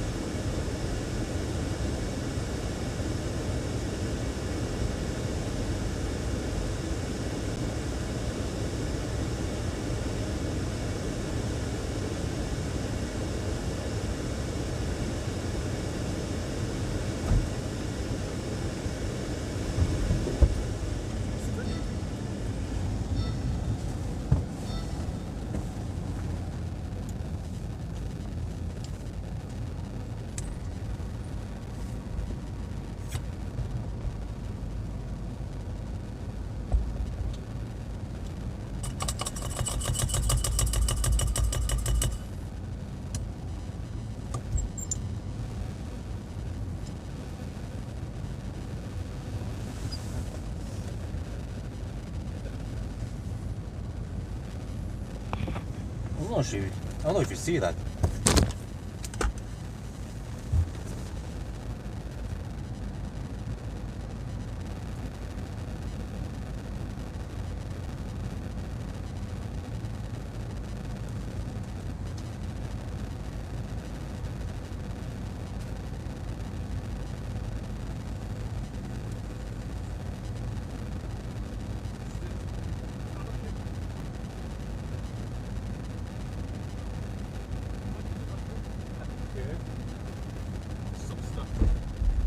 So here we have the EcoFlow.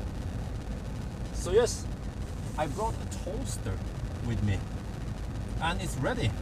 So now I've brought toast. We're going to make some toast. Oh, okay, I need 2 hands. Look at, oh.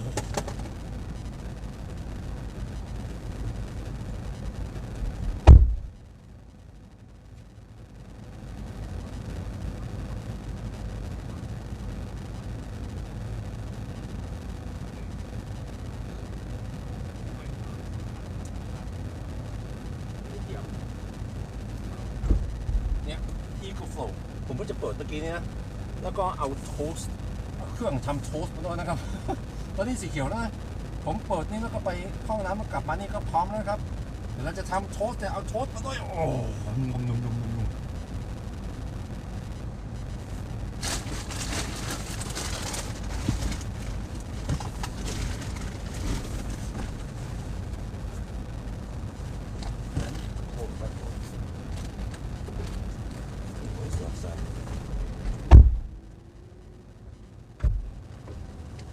See this shit? Yeah, you can, right?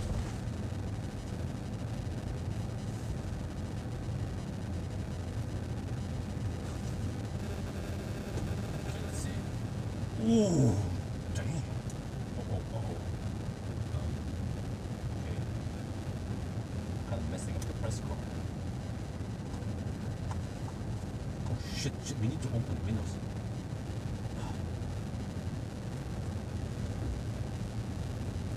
Oh yeah, squeeze it. Oh. We need to open the windows. Air quality is poor, and Xpeng trademark sign has been activated. Oh, that was awesome. Air quality was poor. Check it out on the phone. Squeeze it. There. Let's check.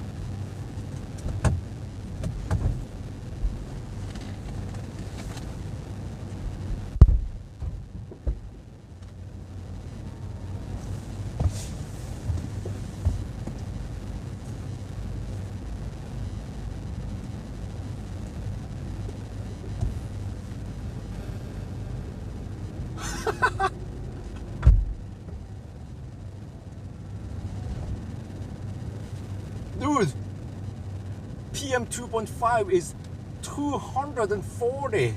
Oh, it's cleaning quick now. Damn. This is the real test. From now on, I need to do a toasting test for every car. Right? It's cleaning up the inside now. Xpeng for the win.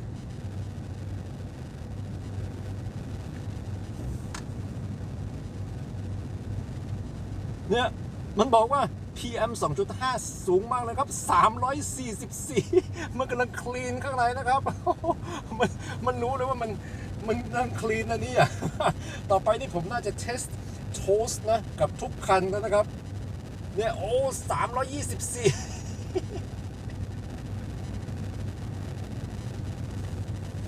That was freaking hilarious, man.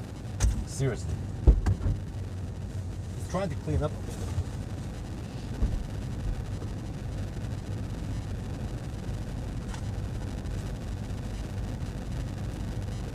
Ultimate test, the toast test. Hey, where did the lid go?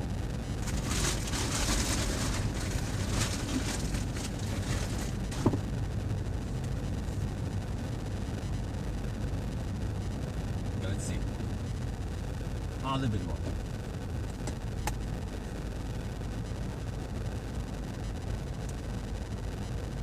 It's only 900 watts.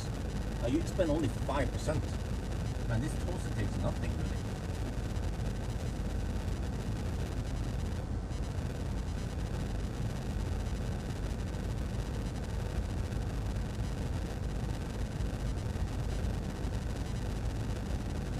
Okay, I think it's done.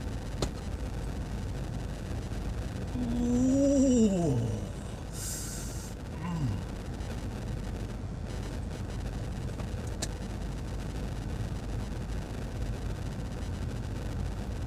Okay, get that set out. Ooh.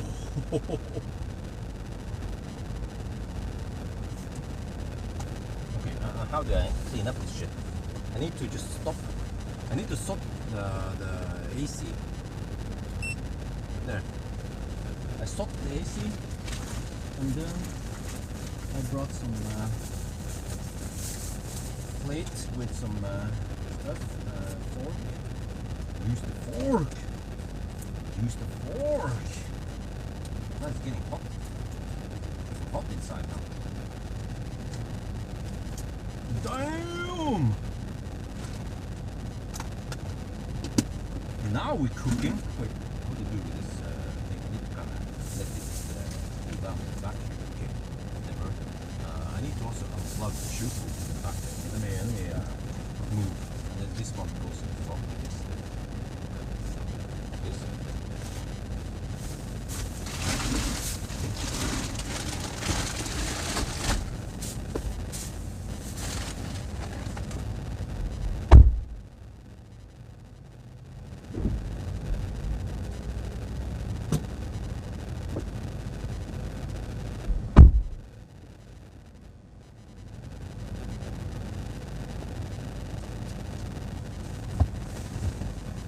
Well, it's getting kind of hot in here for obvious reasons.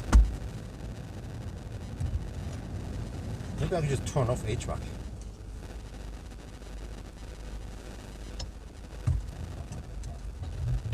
I guess you can put you guys on the charter screen again, since I don't know what else to show you right now. It's actually kind of hot from the freaking toast iron in the back.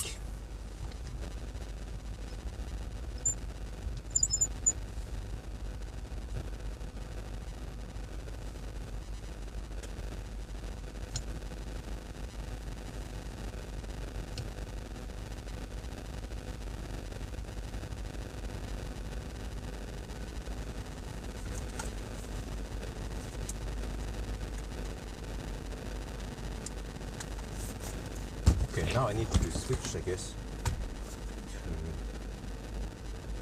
this one. Okay, I need to fire up the lights, and I guess I'll be using this camera instead. Do I even have time to eat? Well, we at 48%. We need to charge to, I don't know,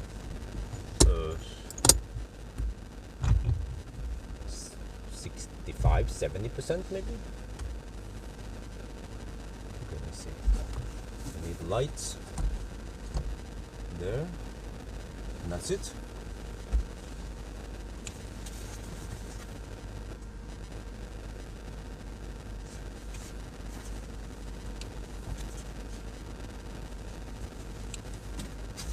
Okay, let's try freshly brewed toast.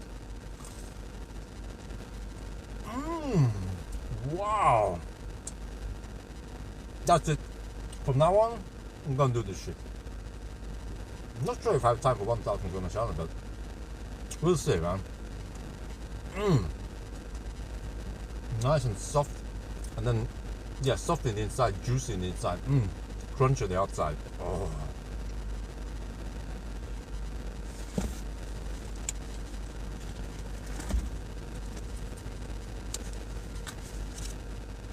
Long do that.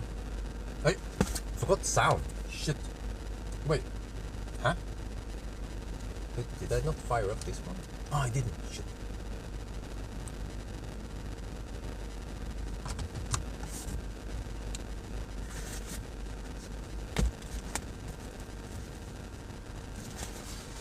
Okay, let's try. Man. Freshly brewed toast. Oh, I can have the door open. It's actually kind of hot in the back now. Wow. This is perfect. It's crunchy on the outside and then soft and juicy on the inside. That's it. From now on, this is how I'm going to do it. If I have time for it.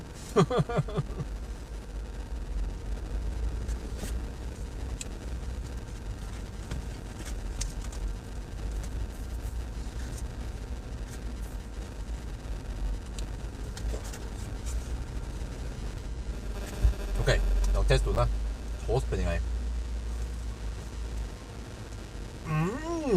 สุดยอดนะครับกรอบข้างนอกนุ่มในโอ้ต่อไปนะครับเราต้องทำอย่างนี้ถ้าเรามีเวลา 1,000 กิโลจังโทสต์นี่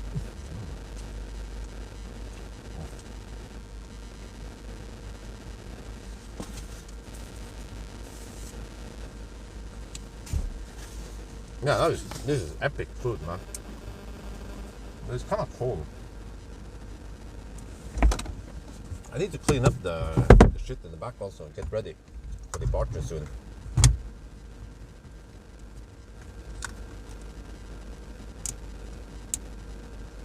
But I had to wait for the toast iron to cool down.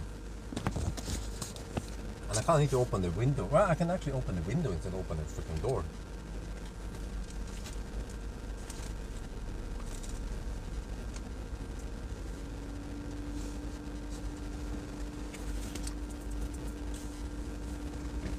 But I have to, the toast iron is still hot. At least I can close the door, I guess, and turn on the HVAC.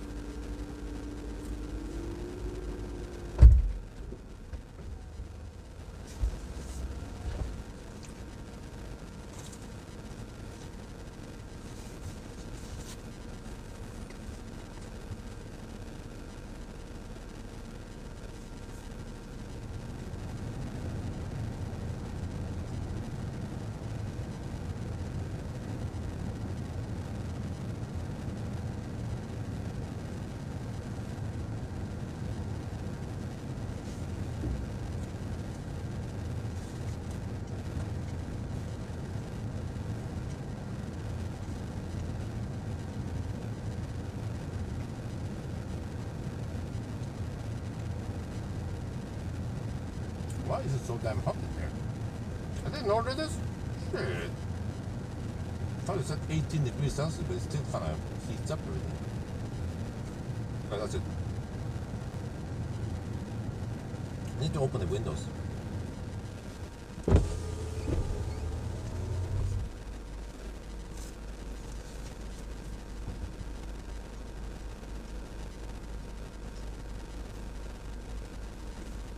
Hey, do you guys see the toast action?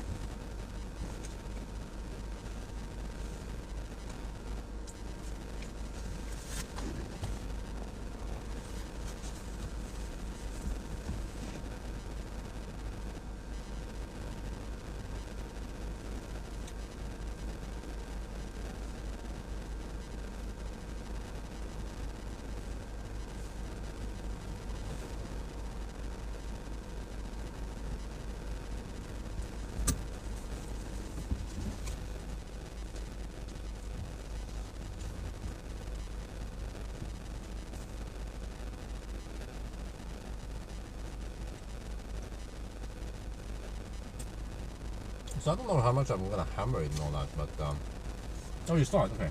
I wasn't sure.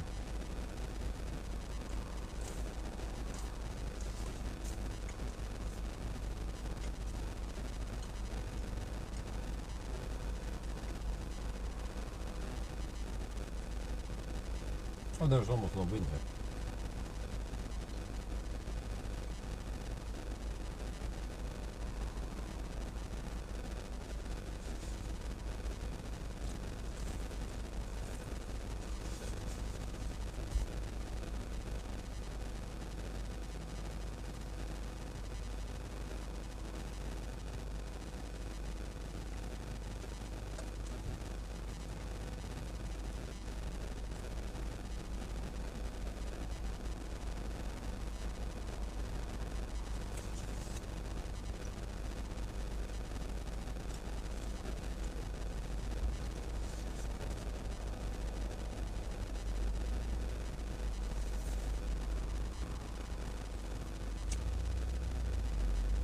Wait, it throttles later now. Interesting.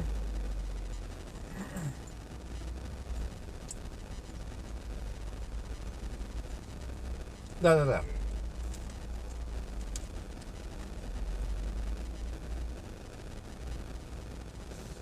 Oh shit, no, those guys are smoking over there.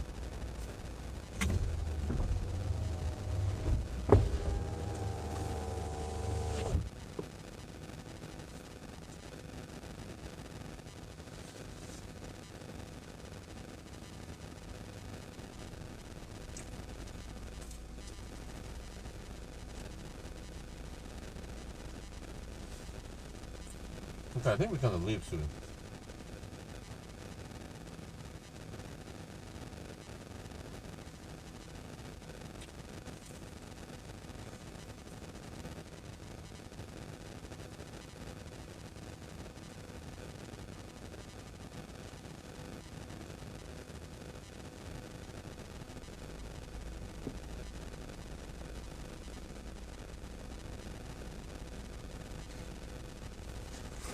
I kind of need to clean up in the back there. this is still decent charging speed.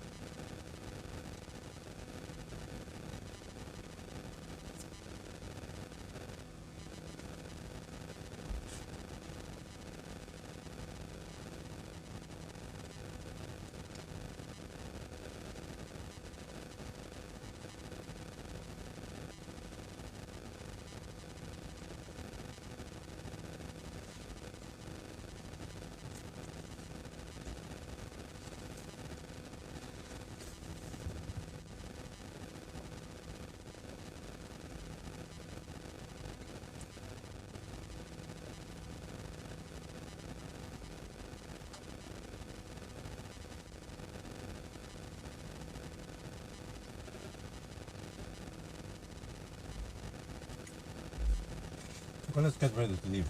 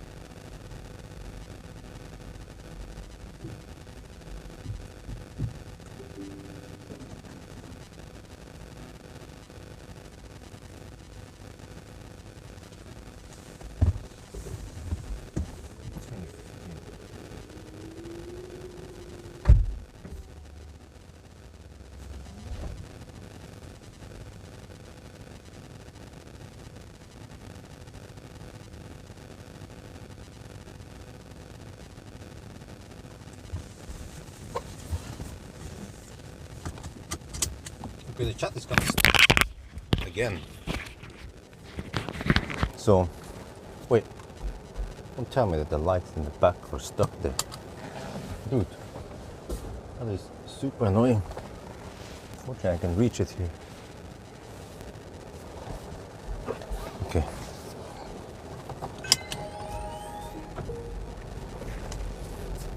That was 25-minute stop, not too long, I guess, but and we hopefully have enough because it throttled to 59 59 kilowatt. I was like, okay, time to leave. I can always just drive a little bit slower towards the end if I have to. Good morning. Yes, good morning. Well, are you gonna go or what? Or are you not gonna go? I mean, either you go or you don't go, right? That's what I'm saying.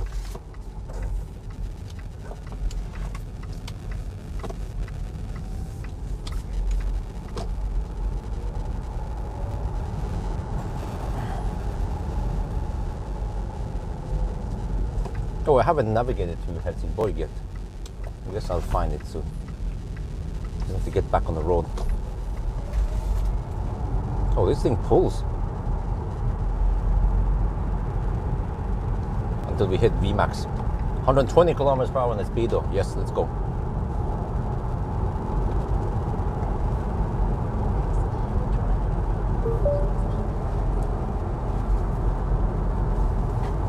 Helsingborg.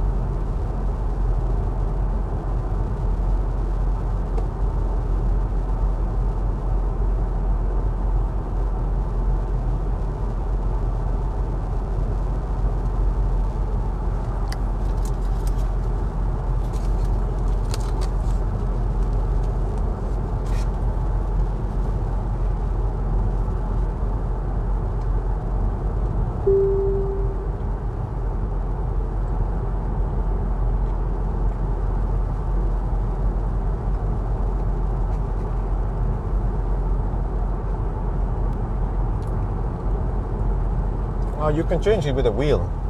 Wait, not this one. No.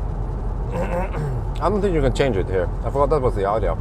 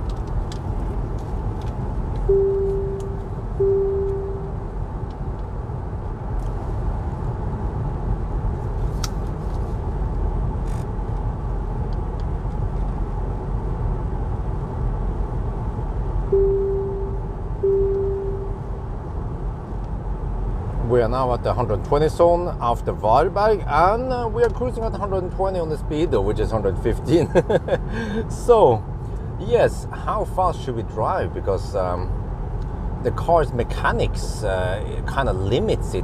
Unless you want to drive manual, of course, I can show you.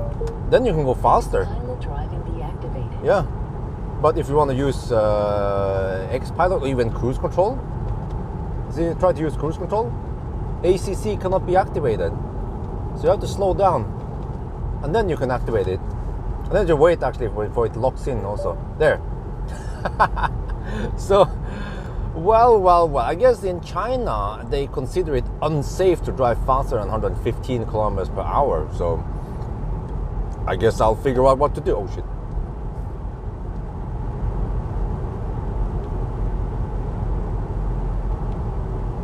ตอนนี้เราอยู่ที่120ลิมิตนะครับแล้วก็เราก็ขับ120เป็น115 116กิโลเมตรต่อชั่วโมง GPS นะครับ แล้วเราจะขับเร็วกว่านี้นะไม่ได้เราจะต้องขับเองนั่นน่ะ หรือว่าถ้าเราจะใช้ cruise control ขนาดใช้ cruise control ก็ไม่ได้นะครับเนี่ยเราต้องเบาจนถึง100ซาวแล้วก็ตอนนี้ก็ใช้เดี๋ยวรอให้มันเดี๋ยวนี่เบอร์เฮ้ยโอเคนะก็แปลว่า Xpeng นี่เขาตั้งใจว่าคันนี้มันไม่น่าจะขับเร็วกว่า115กิโลเมตรต่อชั่วโมงนะครับถ้าเราจะใช้ cruise control นอกจากว่าเราจะขับเองก็ไม่รู้นะ challenge ที่เราจะขับยังไงนะครับเราจะขับเองหรือว่าเราจะให้รถขับเองให้เรา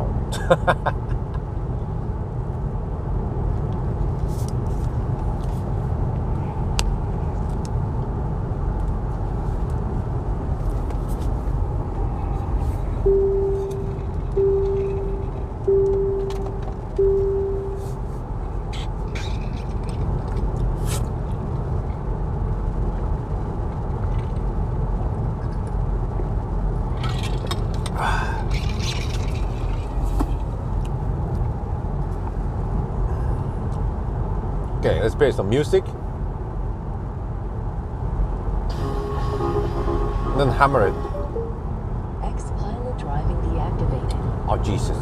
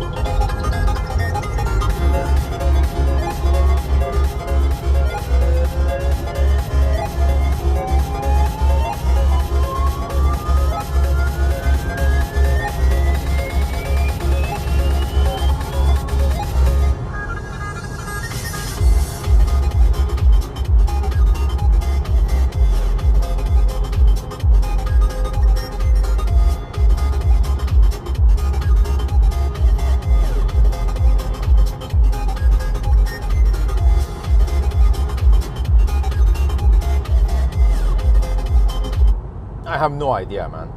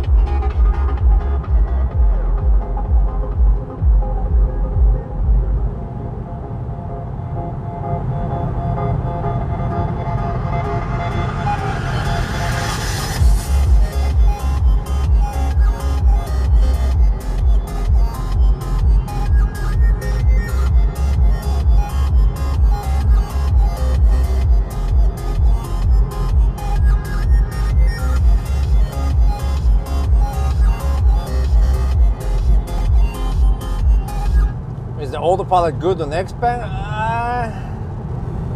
It's okay. It does jerky movement in the curves, and it has a stupid limitation of 120 kilometers per hour on the speedo. Yeah, and it also slows down in the curves. So no, it's actually not very good. And whoever claimed that Xpeng stole it from Tesla, they are so wrong, man. Tesla Autopilot is not that shitty.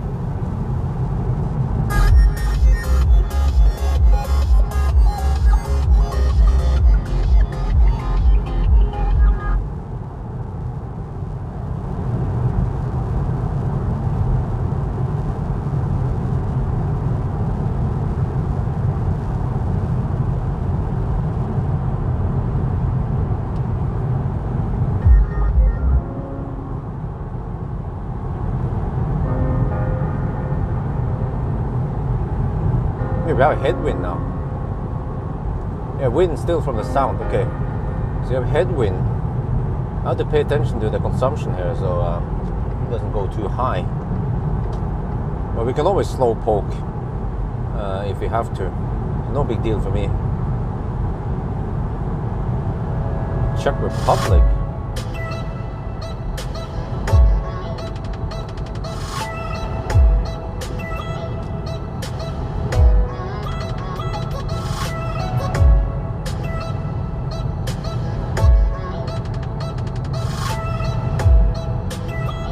ET7, I have no idea. Sorry, like most cars, I have no idea when I will get them. People keep asking me, when do you get this? I have no idea, man. The stuff the stuff I know is in upcoming. Well, actually, upcoming is not totally updated, but yeah, not too much stuff there, critical stuff. And what you need to know is that Aria is next week. The Aria Aria 87 kilowatt hour is next week. I have the 63 kilowatt hour Aria for only 4 days, roughly. Wait, or how many days was it again? Until Tuesday, limited time. But I have the 87 kilowatt Aria for a whole week. So yes, I haven't done any banana box test yet, and it's also raining, and the timing is kind of bad. But I guess I will do banana box test with the 87 kilowatt hour Aria. And then I don't know if I have time for acceleration test, but it seems like acceleration test is not too interesting. What people want to see is 1,000 kilometer challenge for this and Aria, and also range test. So I might actually ditch acceleration test, but I need to do a noise test. I want to know how quiet the Aria is.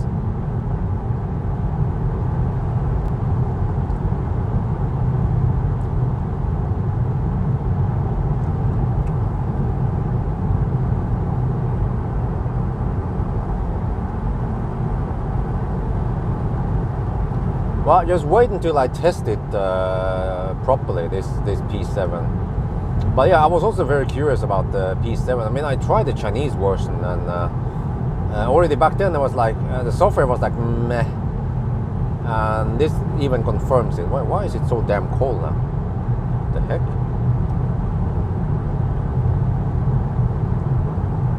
Dude, I need to crank it up to 26 degrees Celsius.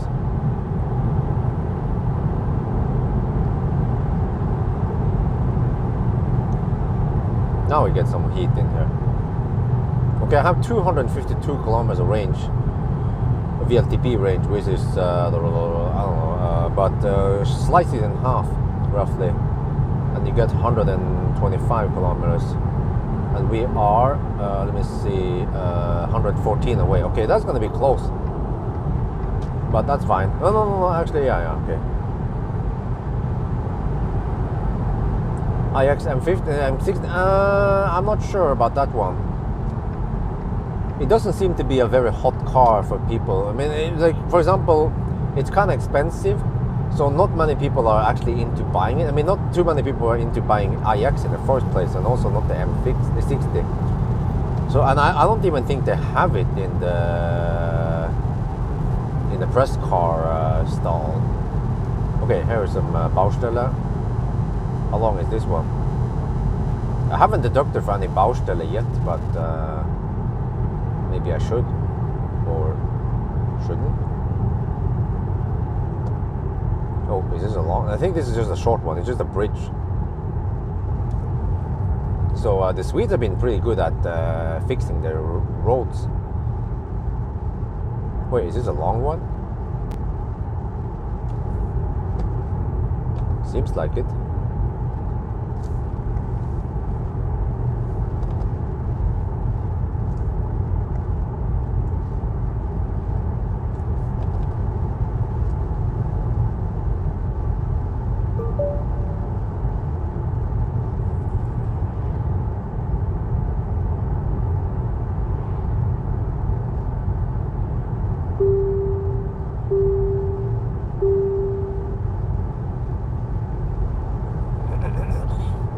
Yeah, I have to say the Model X has grown to be kind of expensive.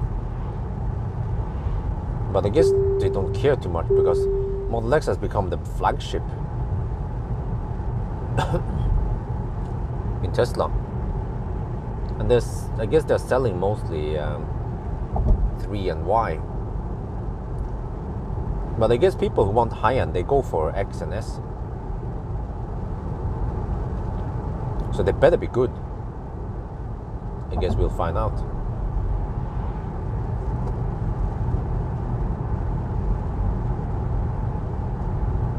Okay, we might have to deduct a couple of minutes here. I think it's 2 minutes here.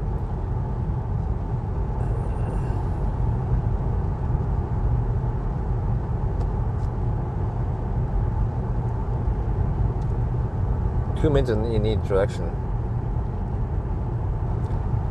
But very minimal deductions today.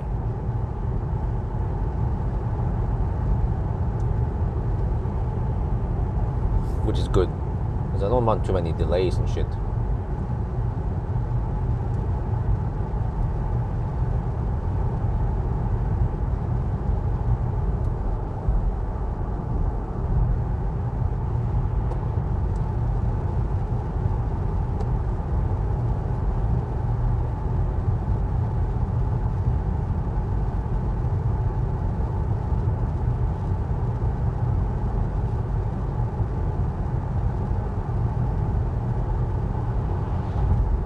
Helsingborg is where everything is closed at night, right?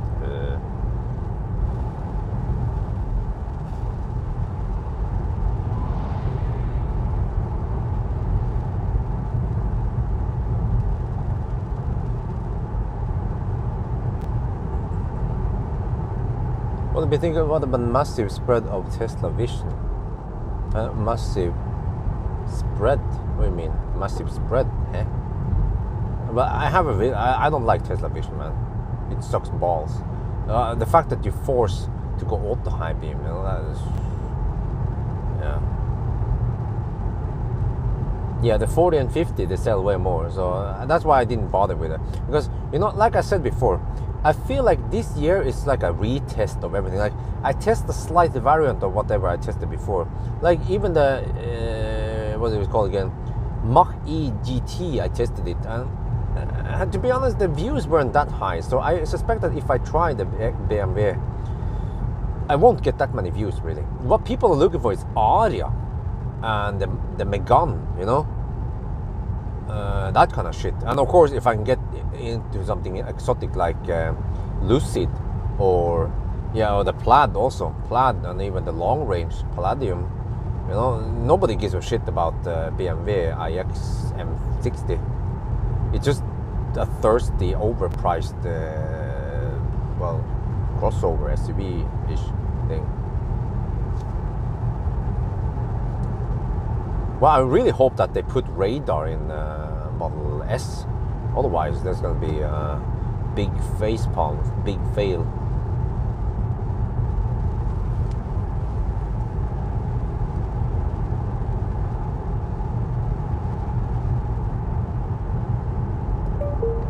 Xpilot driving deactivated.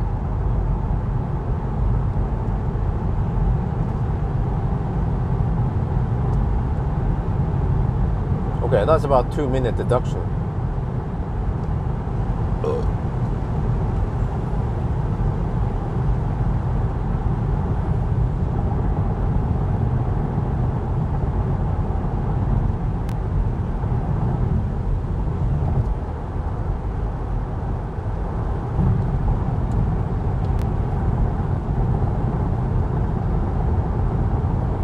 Yeah, I mean, Megane and Aria, it's similar. I mean, the same drivetrain, but I guess what people are also looking for is the infotainment in the Megane, since it's Android based. But I don't know what's up with the hype, but I guess it's just like another Polestar-ish in a way. But I guess whatever people want to see, I will make videos about it. But I haven't been able to get Megane yet. I don't know why they're so late. I remember everyone in the model was bugging me about the Peugeot E208. I was like, oh, stop bugging me. I don't know when I'm gonna test the Peugeot. I have no idea. Oh. What's that? Achtung, Achtung, das Auto ist kaputt.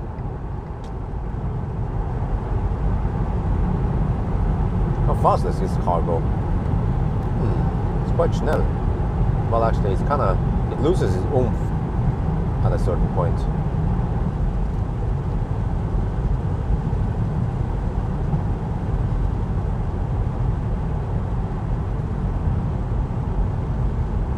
Yeah, MG4, yeah. Also MG4, yes, I will test it. I will also be able to borrow, MG5 is coming up soon. And also I had to test the ZS EV. You know, more affordable cars, not just freaking EQS and shit.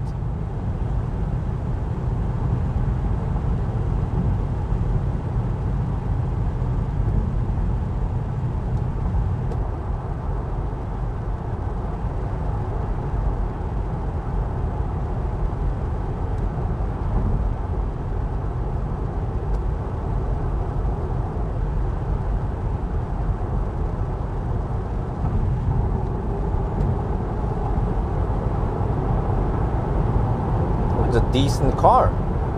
Okay. Slow down, Tiger. Seems to have a nice pull at higher speed, at least.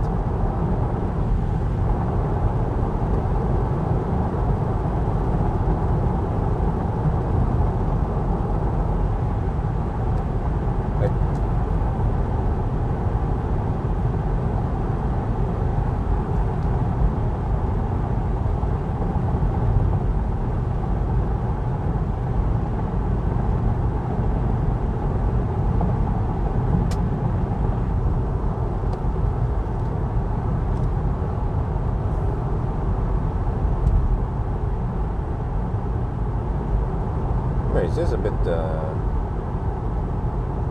wonder if there's some heat scavenging going on here.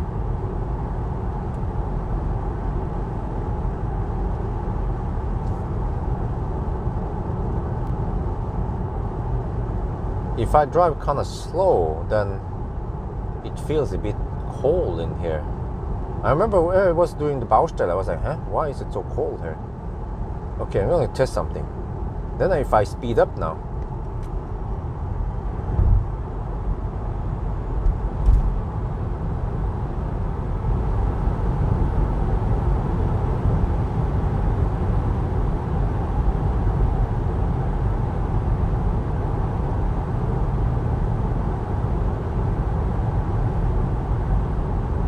I'm not sure. I think the HVAC system has a life of its own. Well, okay, no, you know what? Now I feel warmer here under my feet. Wait, let me do a little yo-yo here. Let's see what happens, just for fun.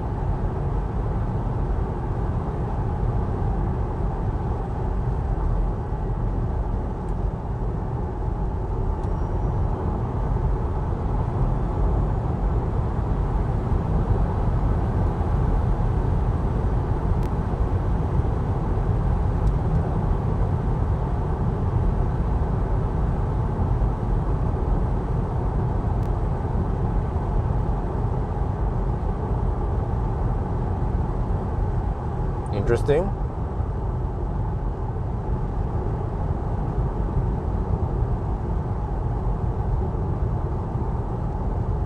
And if I'm cruising kind of slow-ish,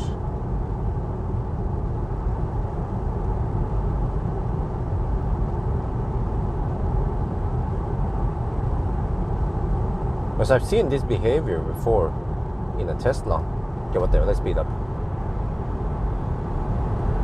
which is that the heat kind of follows the motor load, which indicates that there could be some kind of heat scavenging going on. So why does it happen? Well, because it seems like it kind of pulls some of the leftover heat from the motor, for example, and heats up the cabin. And if you suddenly accelerate, it will still pull the same rate, kind of, right, of heat. But then suddenly there is a big surge of heat from the motors, and it just reacts a little bit slow.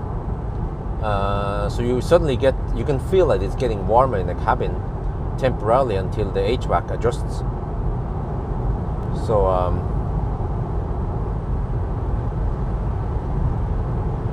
no, it doesn't do its own thing like Marvel. It's not that annoying, fortunately. Oh, what the heck is that?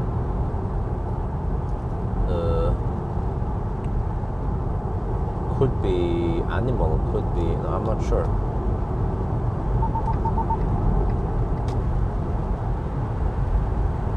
Shouldn't be any animals here though.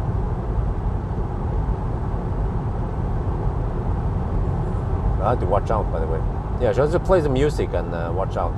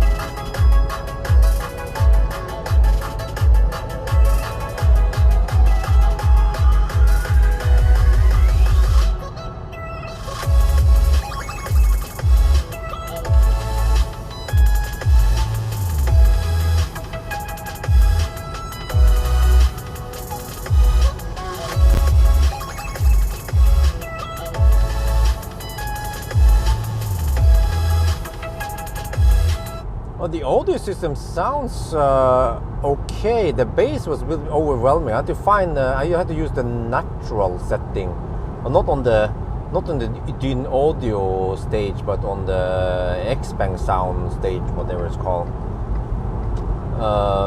So it sounds okay, but not the best I've heard, in my opinion, of course. So yeah. I think I gave it a 6 on the range test.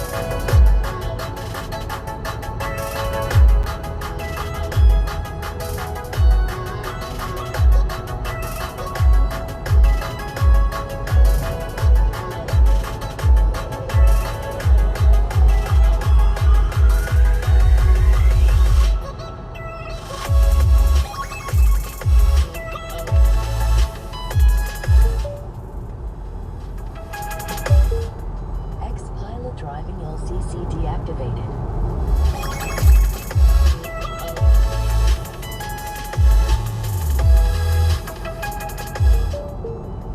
Xpilot driving LCC deactivated.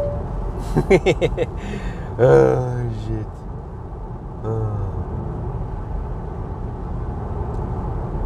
Yeah.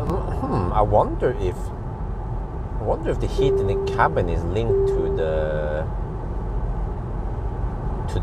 the motor load. I mean, I get the impression that it gets slightly colder when we are driving slower, and then it gets warmer when we're driving faster. And that could indicate that at least the motors are being scavenged into the cabin, right? But it's probably motors. I guess the motor heat is not scavenged into the battery. Maybe it could also do that. Yeah. I mean, I wonder how sophisticated this car is. I mean, in general, I feel that Chinese cars, the hardware on the Chinese cars seems to be good, but the software seems to be quite poorly implemented.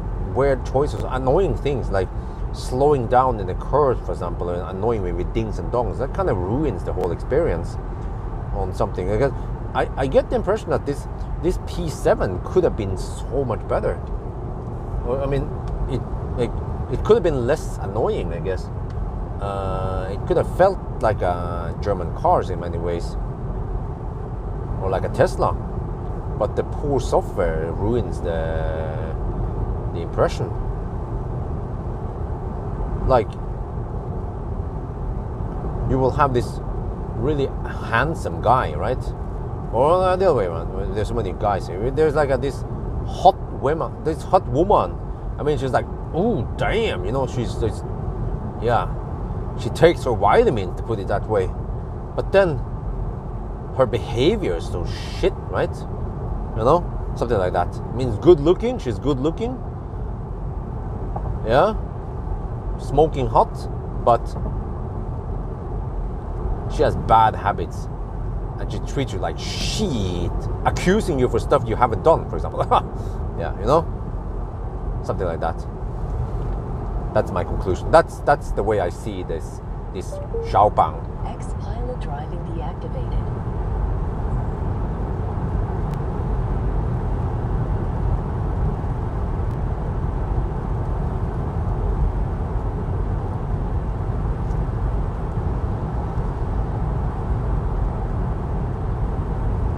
Well, I'm not sure. I think NIO, the low-cost brands are probably popular in China.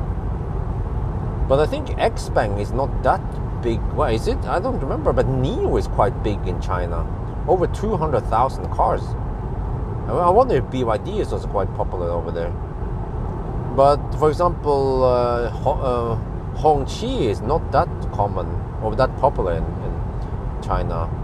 I think it's actually more popular in Norway than in China, for some reason.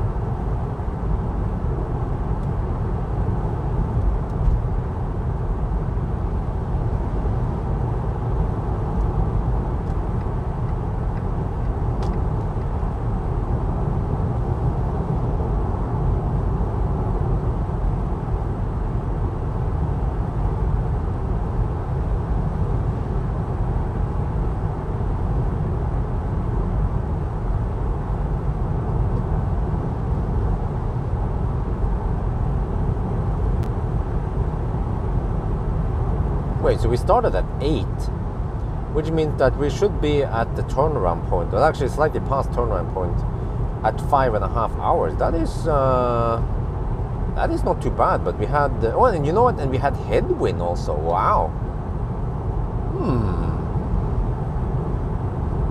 So according to my estimation, we should be able to do it in 11.5 hours, which is actually not too shabby. It's still faster than an I-Pace, for example, and of course Kona or Niro.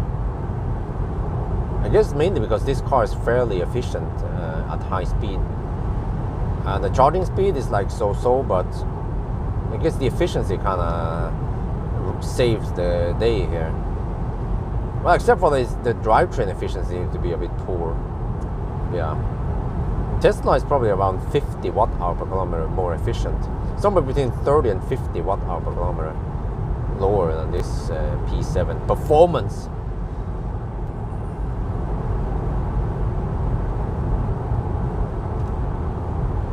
Okay, what happened to the music?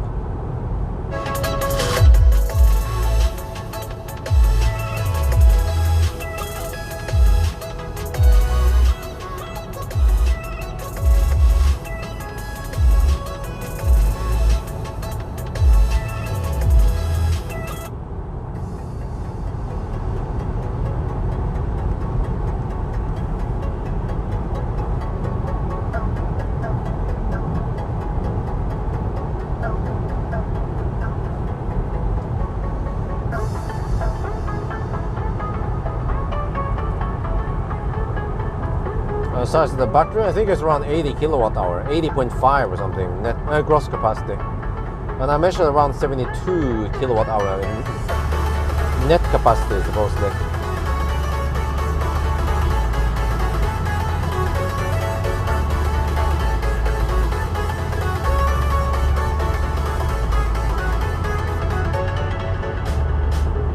And I haven't heard this playlist in a long time.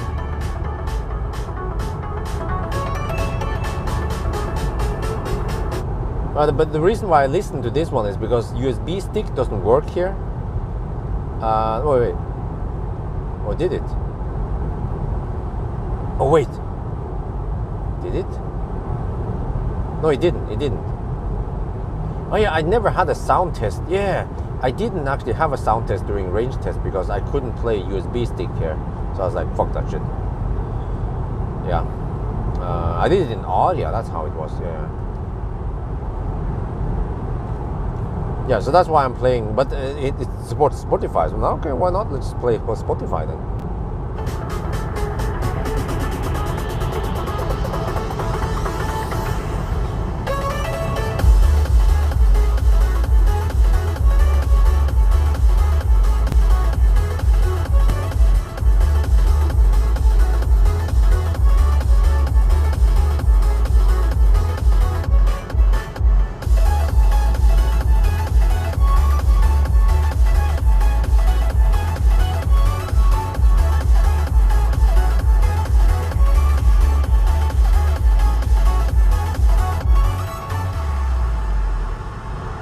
Oh, I missed the nation. Oh, sorry for that.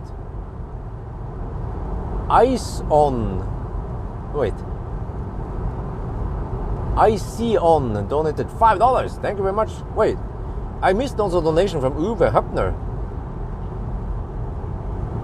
Let me just slow down a little bit. Wait.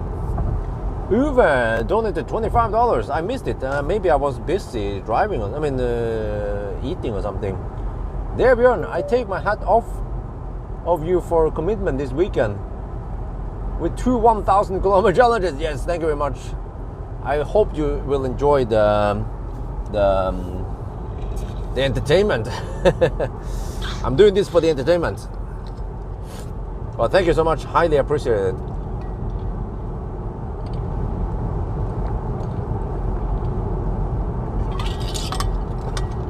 I have to tell you guys that I have quite high crash burn nowadays. Xpilot driving deactivated. I've been investing, like, I realized, like, oh shit, was it a good idea to invest in stuff? Well, okay, I had to pay for flight tickets, and also I bought an EcoFlow batteries and stuff, and they actually cost a lot, but I also made some good content, but I don't think they have paid for themselves yet, the EcoFlow. But at least I'm doing the 0 mile test, which is interesting. I want to do with the Xpeng if I have time. I'm not sure if I have time or not.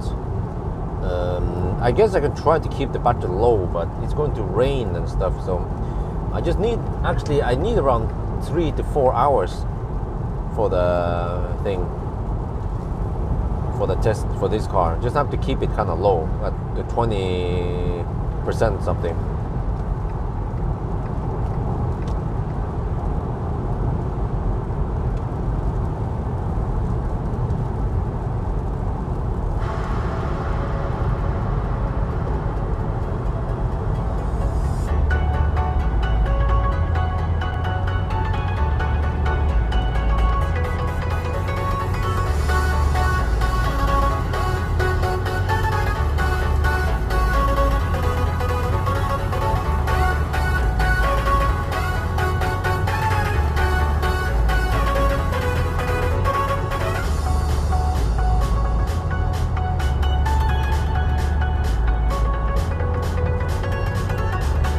Yeah, you know what? I want to do with Aria and also with the Xpeng. The interesting part with the Xpeng P7 here is that already at 2-3%, I think it was around 3%.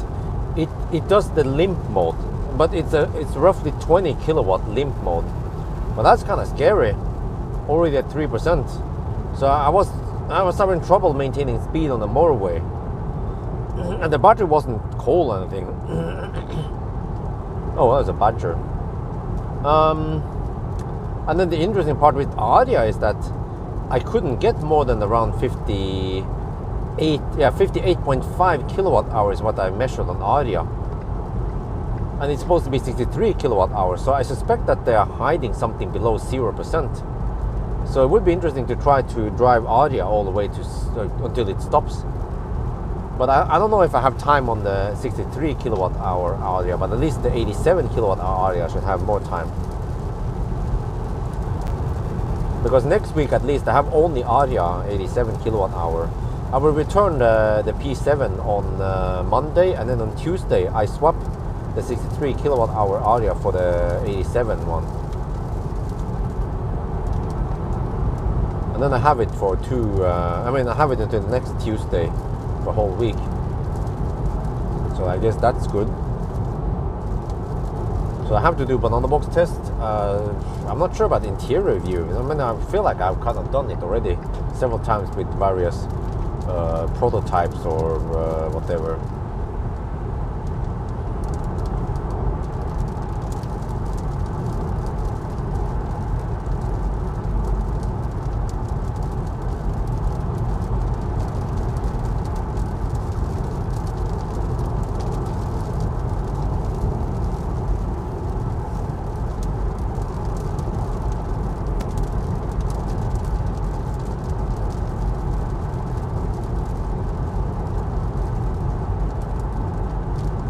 Wait, is that dude not using high beam? The fuck? Dude, use high beam. Like this. So we can see shit.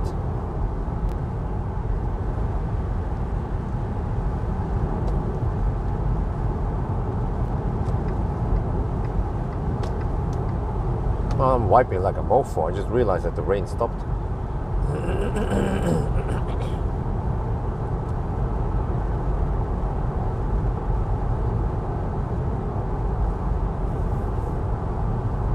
Oh, it's gonna get bright eventually. No, wait. I guess around 5 or 6 in the morning it will. No, I think around 5 we get a little bit of daylight, which means around Spekkerud, Strömstad. Wait, with this car? Wait, can I skip Varberg? Yeah, can I skip Spekkerud on the return? Can I go 200? No, I can't.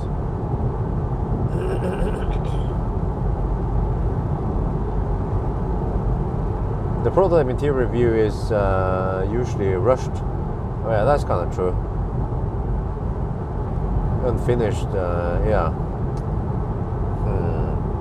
I could do an interior review. I should also maybe do it with but then with the P7, I already done it with a Chinese car, and it's not that much different really. 2 years apart, they haven't done much at all. So whatever you saw back then is the same, except for that the wing doors here, of course. But what I could do is I could include the baby stroller test, because that one is a good point.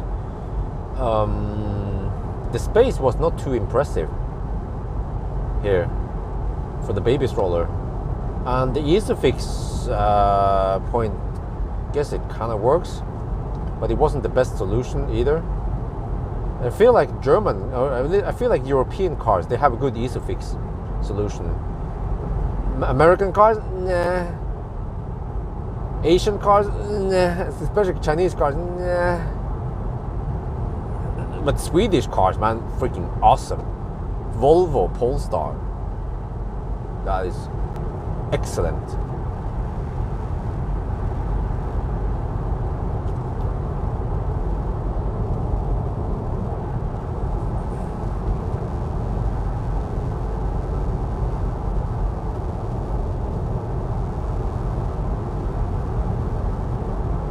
Yeah, actually, I was also, for some reason, I was actually referring to Aria also. I just forgot that I was sitting in the P7 right now. But it seems like Aria is some kind of hyped up car. I mean, if I can choose, I will prioritize Aria for the most views. The P7, I feel like the timing is bad. 2 years ago, I got lots of views, but it has taken way too long, and people kind of lost interest in P7 because there was just so much other good shit out there. So, yeah. And then the whole software here is a big turnoff. But I didn't understand too much of the software back then because it was Chinese. But I would, hope that they would improve some of the software and like Xpilot and shit. But okay, they say it's like better and shit. But I feel like, yeah, it has not improved that much, and the software is ruining the P7. But I have to be honest about this, I can't just say, oh, this is an awesome car, man, it's way better than Tesla, and then people buy it and be like, hey, Bjørn. Actually, I met the guy today at Metro. I keep bumping into fans now without being at supercharger or fast charger, or usually without being at places where cars tend to hang out, like a gas station or a charger or something, right? I've seen you did your own. Okay, let's see. Yeah, but so he said that he used to own a Model 3, and then he sold it because he was getting crazy high prices on it, and then he got a good deal on an Xpeng G3, and then he said that he was not too happy with it. And I was like, huh? Okay, what's wrong with the G3? And I kept asking him what was wrong, and I think he was not too happy with some of the way the car worked, but also some of the software and the stuff that I already knew pretty much when I tested the G3. But he could sell it with profit, and I kind of recommended him to sell it with profit while he can, and then just try to get something else. But they said that everything is expensive nowadays. But yeah, true, but yeah.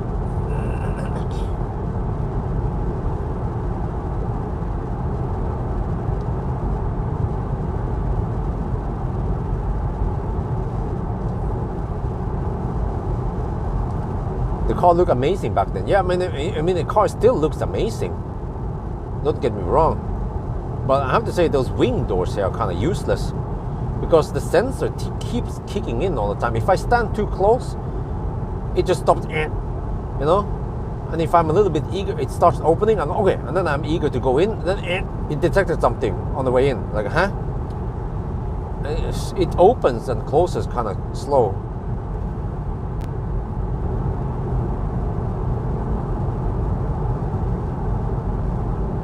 So I don't see the point of these wing doors, but I guess I chose it because I want to get some nice thumbnail shots.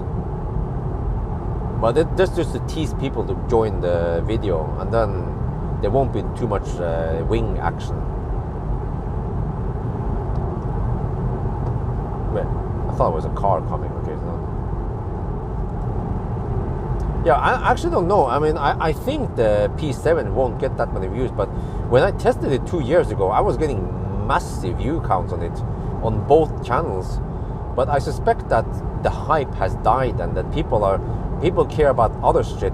Like, they don't care, but they'll be like, yes, Bjørn, I like your videos, but are you done with the P7 soon? We want to see some audio videos. We want to see why haven't you tested Megane yet?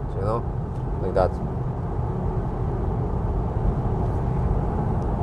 But I mean, we'll see. I will try to push out some Xpeng videos soon, just to see how the response is. But I suspect that I won't get that many views. It's all about the timing. Wing doors don't add any practicality, unlike, yeah, exactly. They are kind of pointless, and especially because you can't open it that tight. I mean, it just refuses to open if it's too tight. So like, what is the point then, right? So it's just for the looks, I guess. But I'm getting lots of comments when I open the door. People are like, oh, cool car, yeah. But that's pretty much it. They are not practical. And the funny thing is that there is door pocket there. They didn't remove the door pocket. So the door pocket is still there. So if you put your coffee cup there, you will have a nice mess. But at least the bottle didn't fall out. I even put water in it and it didn't fall out, but I guess maybe I put it in the wrong side or the wrong position.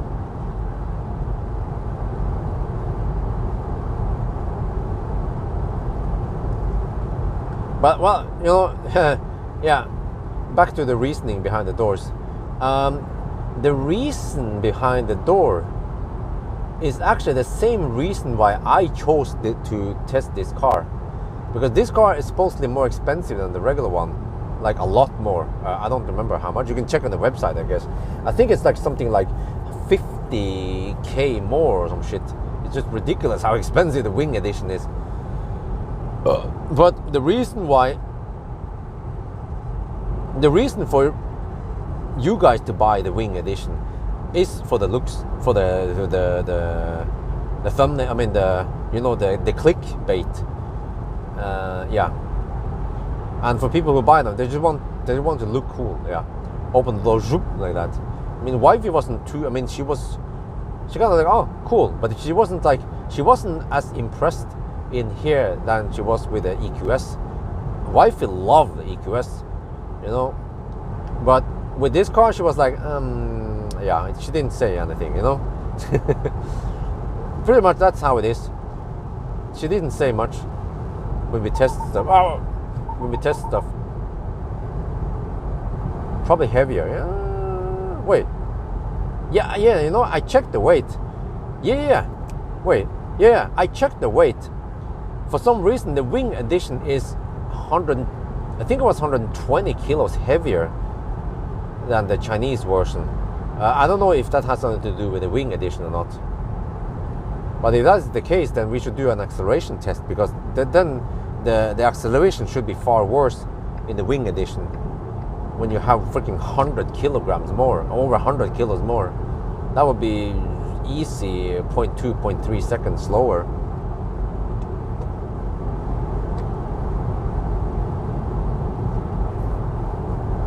I guess they need, well, actually, why is it heavier? Do they need some kind of structural thing? Nah. Just that the door opens slightly different. There is no critical structural carrying weight thing in the door.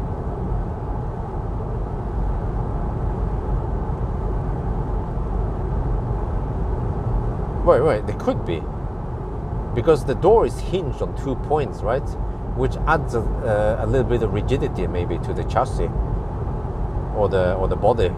But if you have it on that weird hinge, then suddenly you don't have that that support anymore. The motors? Nah, the motors shouldn't be that heavy. What are we talking about here?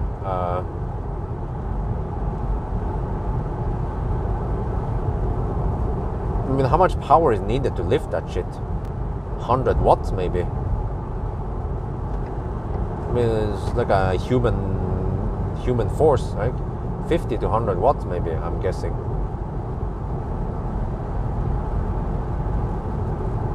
But I guess, for example, motors for sliding the seats, they don't need to be that powerful. They can be maybe 10 watts because it goes dog slow. So it's all about power, right? You're not using that much power to just slide the thing a little bit around. But to open the door, you need some significant power to open it. Otherwise, it will open dog slow. But I wonder if there's just some kind of extra structural thing that needs to be added for the doors. No, there are motors to open and close the door, just like in a Falcon Wing door, for example. Right, 26 kilometers left. I have 87 kilometers on GOM, or I mean on the range thing, which is the thing. It's less than 20%. Okay, we're gonna go deep again. That's fine, I guess. We are hammering it anyway. Oh, we are past the. Damn, bro. I guess I don't care, man. We don't deduct anything. It's just for the traffic, but we have no traffic. So That's like an advantage for us. Just want to keep it simple, no deduction. I could actually add deduct 2 minutes for traffic, but I mean for Baustelle, but no, I don't, because we have a very good advantage of no traffic at night now. But okay, anyway, after 5 hours and 10 minutes, we are here already, which means we should be at the turnaround point before the 5.5 hour mark even. Wow. Maybe we're gonna set a good time here. That's good. That's good news, because that means I will be home earlier than expected.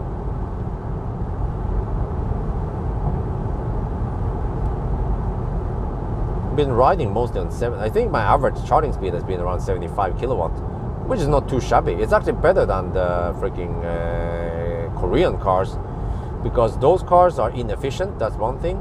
They have poor drag coefficient, and they have slightly smaller battery, and the charging speed is slightly worse than this one.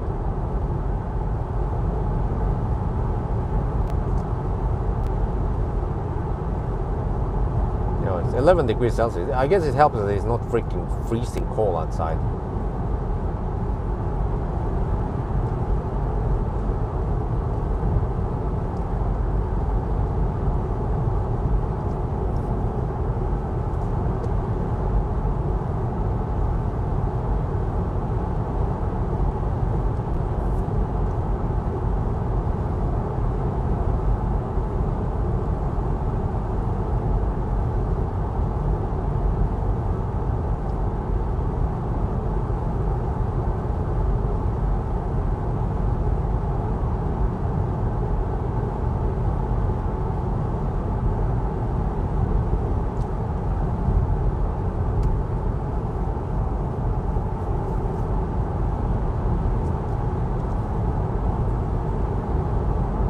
Yeah, actually lots of Chinese. This is like Chinese New Year. I've been testing so many Chinese cars this year.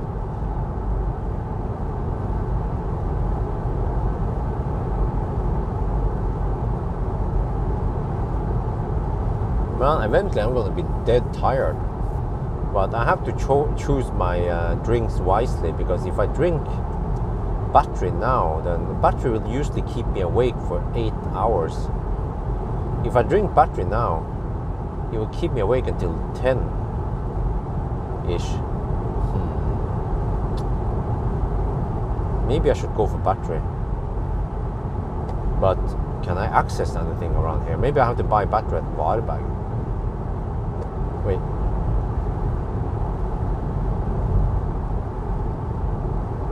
Because I'm getting kind of sleepy. And yeah. I need to just get through this weekend. This crazy double booking of cars that I normally try to avoid. Right, music.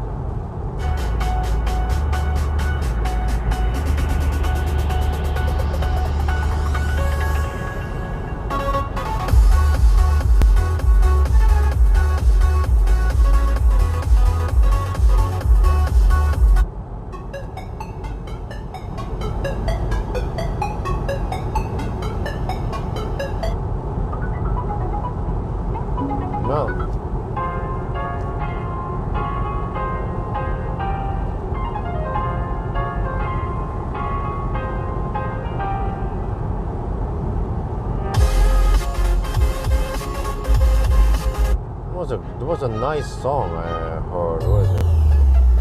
Oh, this one.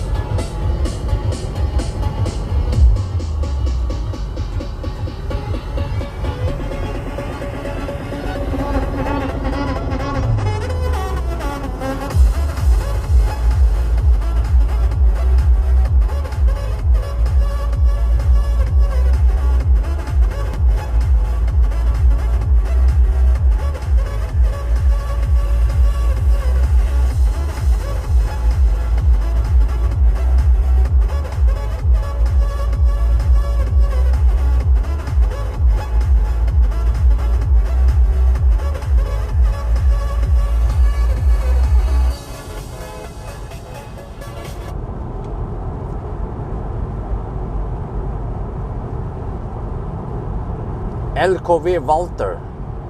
Hey, do you guys call it LKV? Lastkraftwagen. And PKV.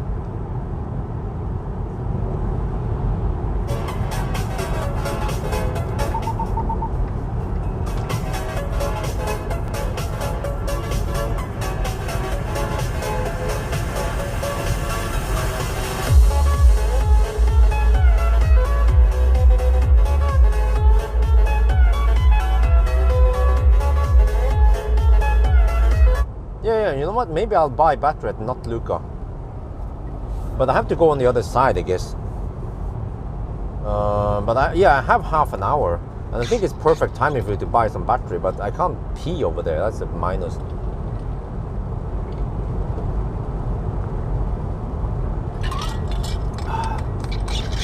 And I still have drinks here. So no, whatever. I'll buy it at Wildbike. I think it's too early to pump in too much drinks yet. But eventually I need to pass out somewhere. Not sure how I'm gonna do that tomorrow. And then, okay, so I'm actually afraid that I might have to do the test or... There is an option to do the... Wait. Oh, that's too late. I can't do it on Sunday evening. I have to do it tomorrow evening or tomorrow... I guess I could wait until midnight until I start.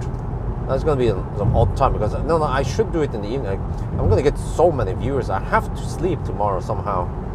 But then I also have to kind of go with wifey, so this is a big dilemma for me.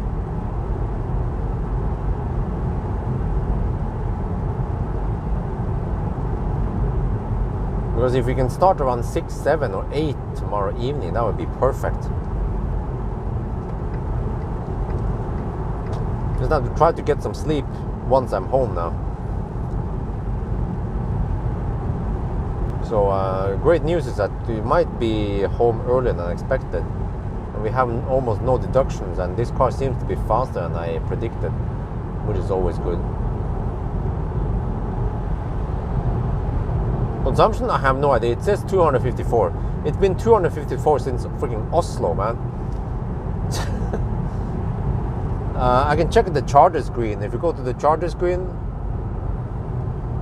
and then go to energy curve, it will say 265 watt hour per kilometer. We have been running on towards the headwind now, so it would be better now on the return because we will be riding on the tailwind. But for this car though, it's not that much affected by it since it has so good drag.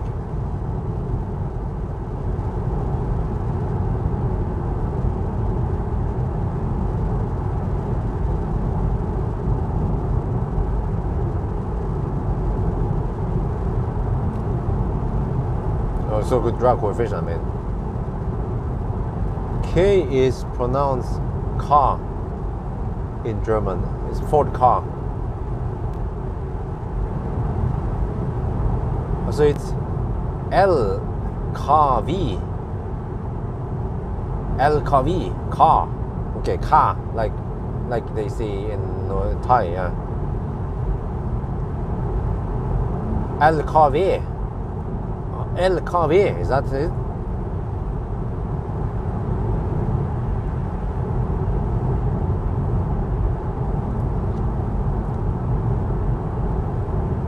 Okay, I'm getting close now.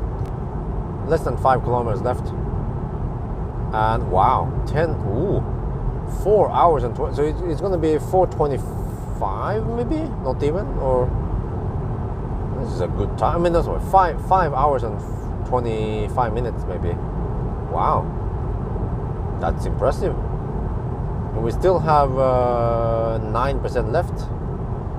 LKV. Like,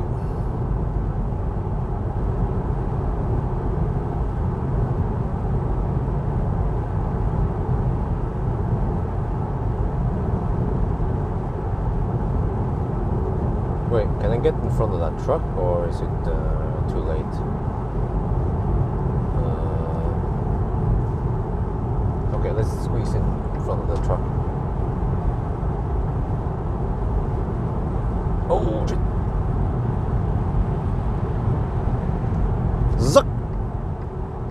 like a ninja. Okay. Boom. Chocolate.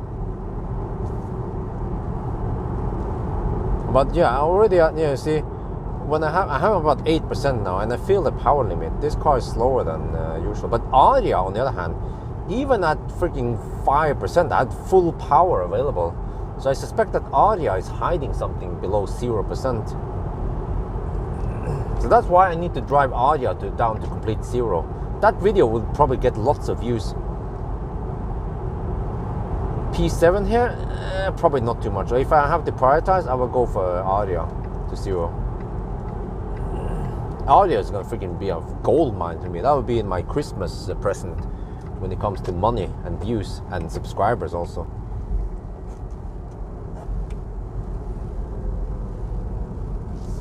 Boom! Oh! Look at that Batman shape here on the headlights. I guess they are optimized for motorways.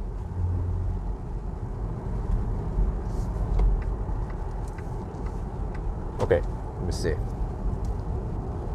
We're here now. Yeah, 40 kilometers of range left. I need this time. I need to write down the kilometers. I forgot that last time.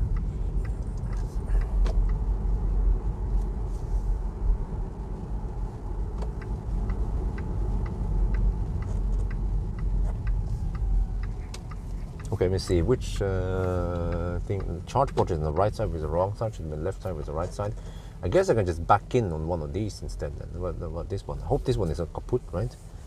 Oh, we have a bucket there. Noise. Okay, let me just back up here. I feel like I want to do a nice back. Oh, wait.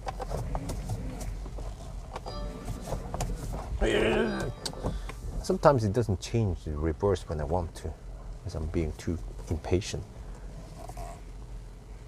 Okay, I'm going to use the inner one. Hopefully it's working. Well, except for I only need to clean the windscreen. Okay, let me see. So I need to write down, it's 40 kilometers left. Helsingborg. 40 kilometers. Okay. And then record the stats. 505 kilometers so far. Helsingborg. And then here. Okay, we have all the stats now. I have to look afterwards. I think I recorded the thing. Go.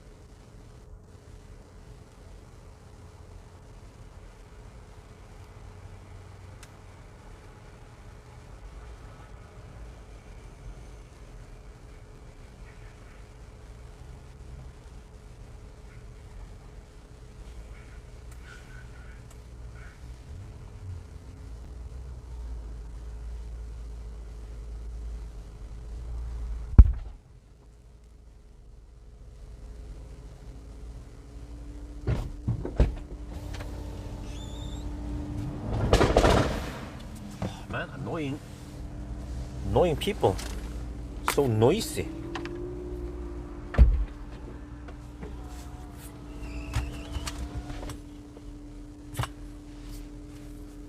Okay, let me see. So what I can do is I can put you guys on my shaft. You guys want to be on my shaft?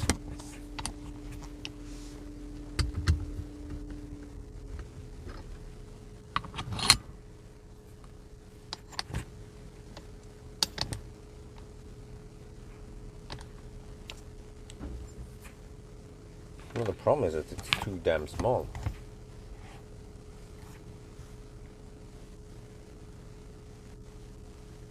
you even see that shit? There, kind of. Okay. I'll be back. I have to shoot some video outside, I guess. And I have to, well, I mean, I guess as always, I came with 8%, but as always, I need to stay here until 50. Wait, I came with 8%, really? Wait, I charged you 65%.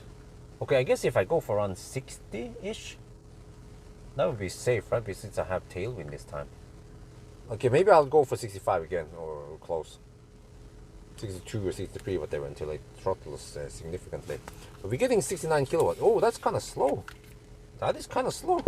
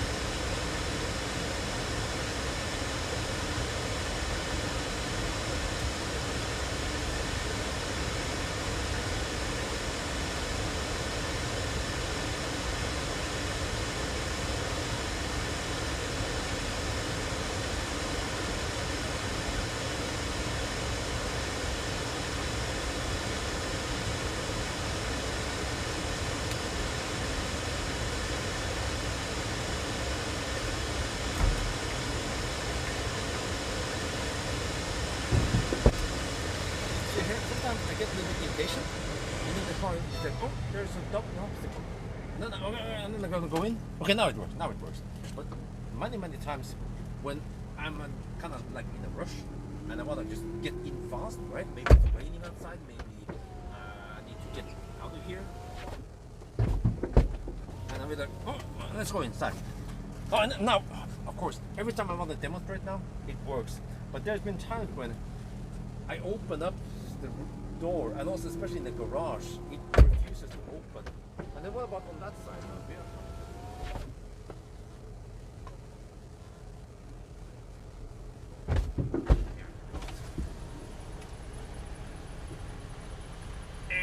I think it found something. Yeah, door anti. It found something. I'm not sure, but you see that it actually has plenty of space. Can they force it up? Oh, you can. You see? There was nothing in the way here, so I feel like the sensors here are being a little bit too sensitive. That's, I guess, the problem. So, should you get these doors? What is the point of these doors?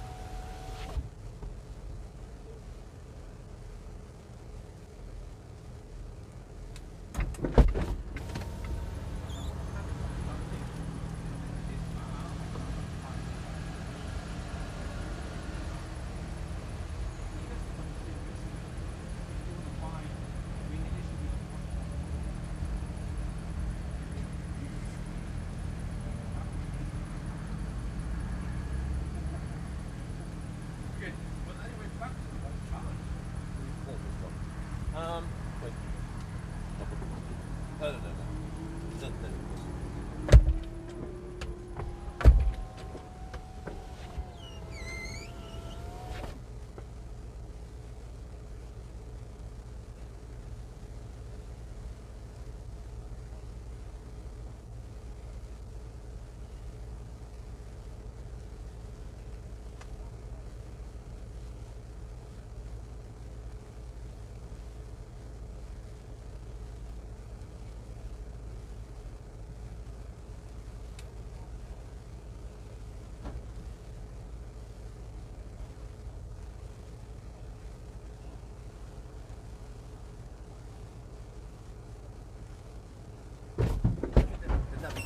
Here is kind of similar to close. Now it's getting kind of cold. Wait, why did this one appear? What the heck? You know, the navigation here looks and feels like the other Chinese cars. For example, For example, BYD, Tang, and also Neo ES8. I wonder if like it's the same software package or whatever. Let me see, Wildbike there, the Wildbike. See, you can find Wildbike. You zoom in. You have to kind of zoom in far. There you start seeing something, and you click here. Be like, okay, Roadster Wildbike. We want to go for Ionity. 4 chargers? No, they have 6 now. But there's no live information, I think, here. Go. Okay. Okay. Yes, good. And then you can also see charging screen here. Show here. This has been like this forever, actually, since the Chinese version. So you can see that we are charging at 72.6 kilowatts. Yeah. And then this one is interesting. Preheat battery. But when I click here, it's oh shit. It says that yes, you can preheat it, right? But then it says here you must use AC charging power. I don't know if you guys can read that. There, kind of like you have to use an AC charging pile. What the heck is an AC charging pile? But they only mentioned AC charging here, not DC. So I wonder what is the point of this preheating of battery thing then. Yeah, because some people say, but you're charging slow now because the battery is too cold. No, I don't think so. I think it should be an optimal temperature.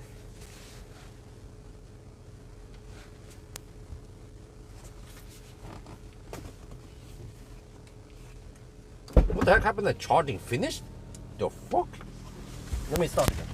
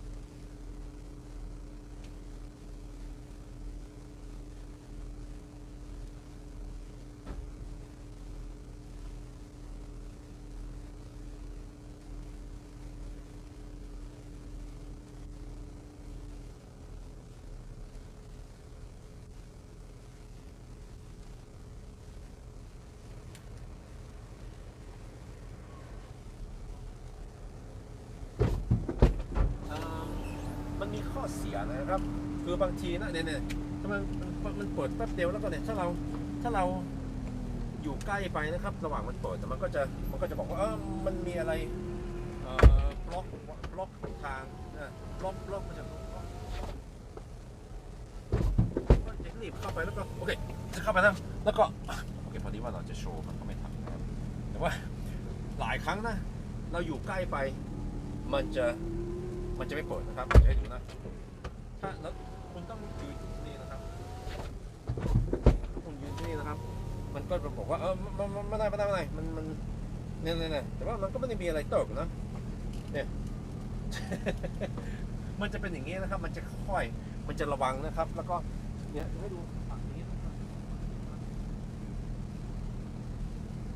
อย่างนี้นะโอเคก็จะเปิดแล้วก็หยุดเปิดโอเคแต่ว่ามันหยุดที่นี่แล้วมันก็จะบอกว่าเนี่ย door anti collision มันบอกว่ามันหยุดนะแล้วก็ถ้าเราอยากจะบังคับแล้วก็ถ้าเราเช็คก่อนนะมันมีประตูมันอยู่ใกล้อะไรไหมมันก็ไม่ใกล้ใช่ไหมแล้วก็ถ้าเรากดอันนี้ให้มันบังคับให้มันเปิดมันก็ขึ้นไปนิดหน่อยเนี่ยที่มันน่าจะเป็นประมาณนี้มันก็เปิดได้เนี่ยมันไม่มีอะไรใกล้เลยนะครับ ใช่ไหมก็แล้วก็ยังไงดีอ่ะประตูนี่นะครับมันมีความหมายอะไรอ่ะก็เหมือนตอน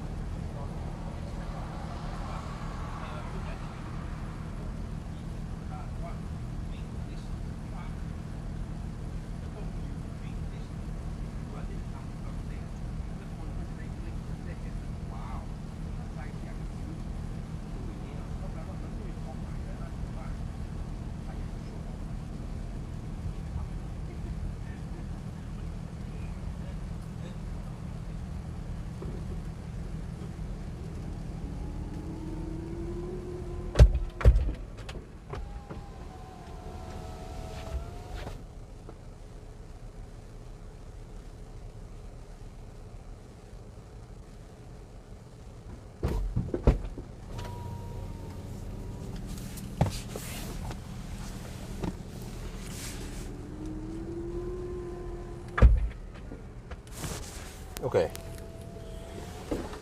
shot some video of what I think Thai people are interested in. So now I'm just kind of sitting here, kind of want to pee, but I don't feel like going in the bushes. Normally I just hold it. I don't drink too much.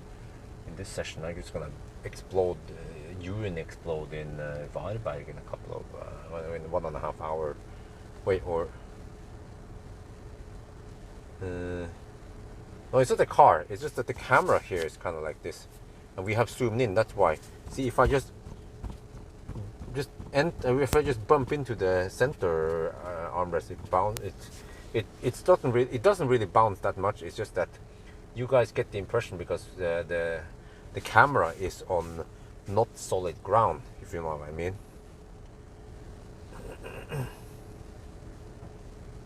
Wait, are we charging slower than usual?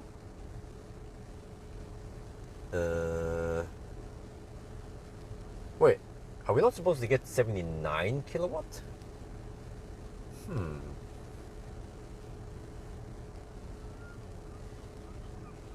Okay, but I have to go to I don't know, what was the last time again? What was the last I checked here previously? 315 kilometers. Yeah, okay. So I have to go to around 300 kilometers before I attempt to go back. Buck. So you can use that as a counter here. We need around 300 kilometers of range. And then where the heck do I pee around here? There's like nothing is open here. The McDonald's have been closed for the public. Circle K has been closed for the public. I think the reason for it is that this place must be a shabby place. Why would they close the doors at night, right? I guess Sweden is not as safe as Norway.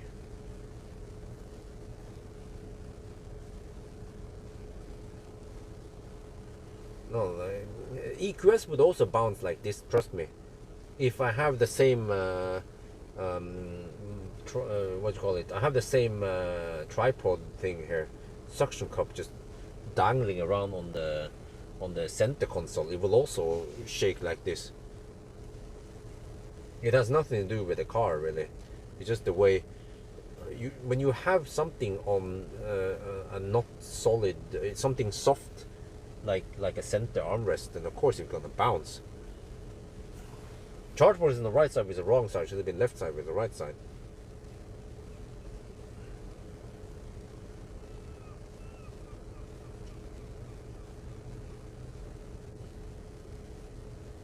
Wait. I got an idea.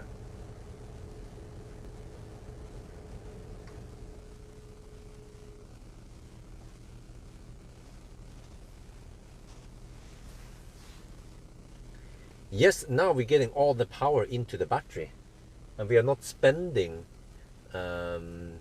yeah, we're not spending anything. Was that a follower or something? Yeah. So we're not spending anything for the heat. So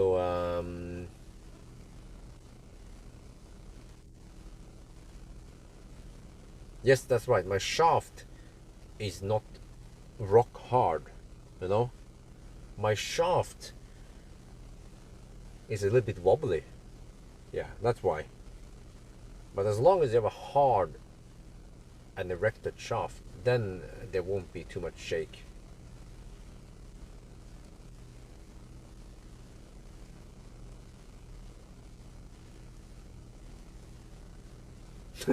Wait, let me see.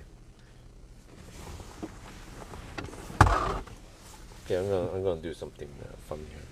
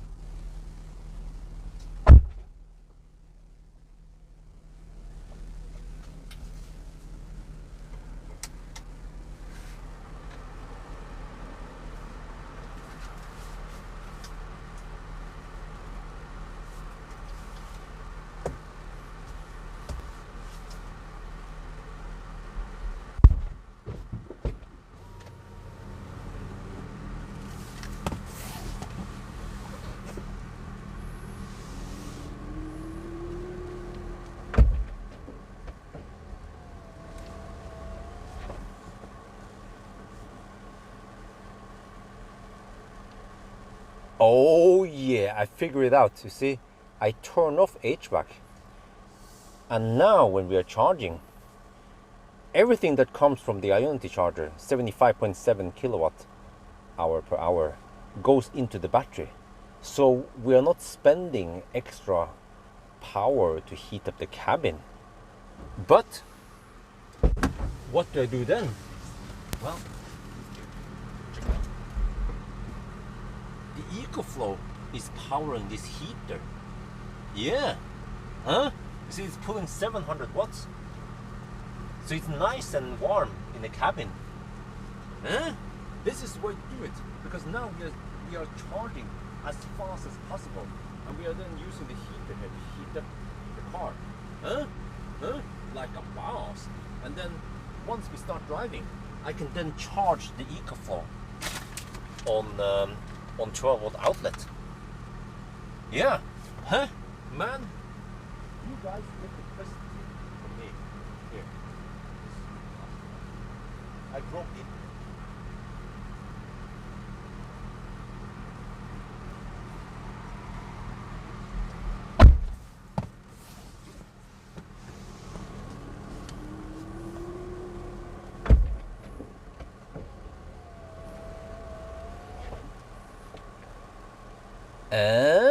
ผมรู้แล้วครับตอนนี้นะเราปิดแอร์นะครับเราปิดเครื่องอุ่นนะครับแล้วก็แปลว่าตอนนี้ตอนเราชาร์จนะครับ 77.2 กิโลวัตต์ที่มันมาจากชาร์จเจอร์มันจะเข้าไปในแบตเตอรี่แล้วก็เราไม่ใช้ไฟฟ้าที่จะอุ่นรถเลยนะครับนี่นะมันจะได้ชาร์จเร็วที่สุดแล้วครับแต่ว่าข้างนอกมันก็เย็นหน่อยแล้วก็เราทำยังไงอ่ะถ้ามันจะหนาวในรถนะครับโอเคให้ดูนะครับมากับคนฉลาดมันก็เป็นอย่างนี้นะครับคือเราใช้ EcoFlow เนี่ยตอนนี้ EcoFlow มันดึง700วัตต์นะครับแล้วก็เราก็มีเครื่องอุ่นมาด้วยนะเครื่องอุ่นมันก็อุ่นรถนะครับเนี่ยนะแล้วเราก็จะไม่หนาวในนี้นะครับแล้วเราก็ชาร์จแบตเตอรี่เร็วที่สุดเนี่ยขับรถไฟฟ้ามันจะสะดวกขนาดนี้นะครับมันไม่เป็นไรนะครับมันจะต้องใช้สมองนะ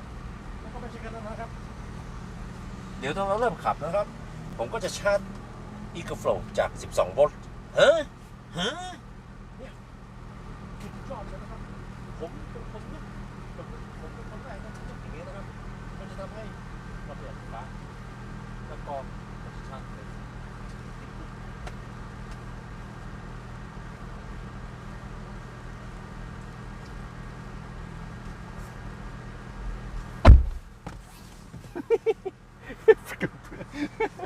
I will see if anyone notices that I was trolling. Look at this, guys. Wait. Oh, freaking heater back there. I have the EcoFlow there. I don't know if you guys can see it. That's the EcoFlow. That's the heater. It's pulling 700 watts. And then I can actually charge the EcoFlow from the 12 volt. I'll see if people notice that if you're pulling 12 volt, then you are basically just spending more energy. Oh, shit. Dumb and dumber, right? Okay, anyway, let's go back to the whole thing. I'm just trying to make some more content. Otherwise, this video is going to be too boring. Okay, anyway, there you go. Let me turn off the heater.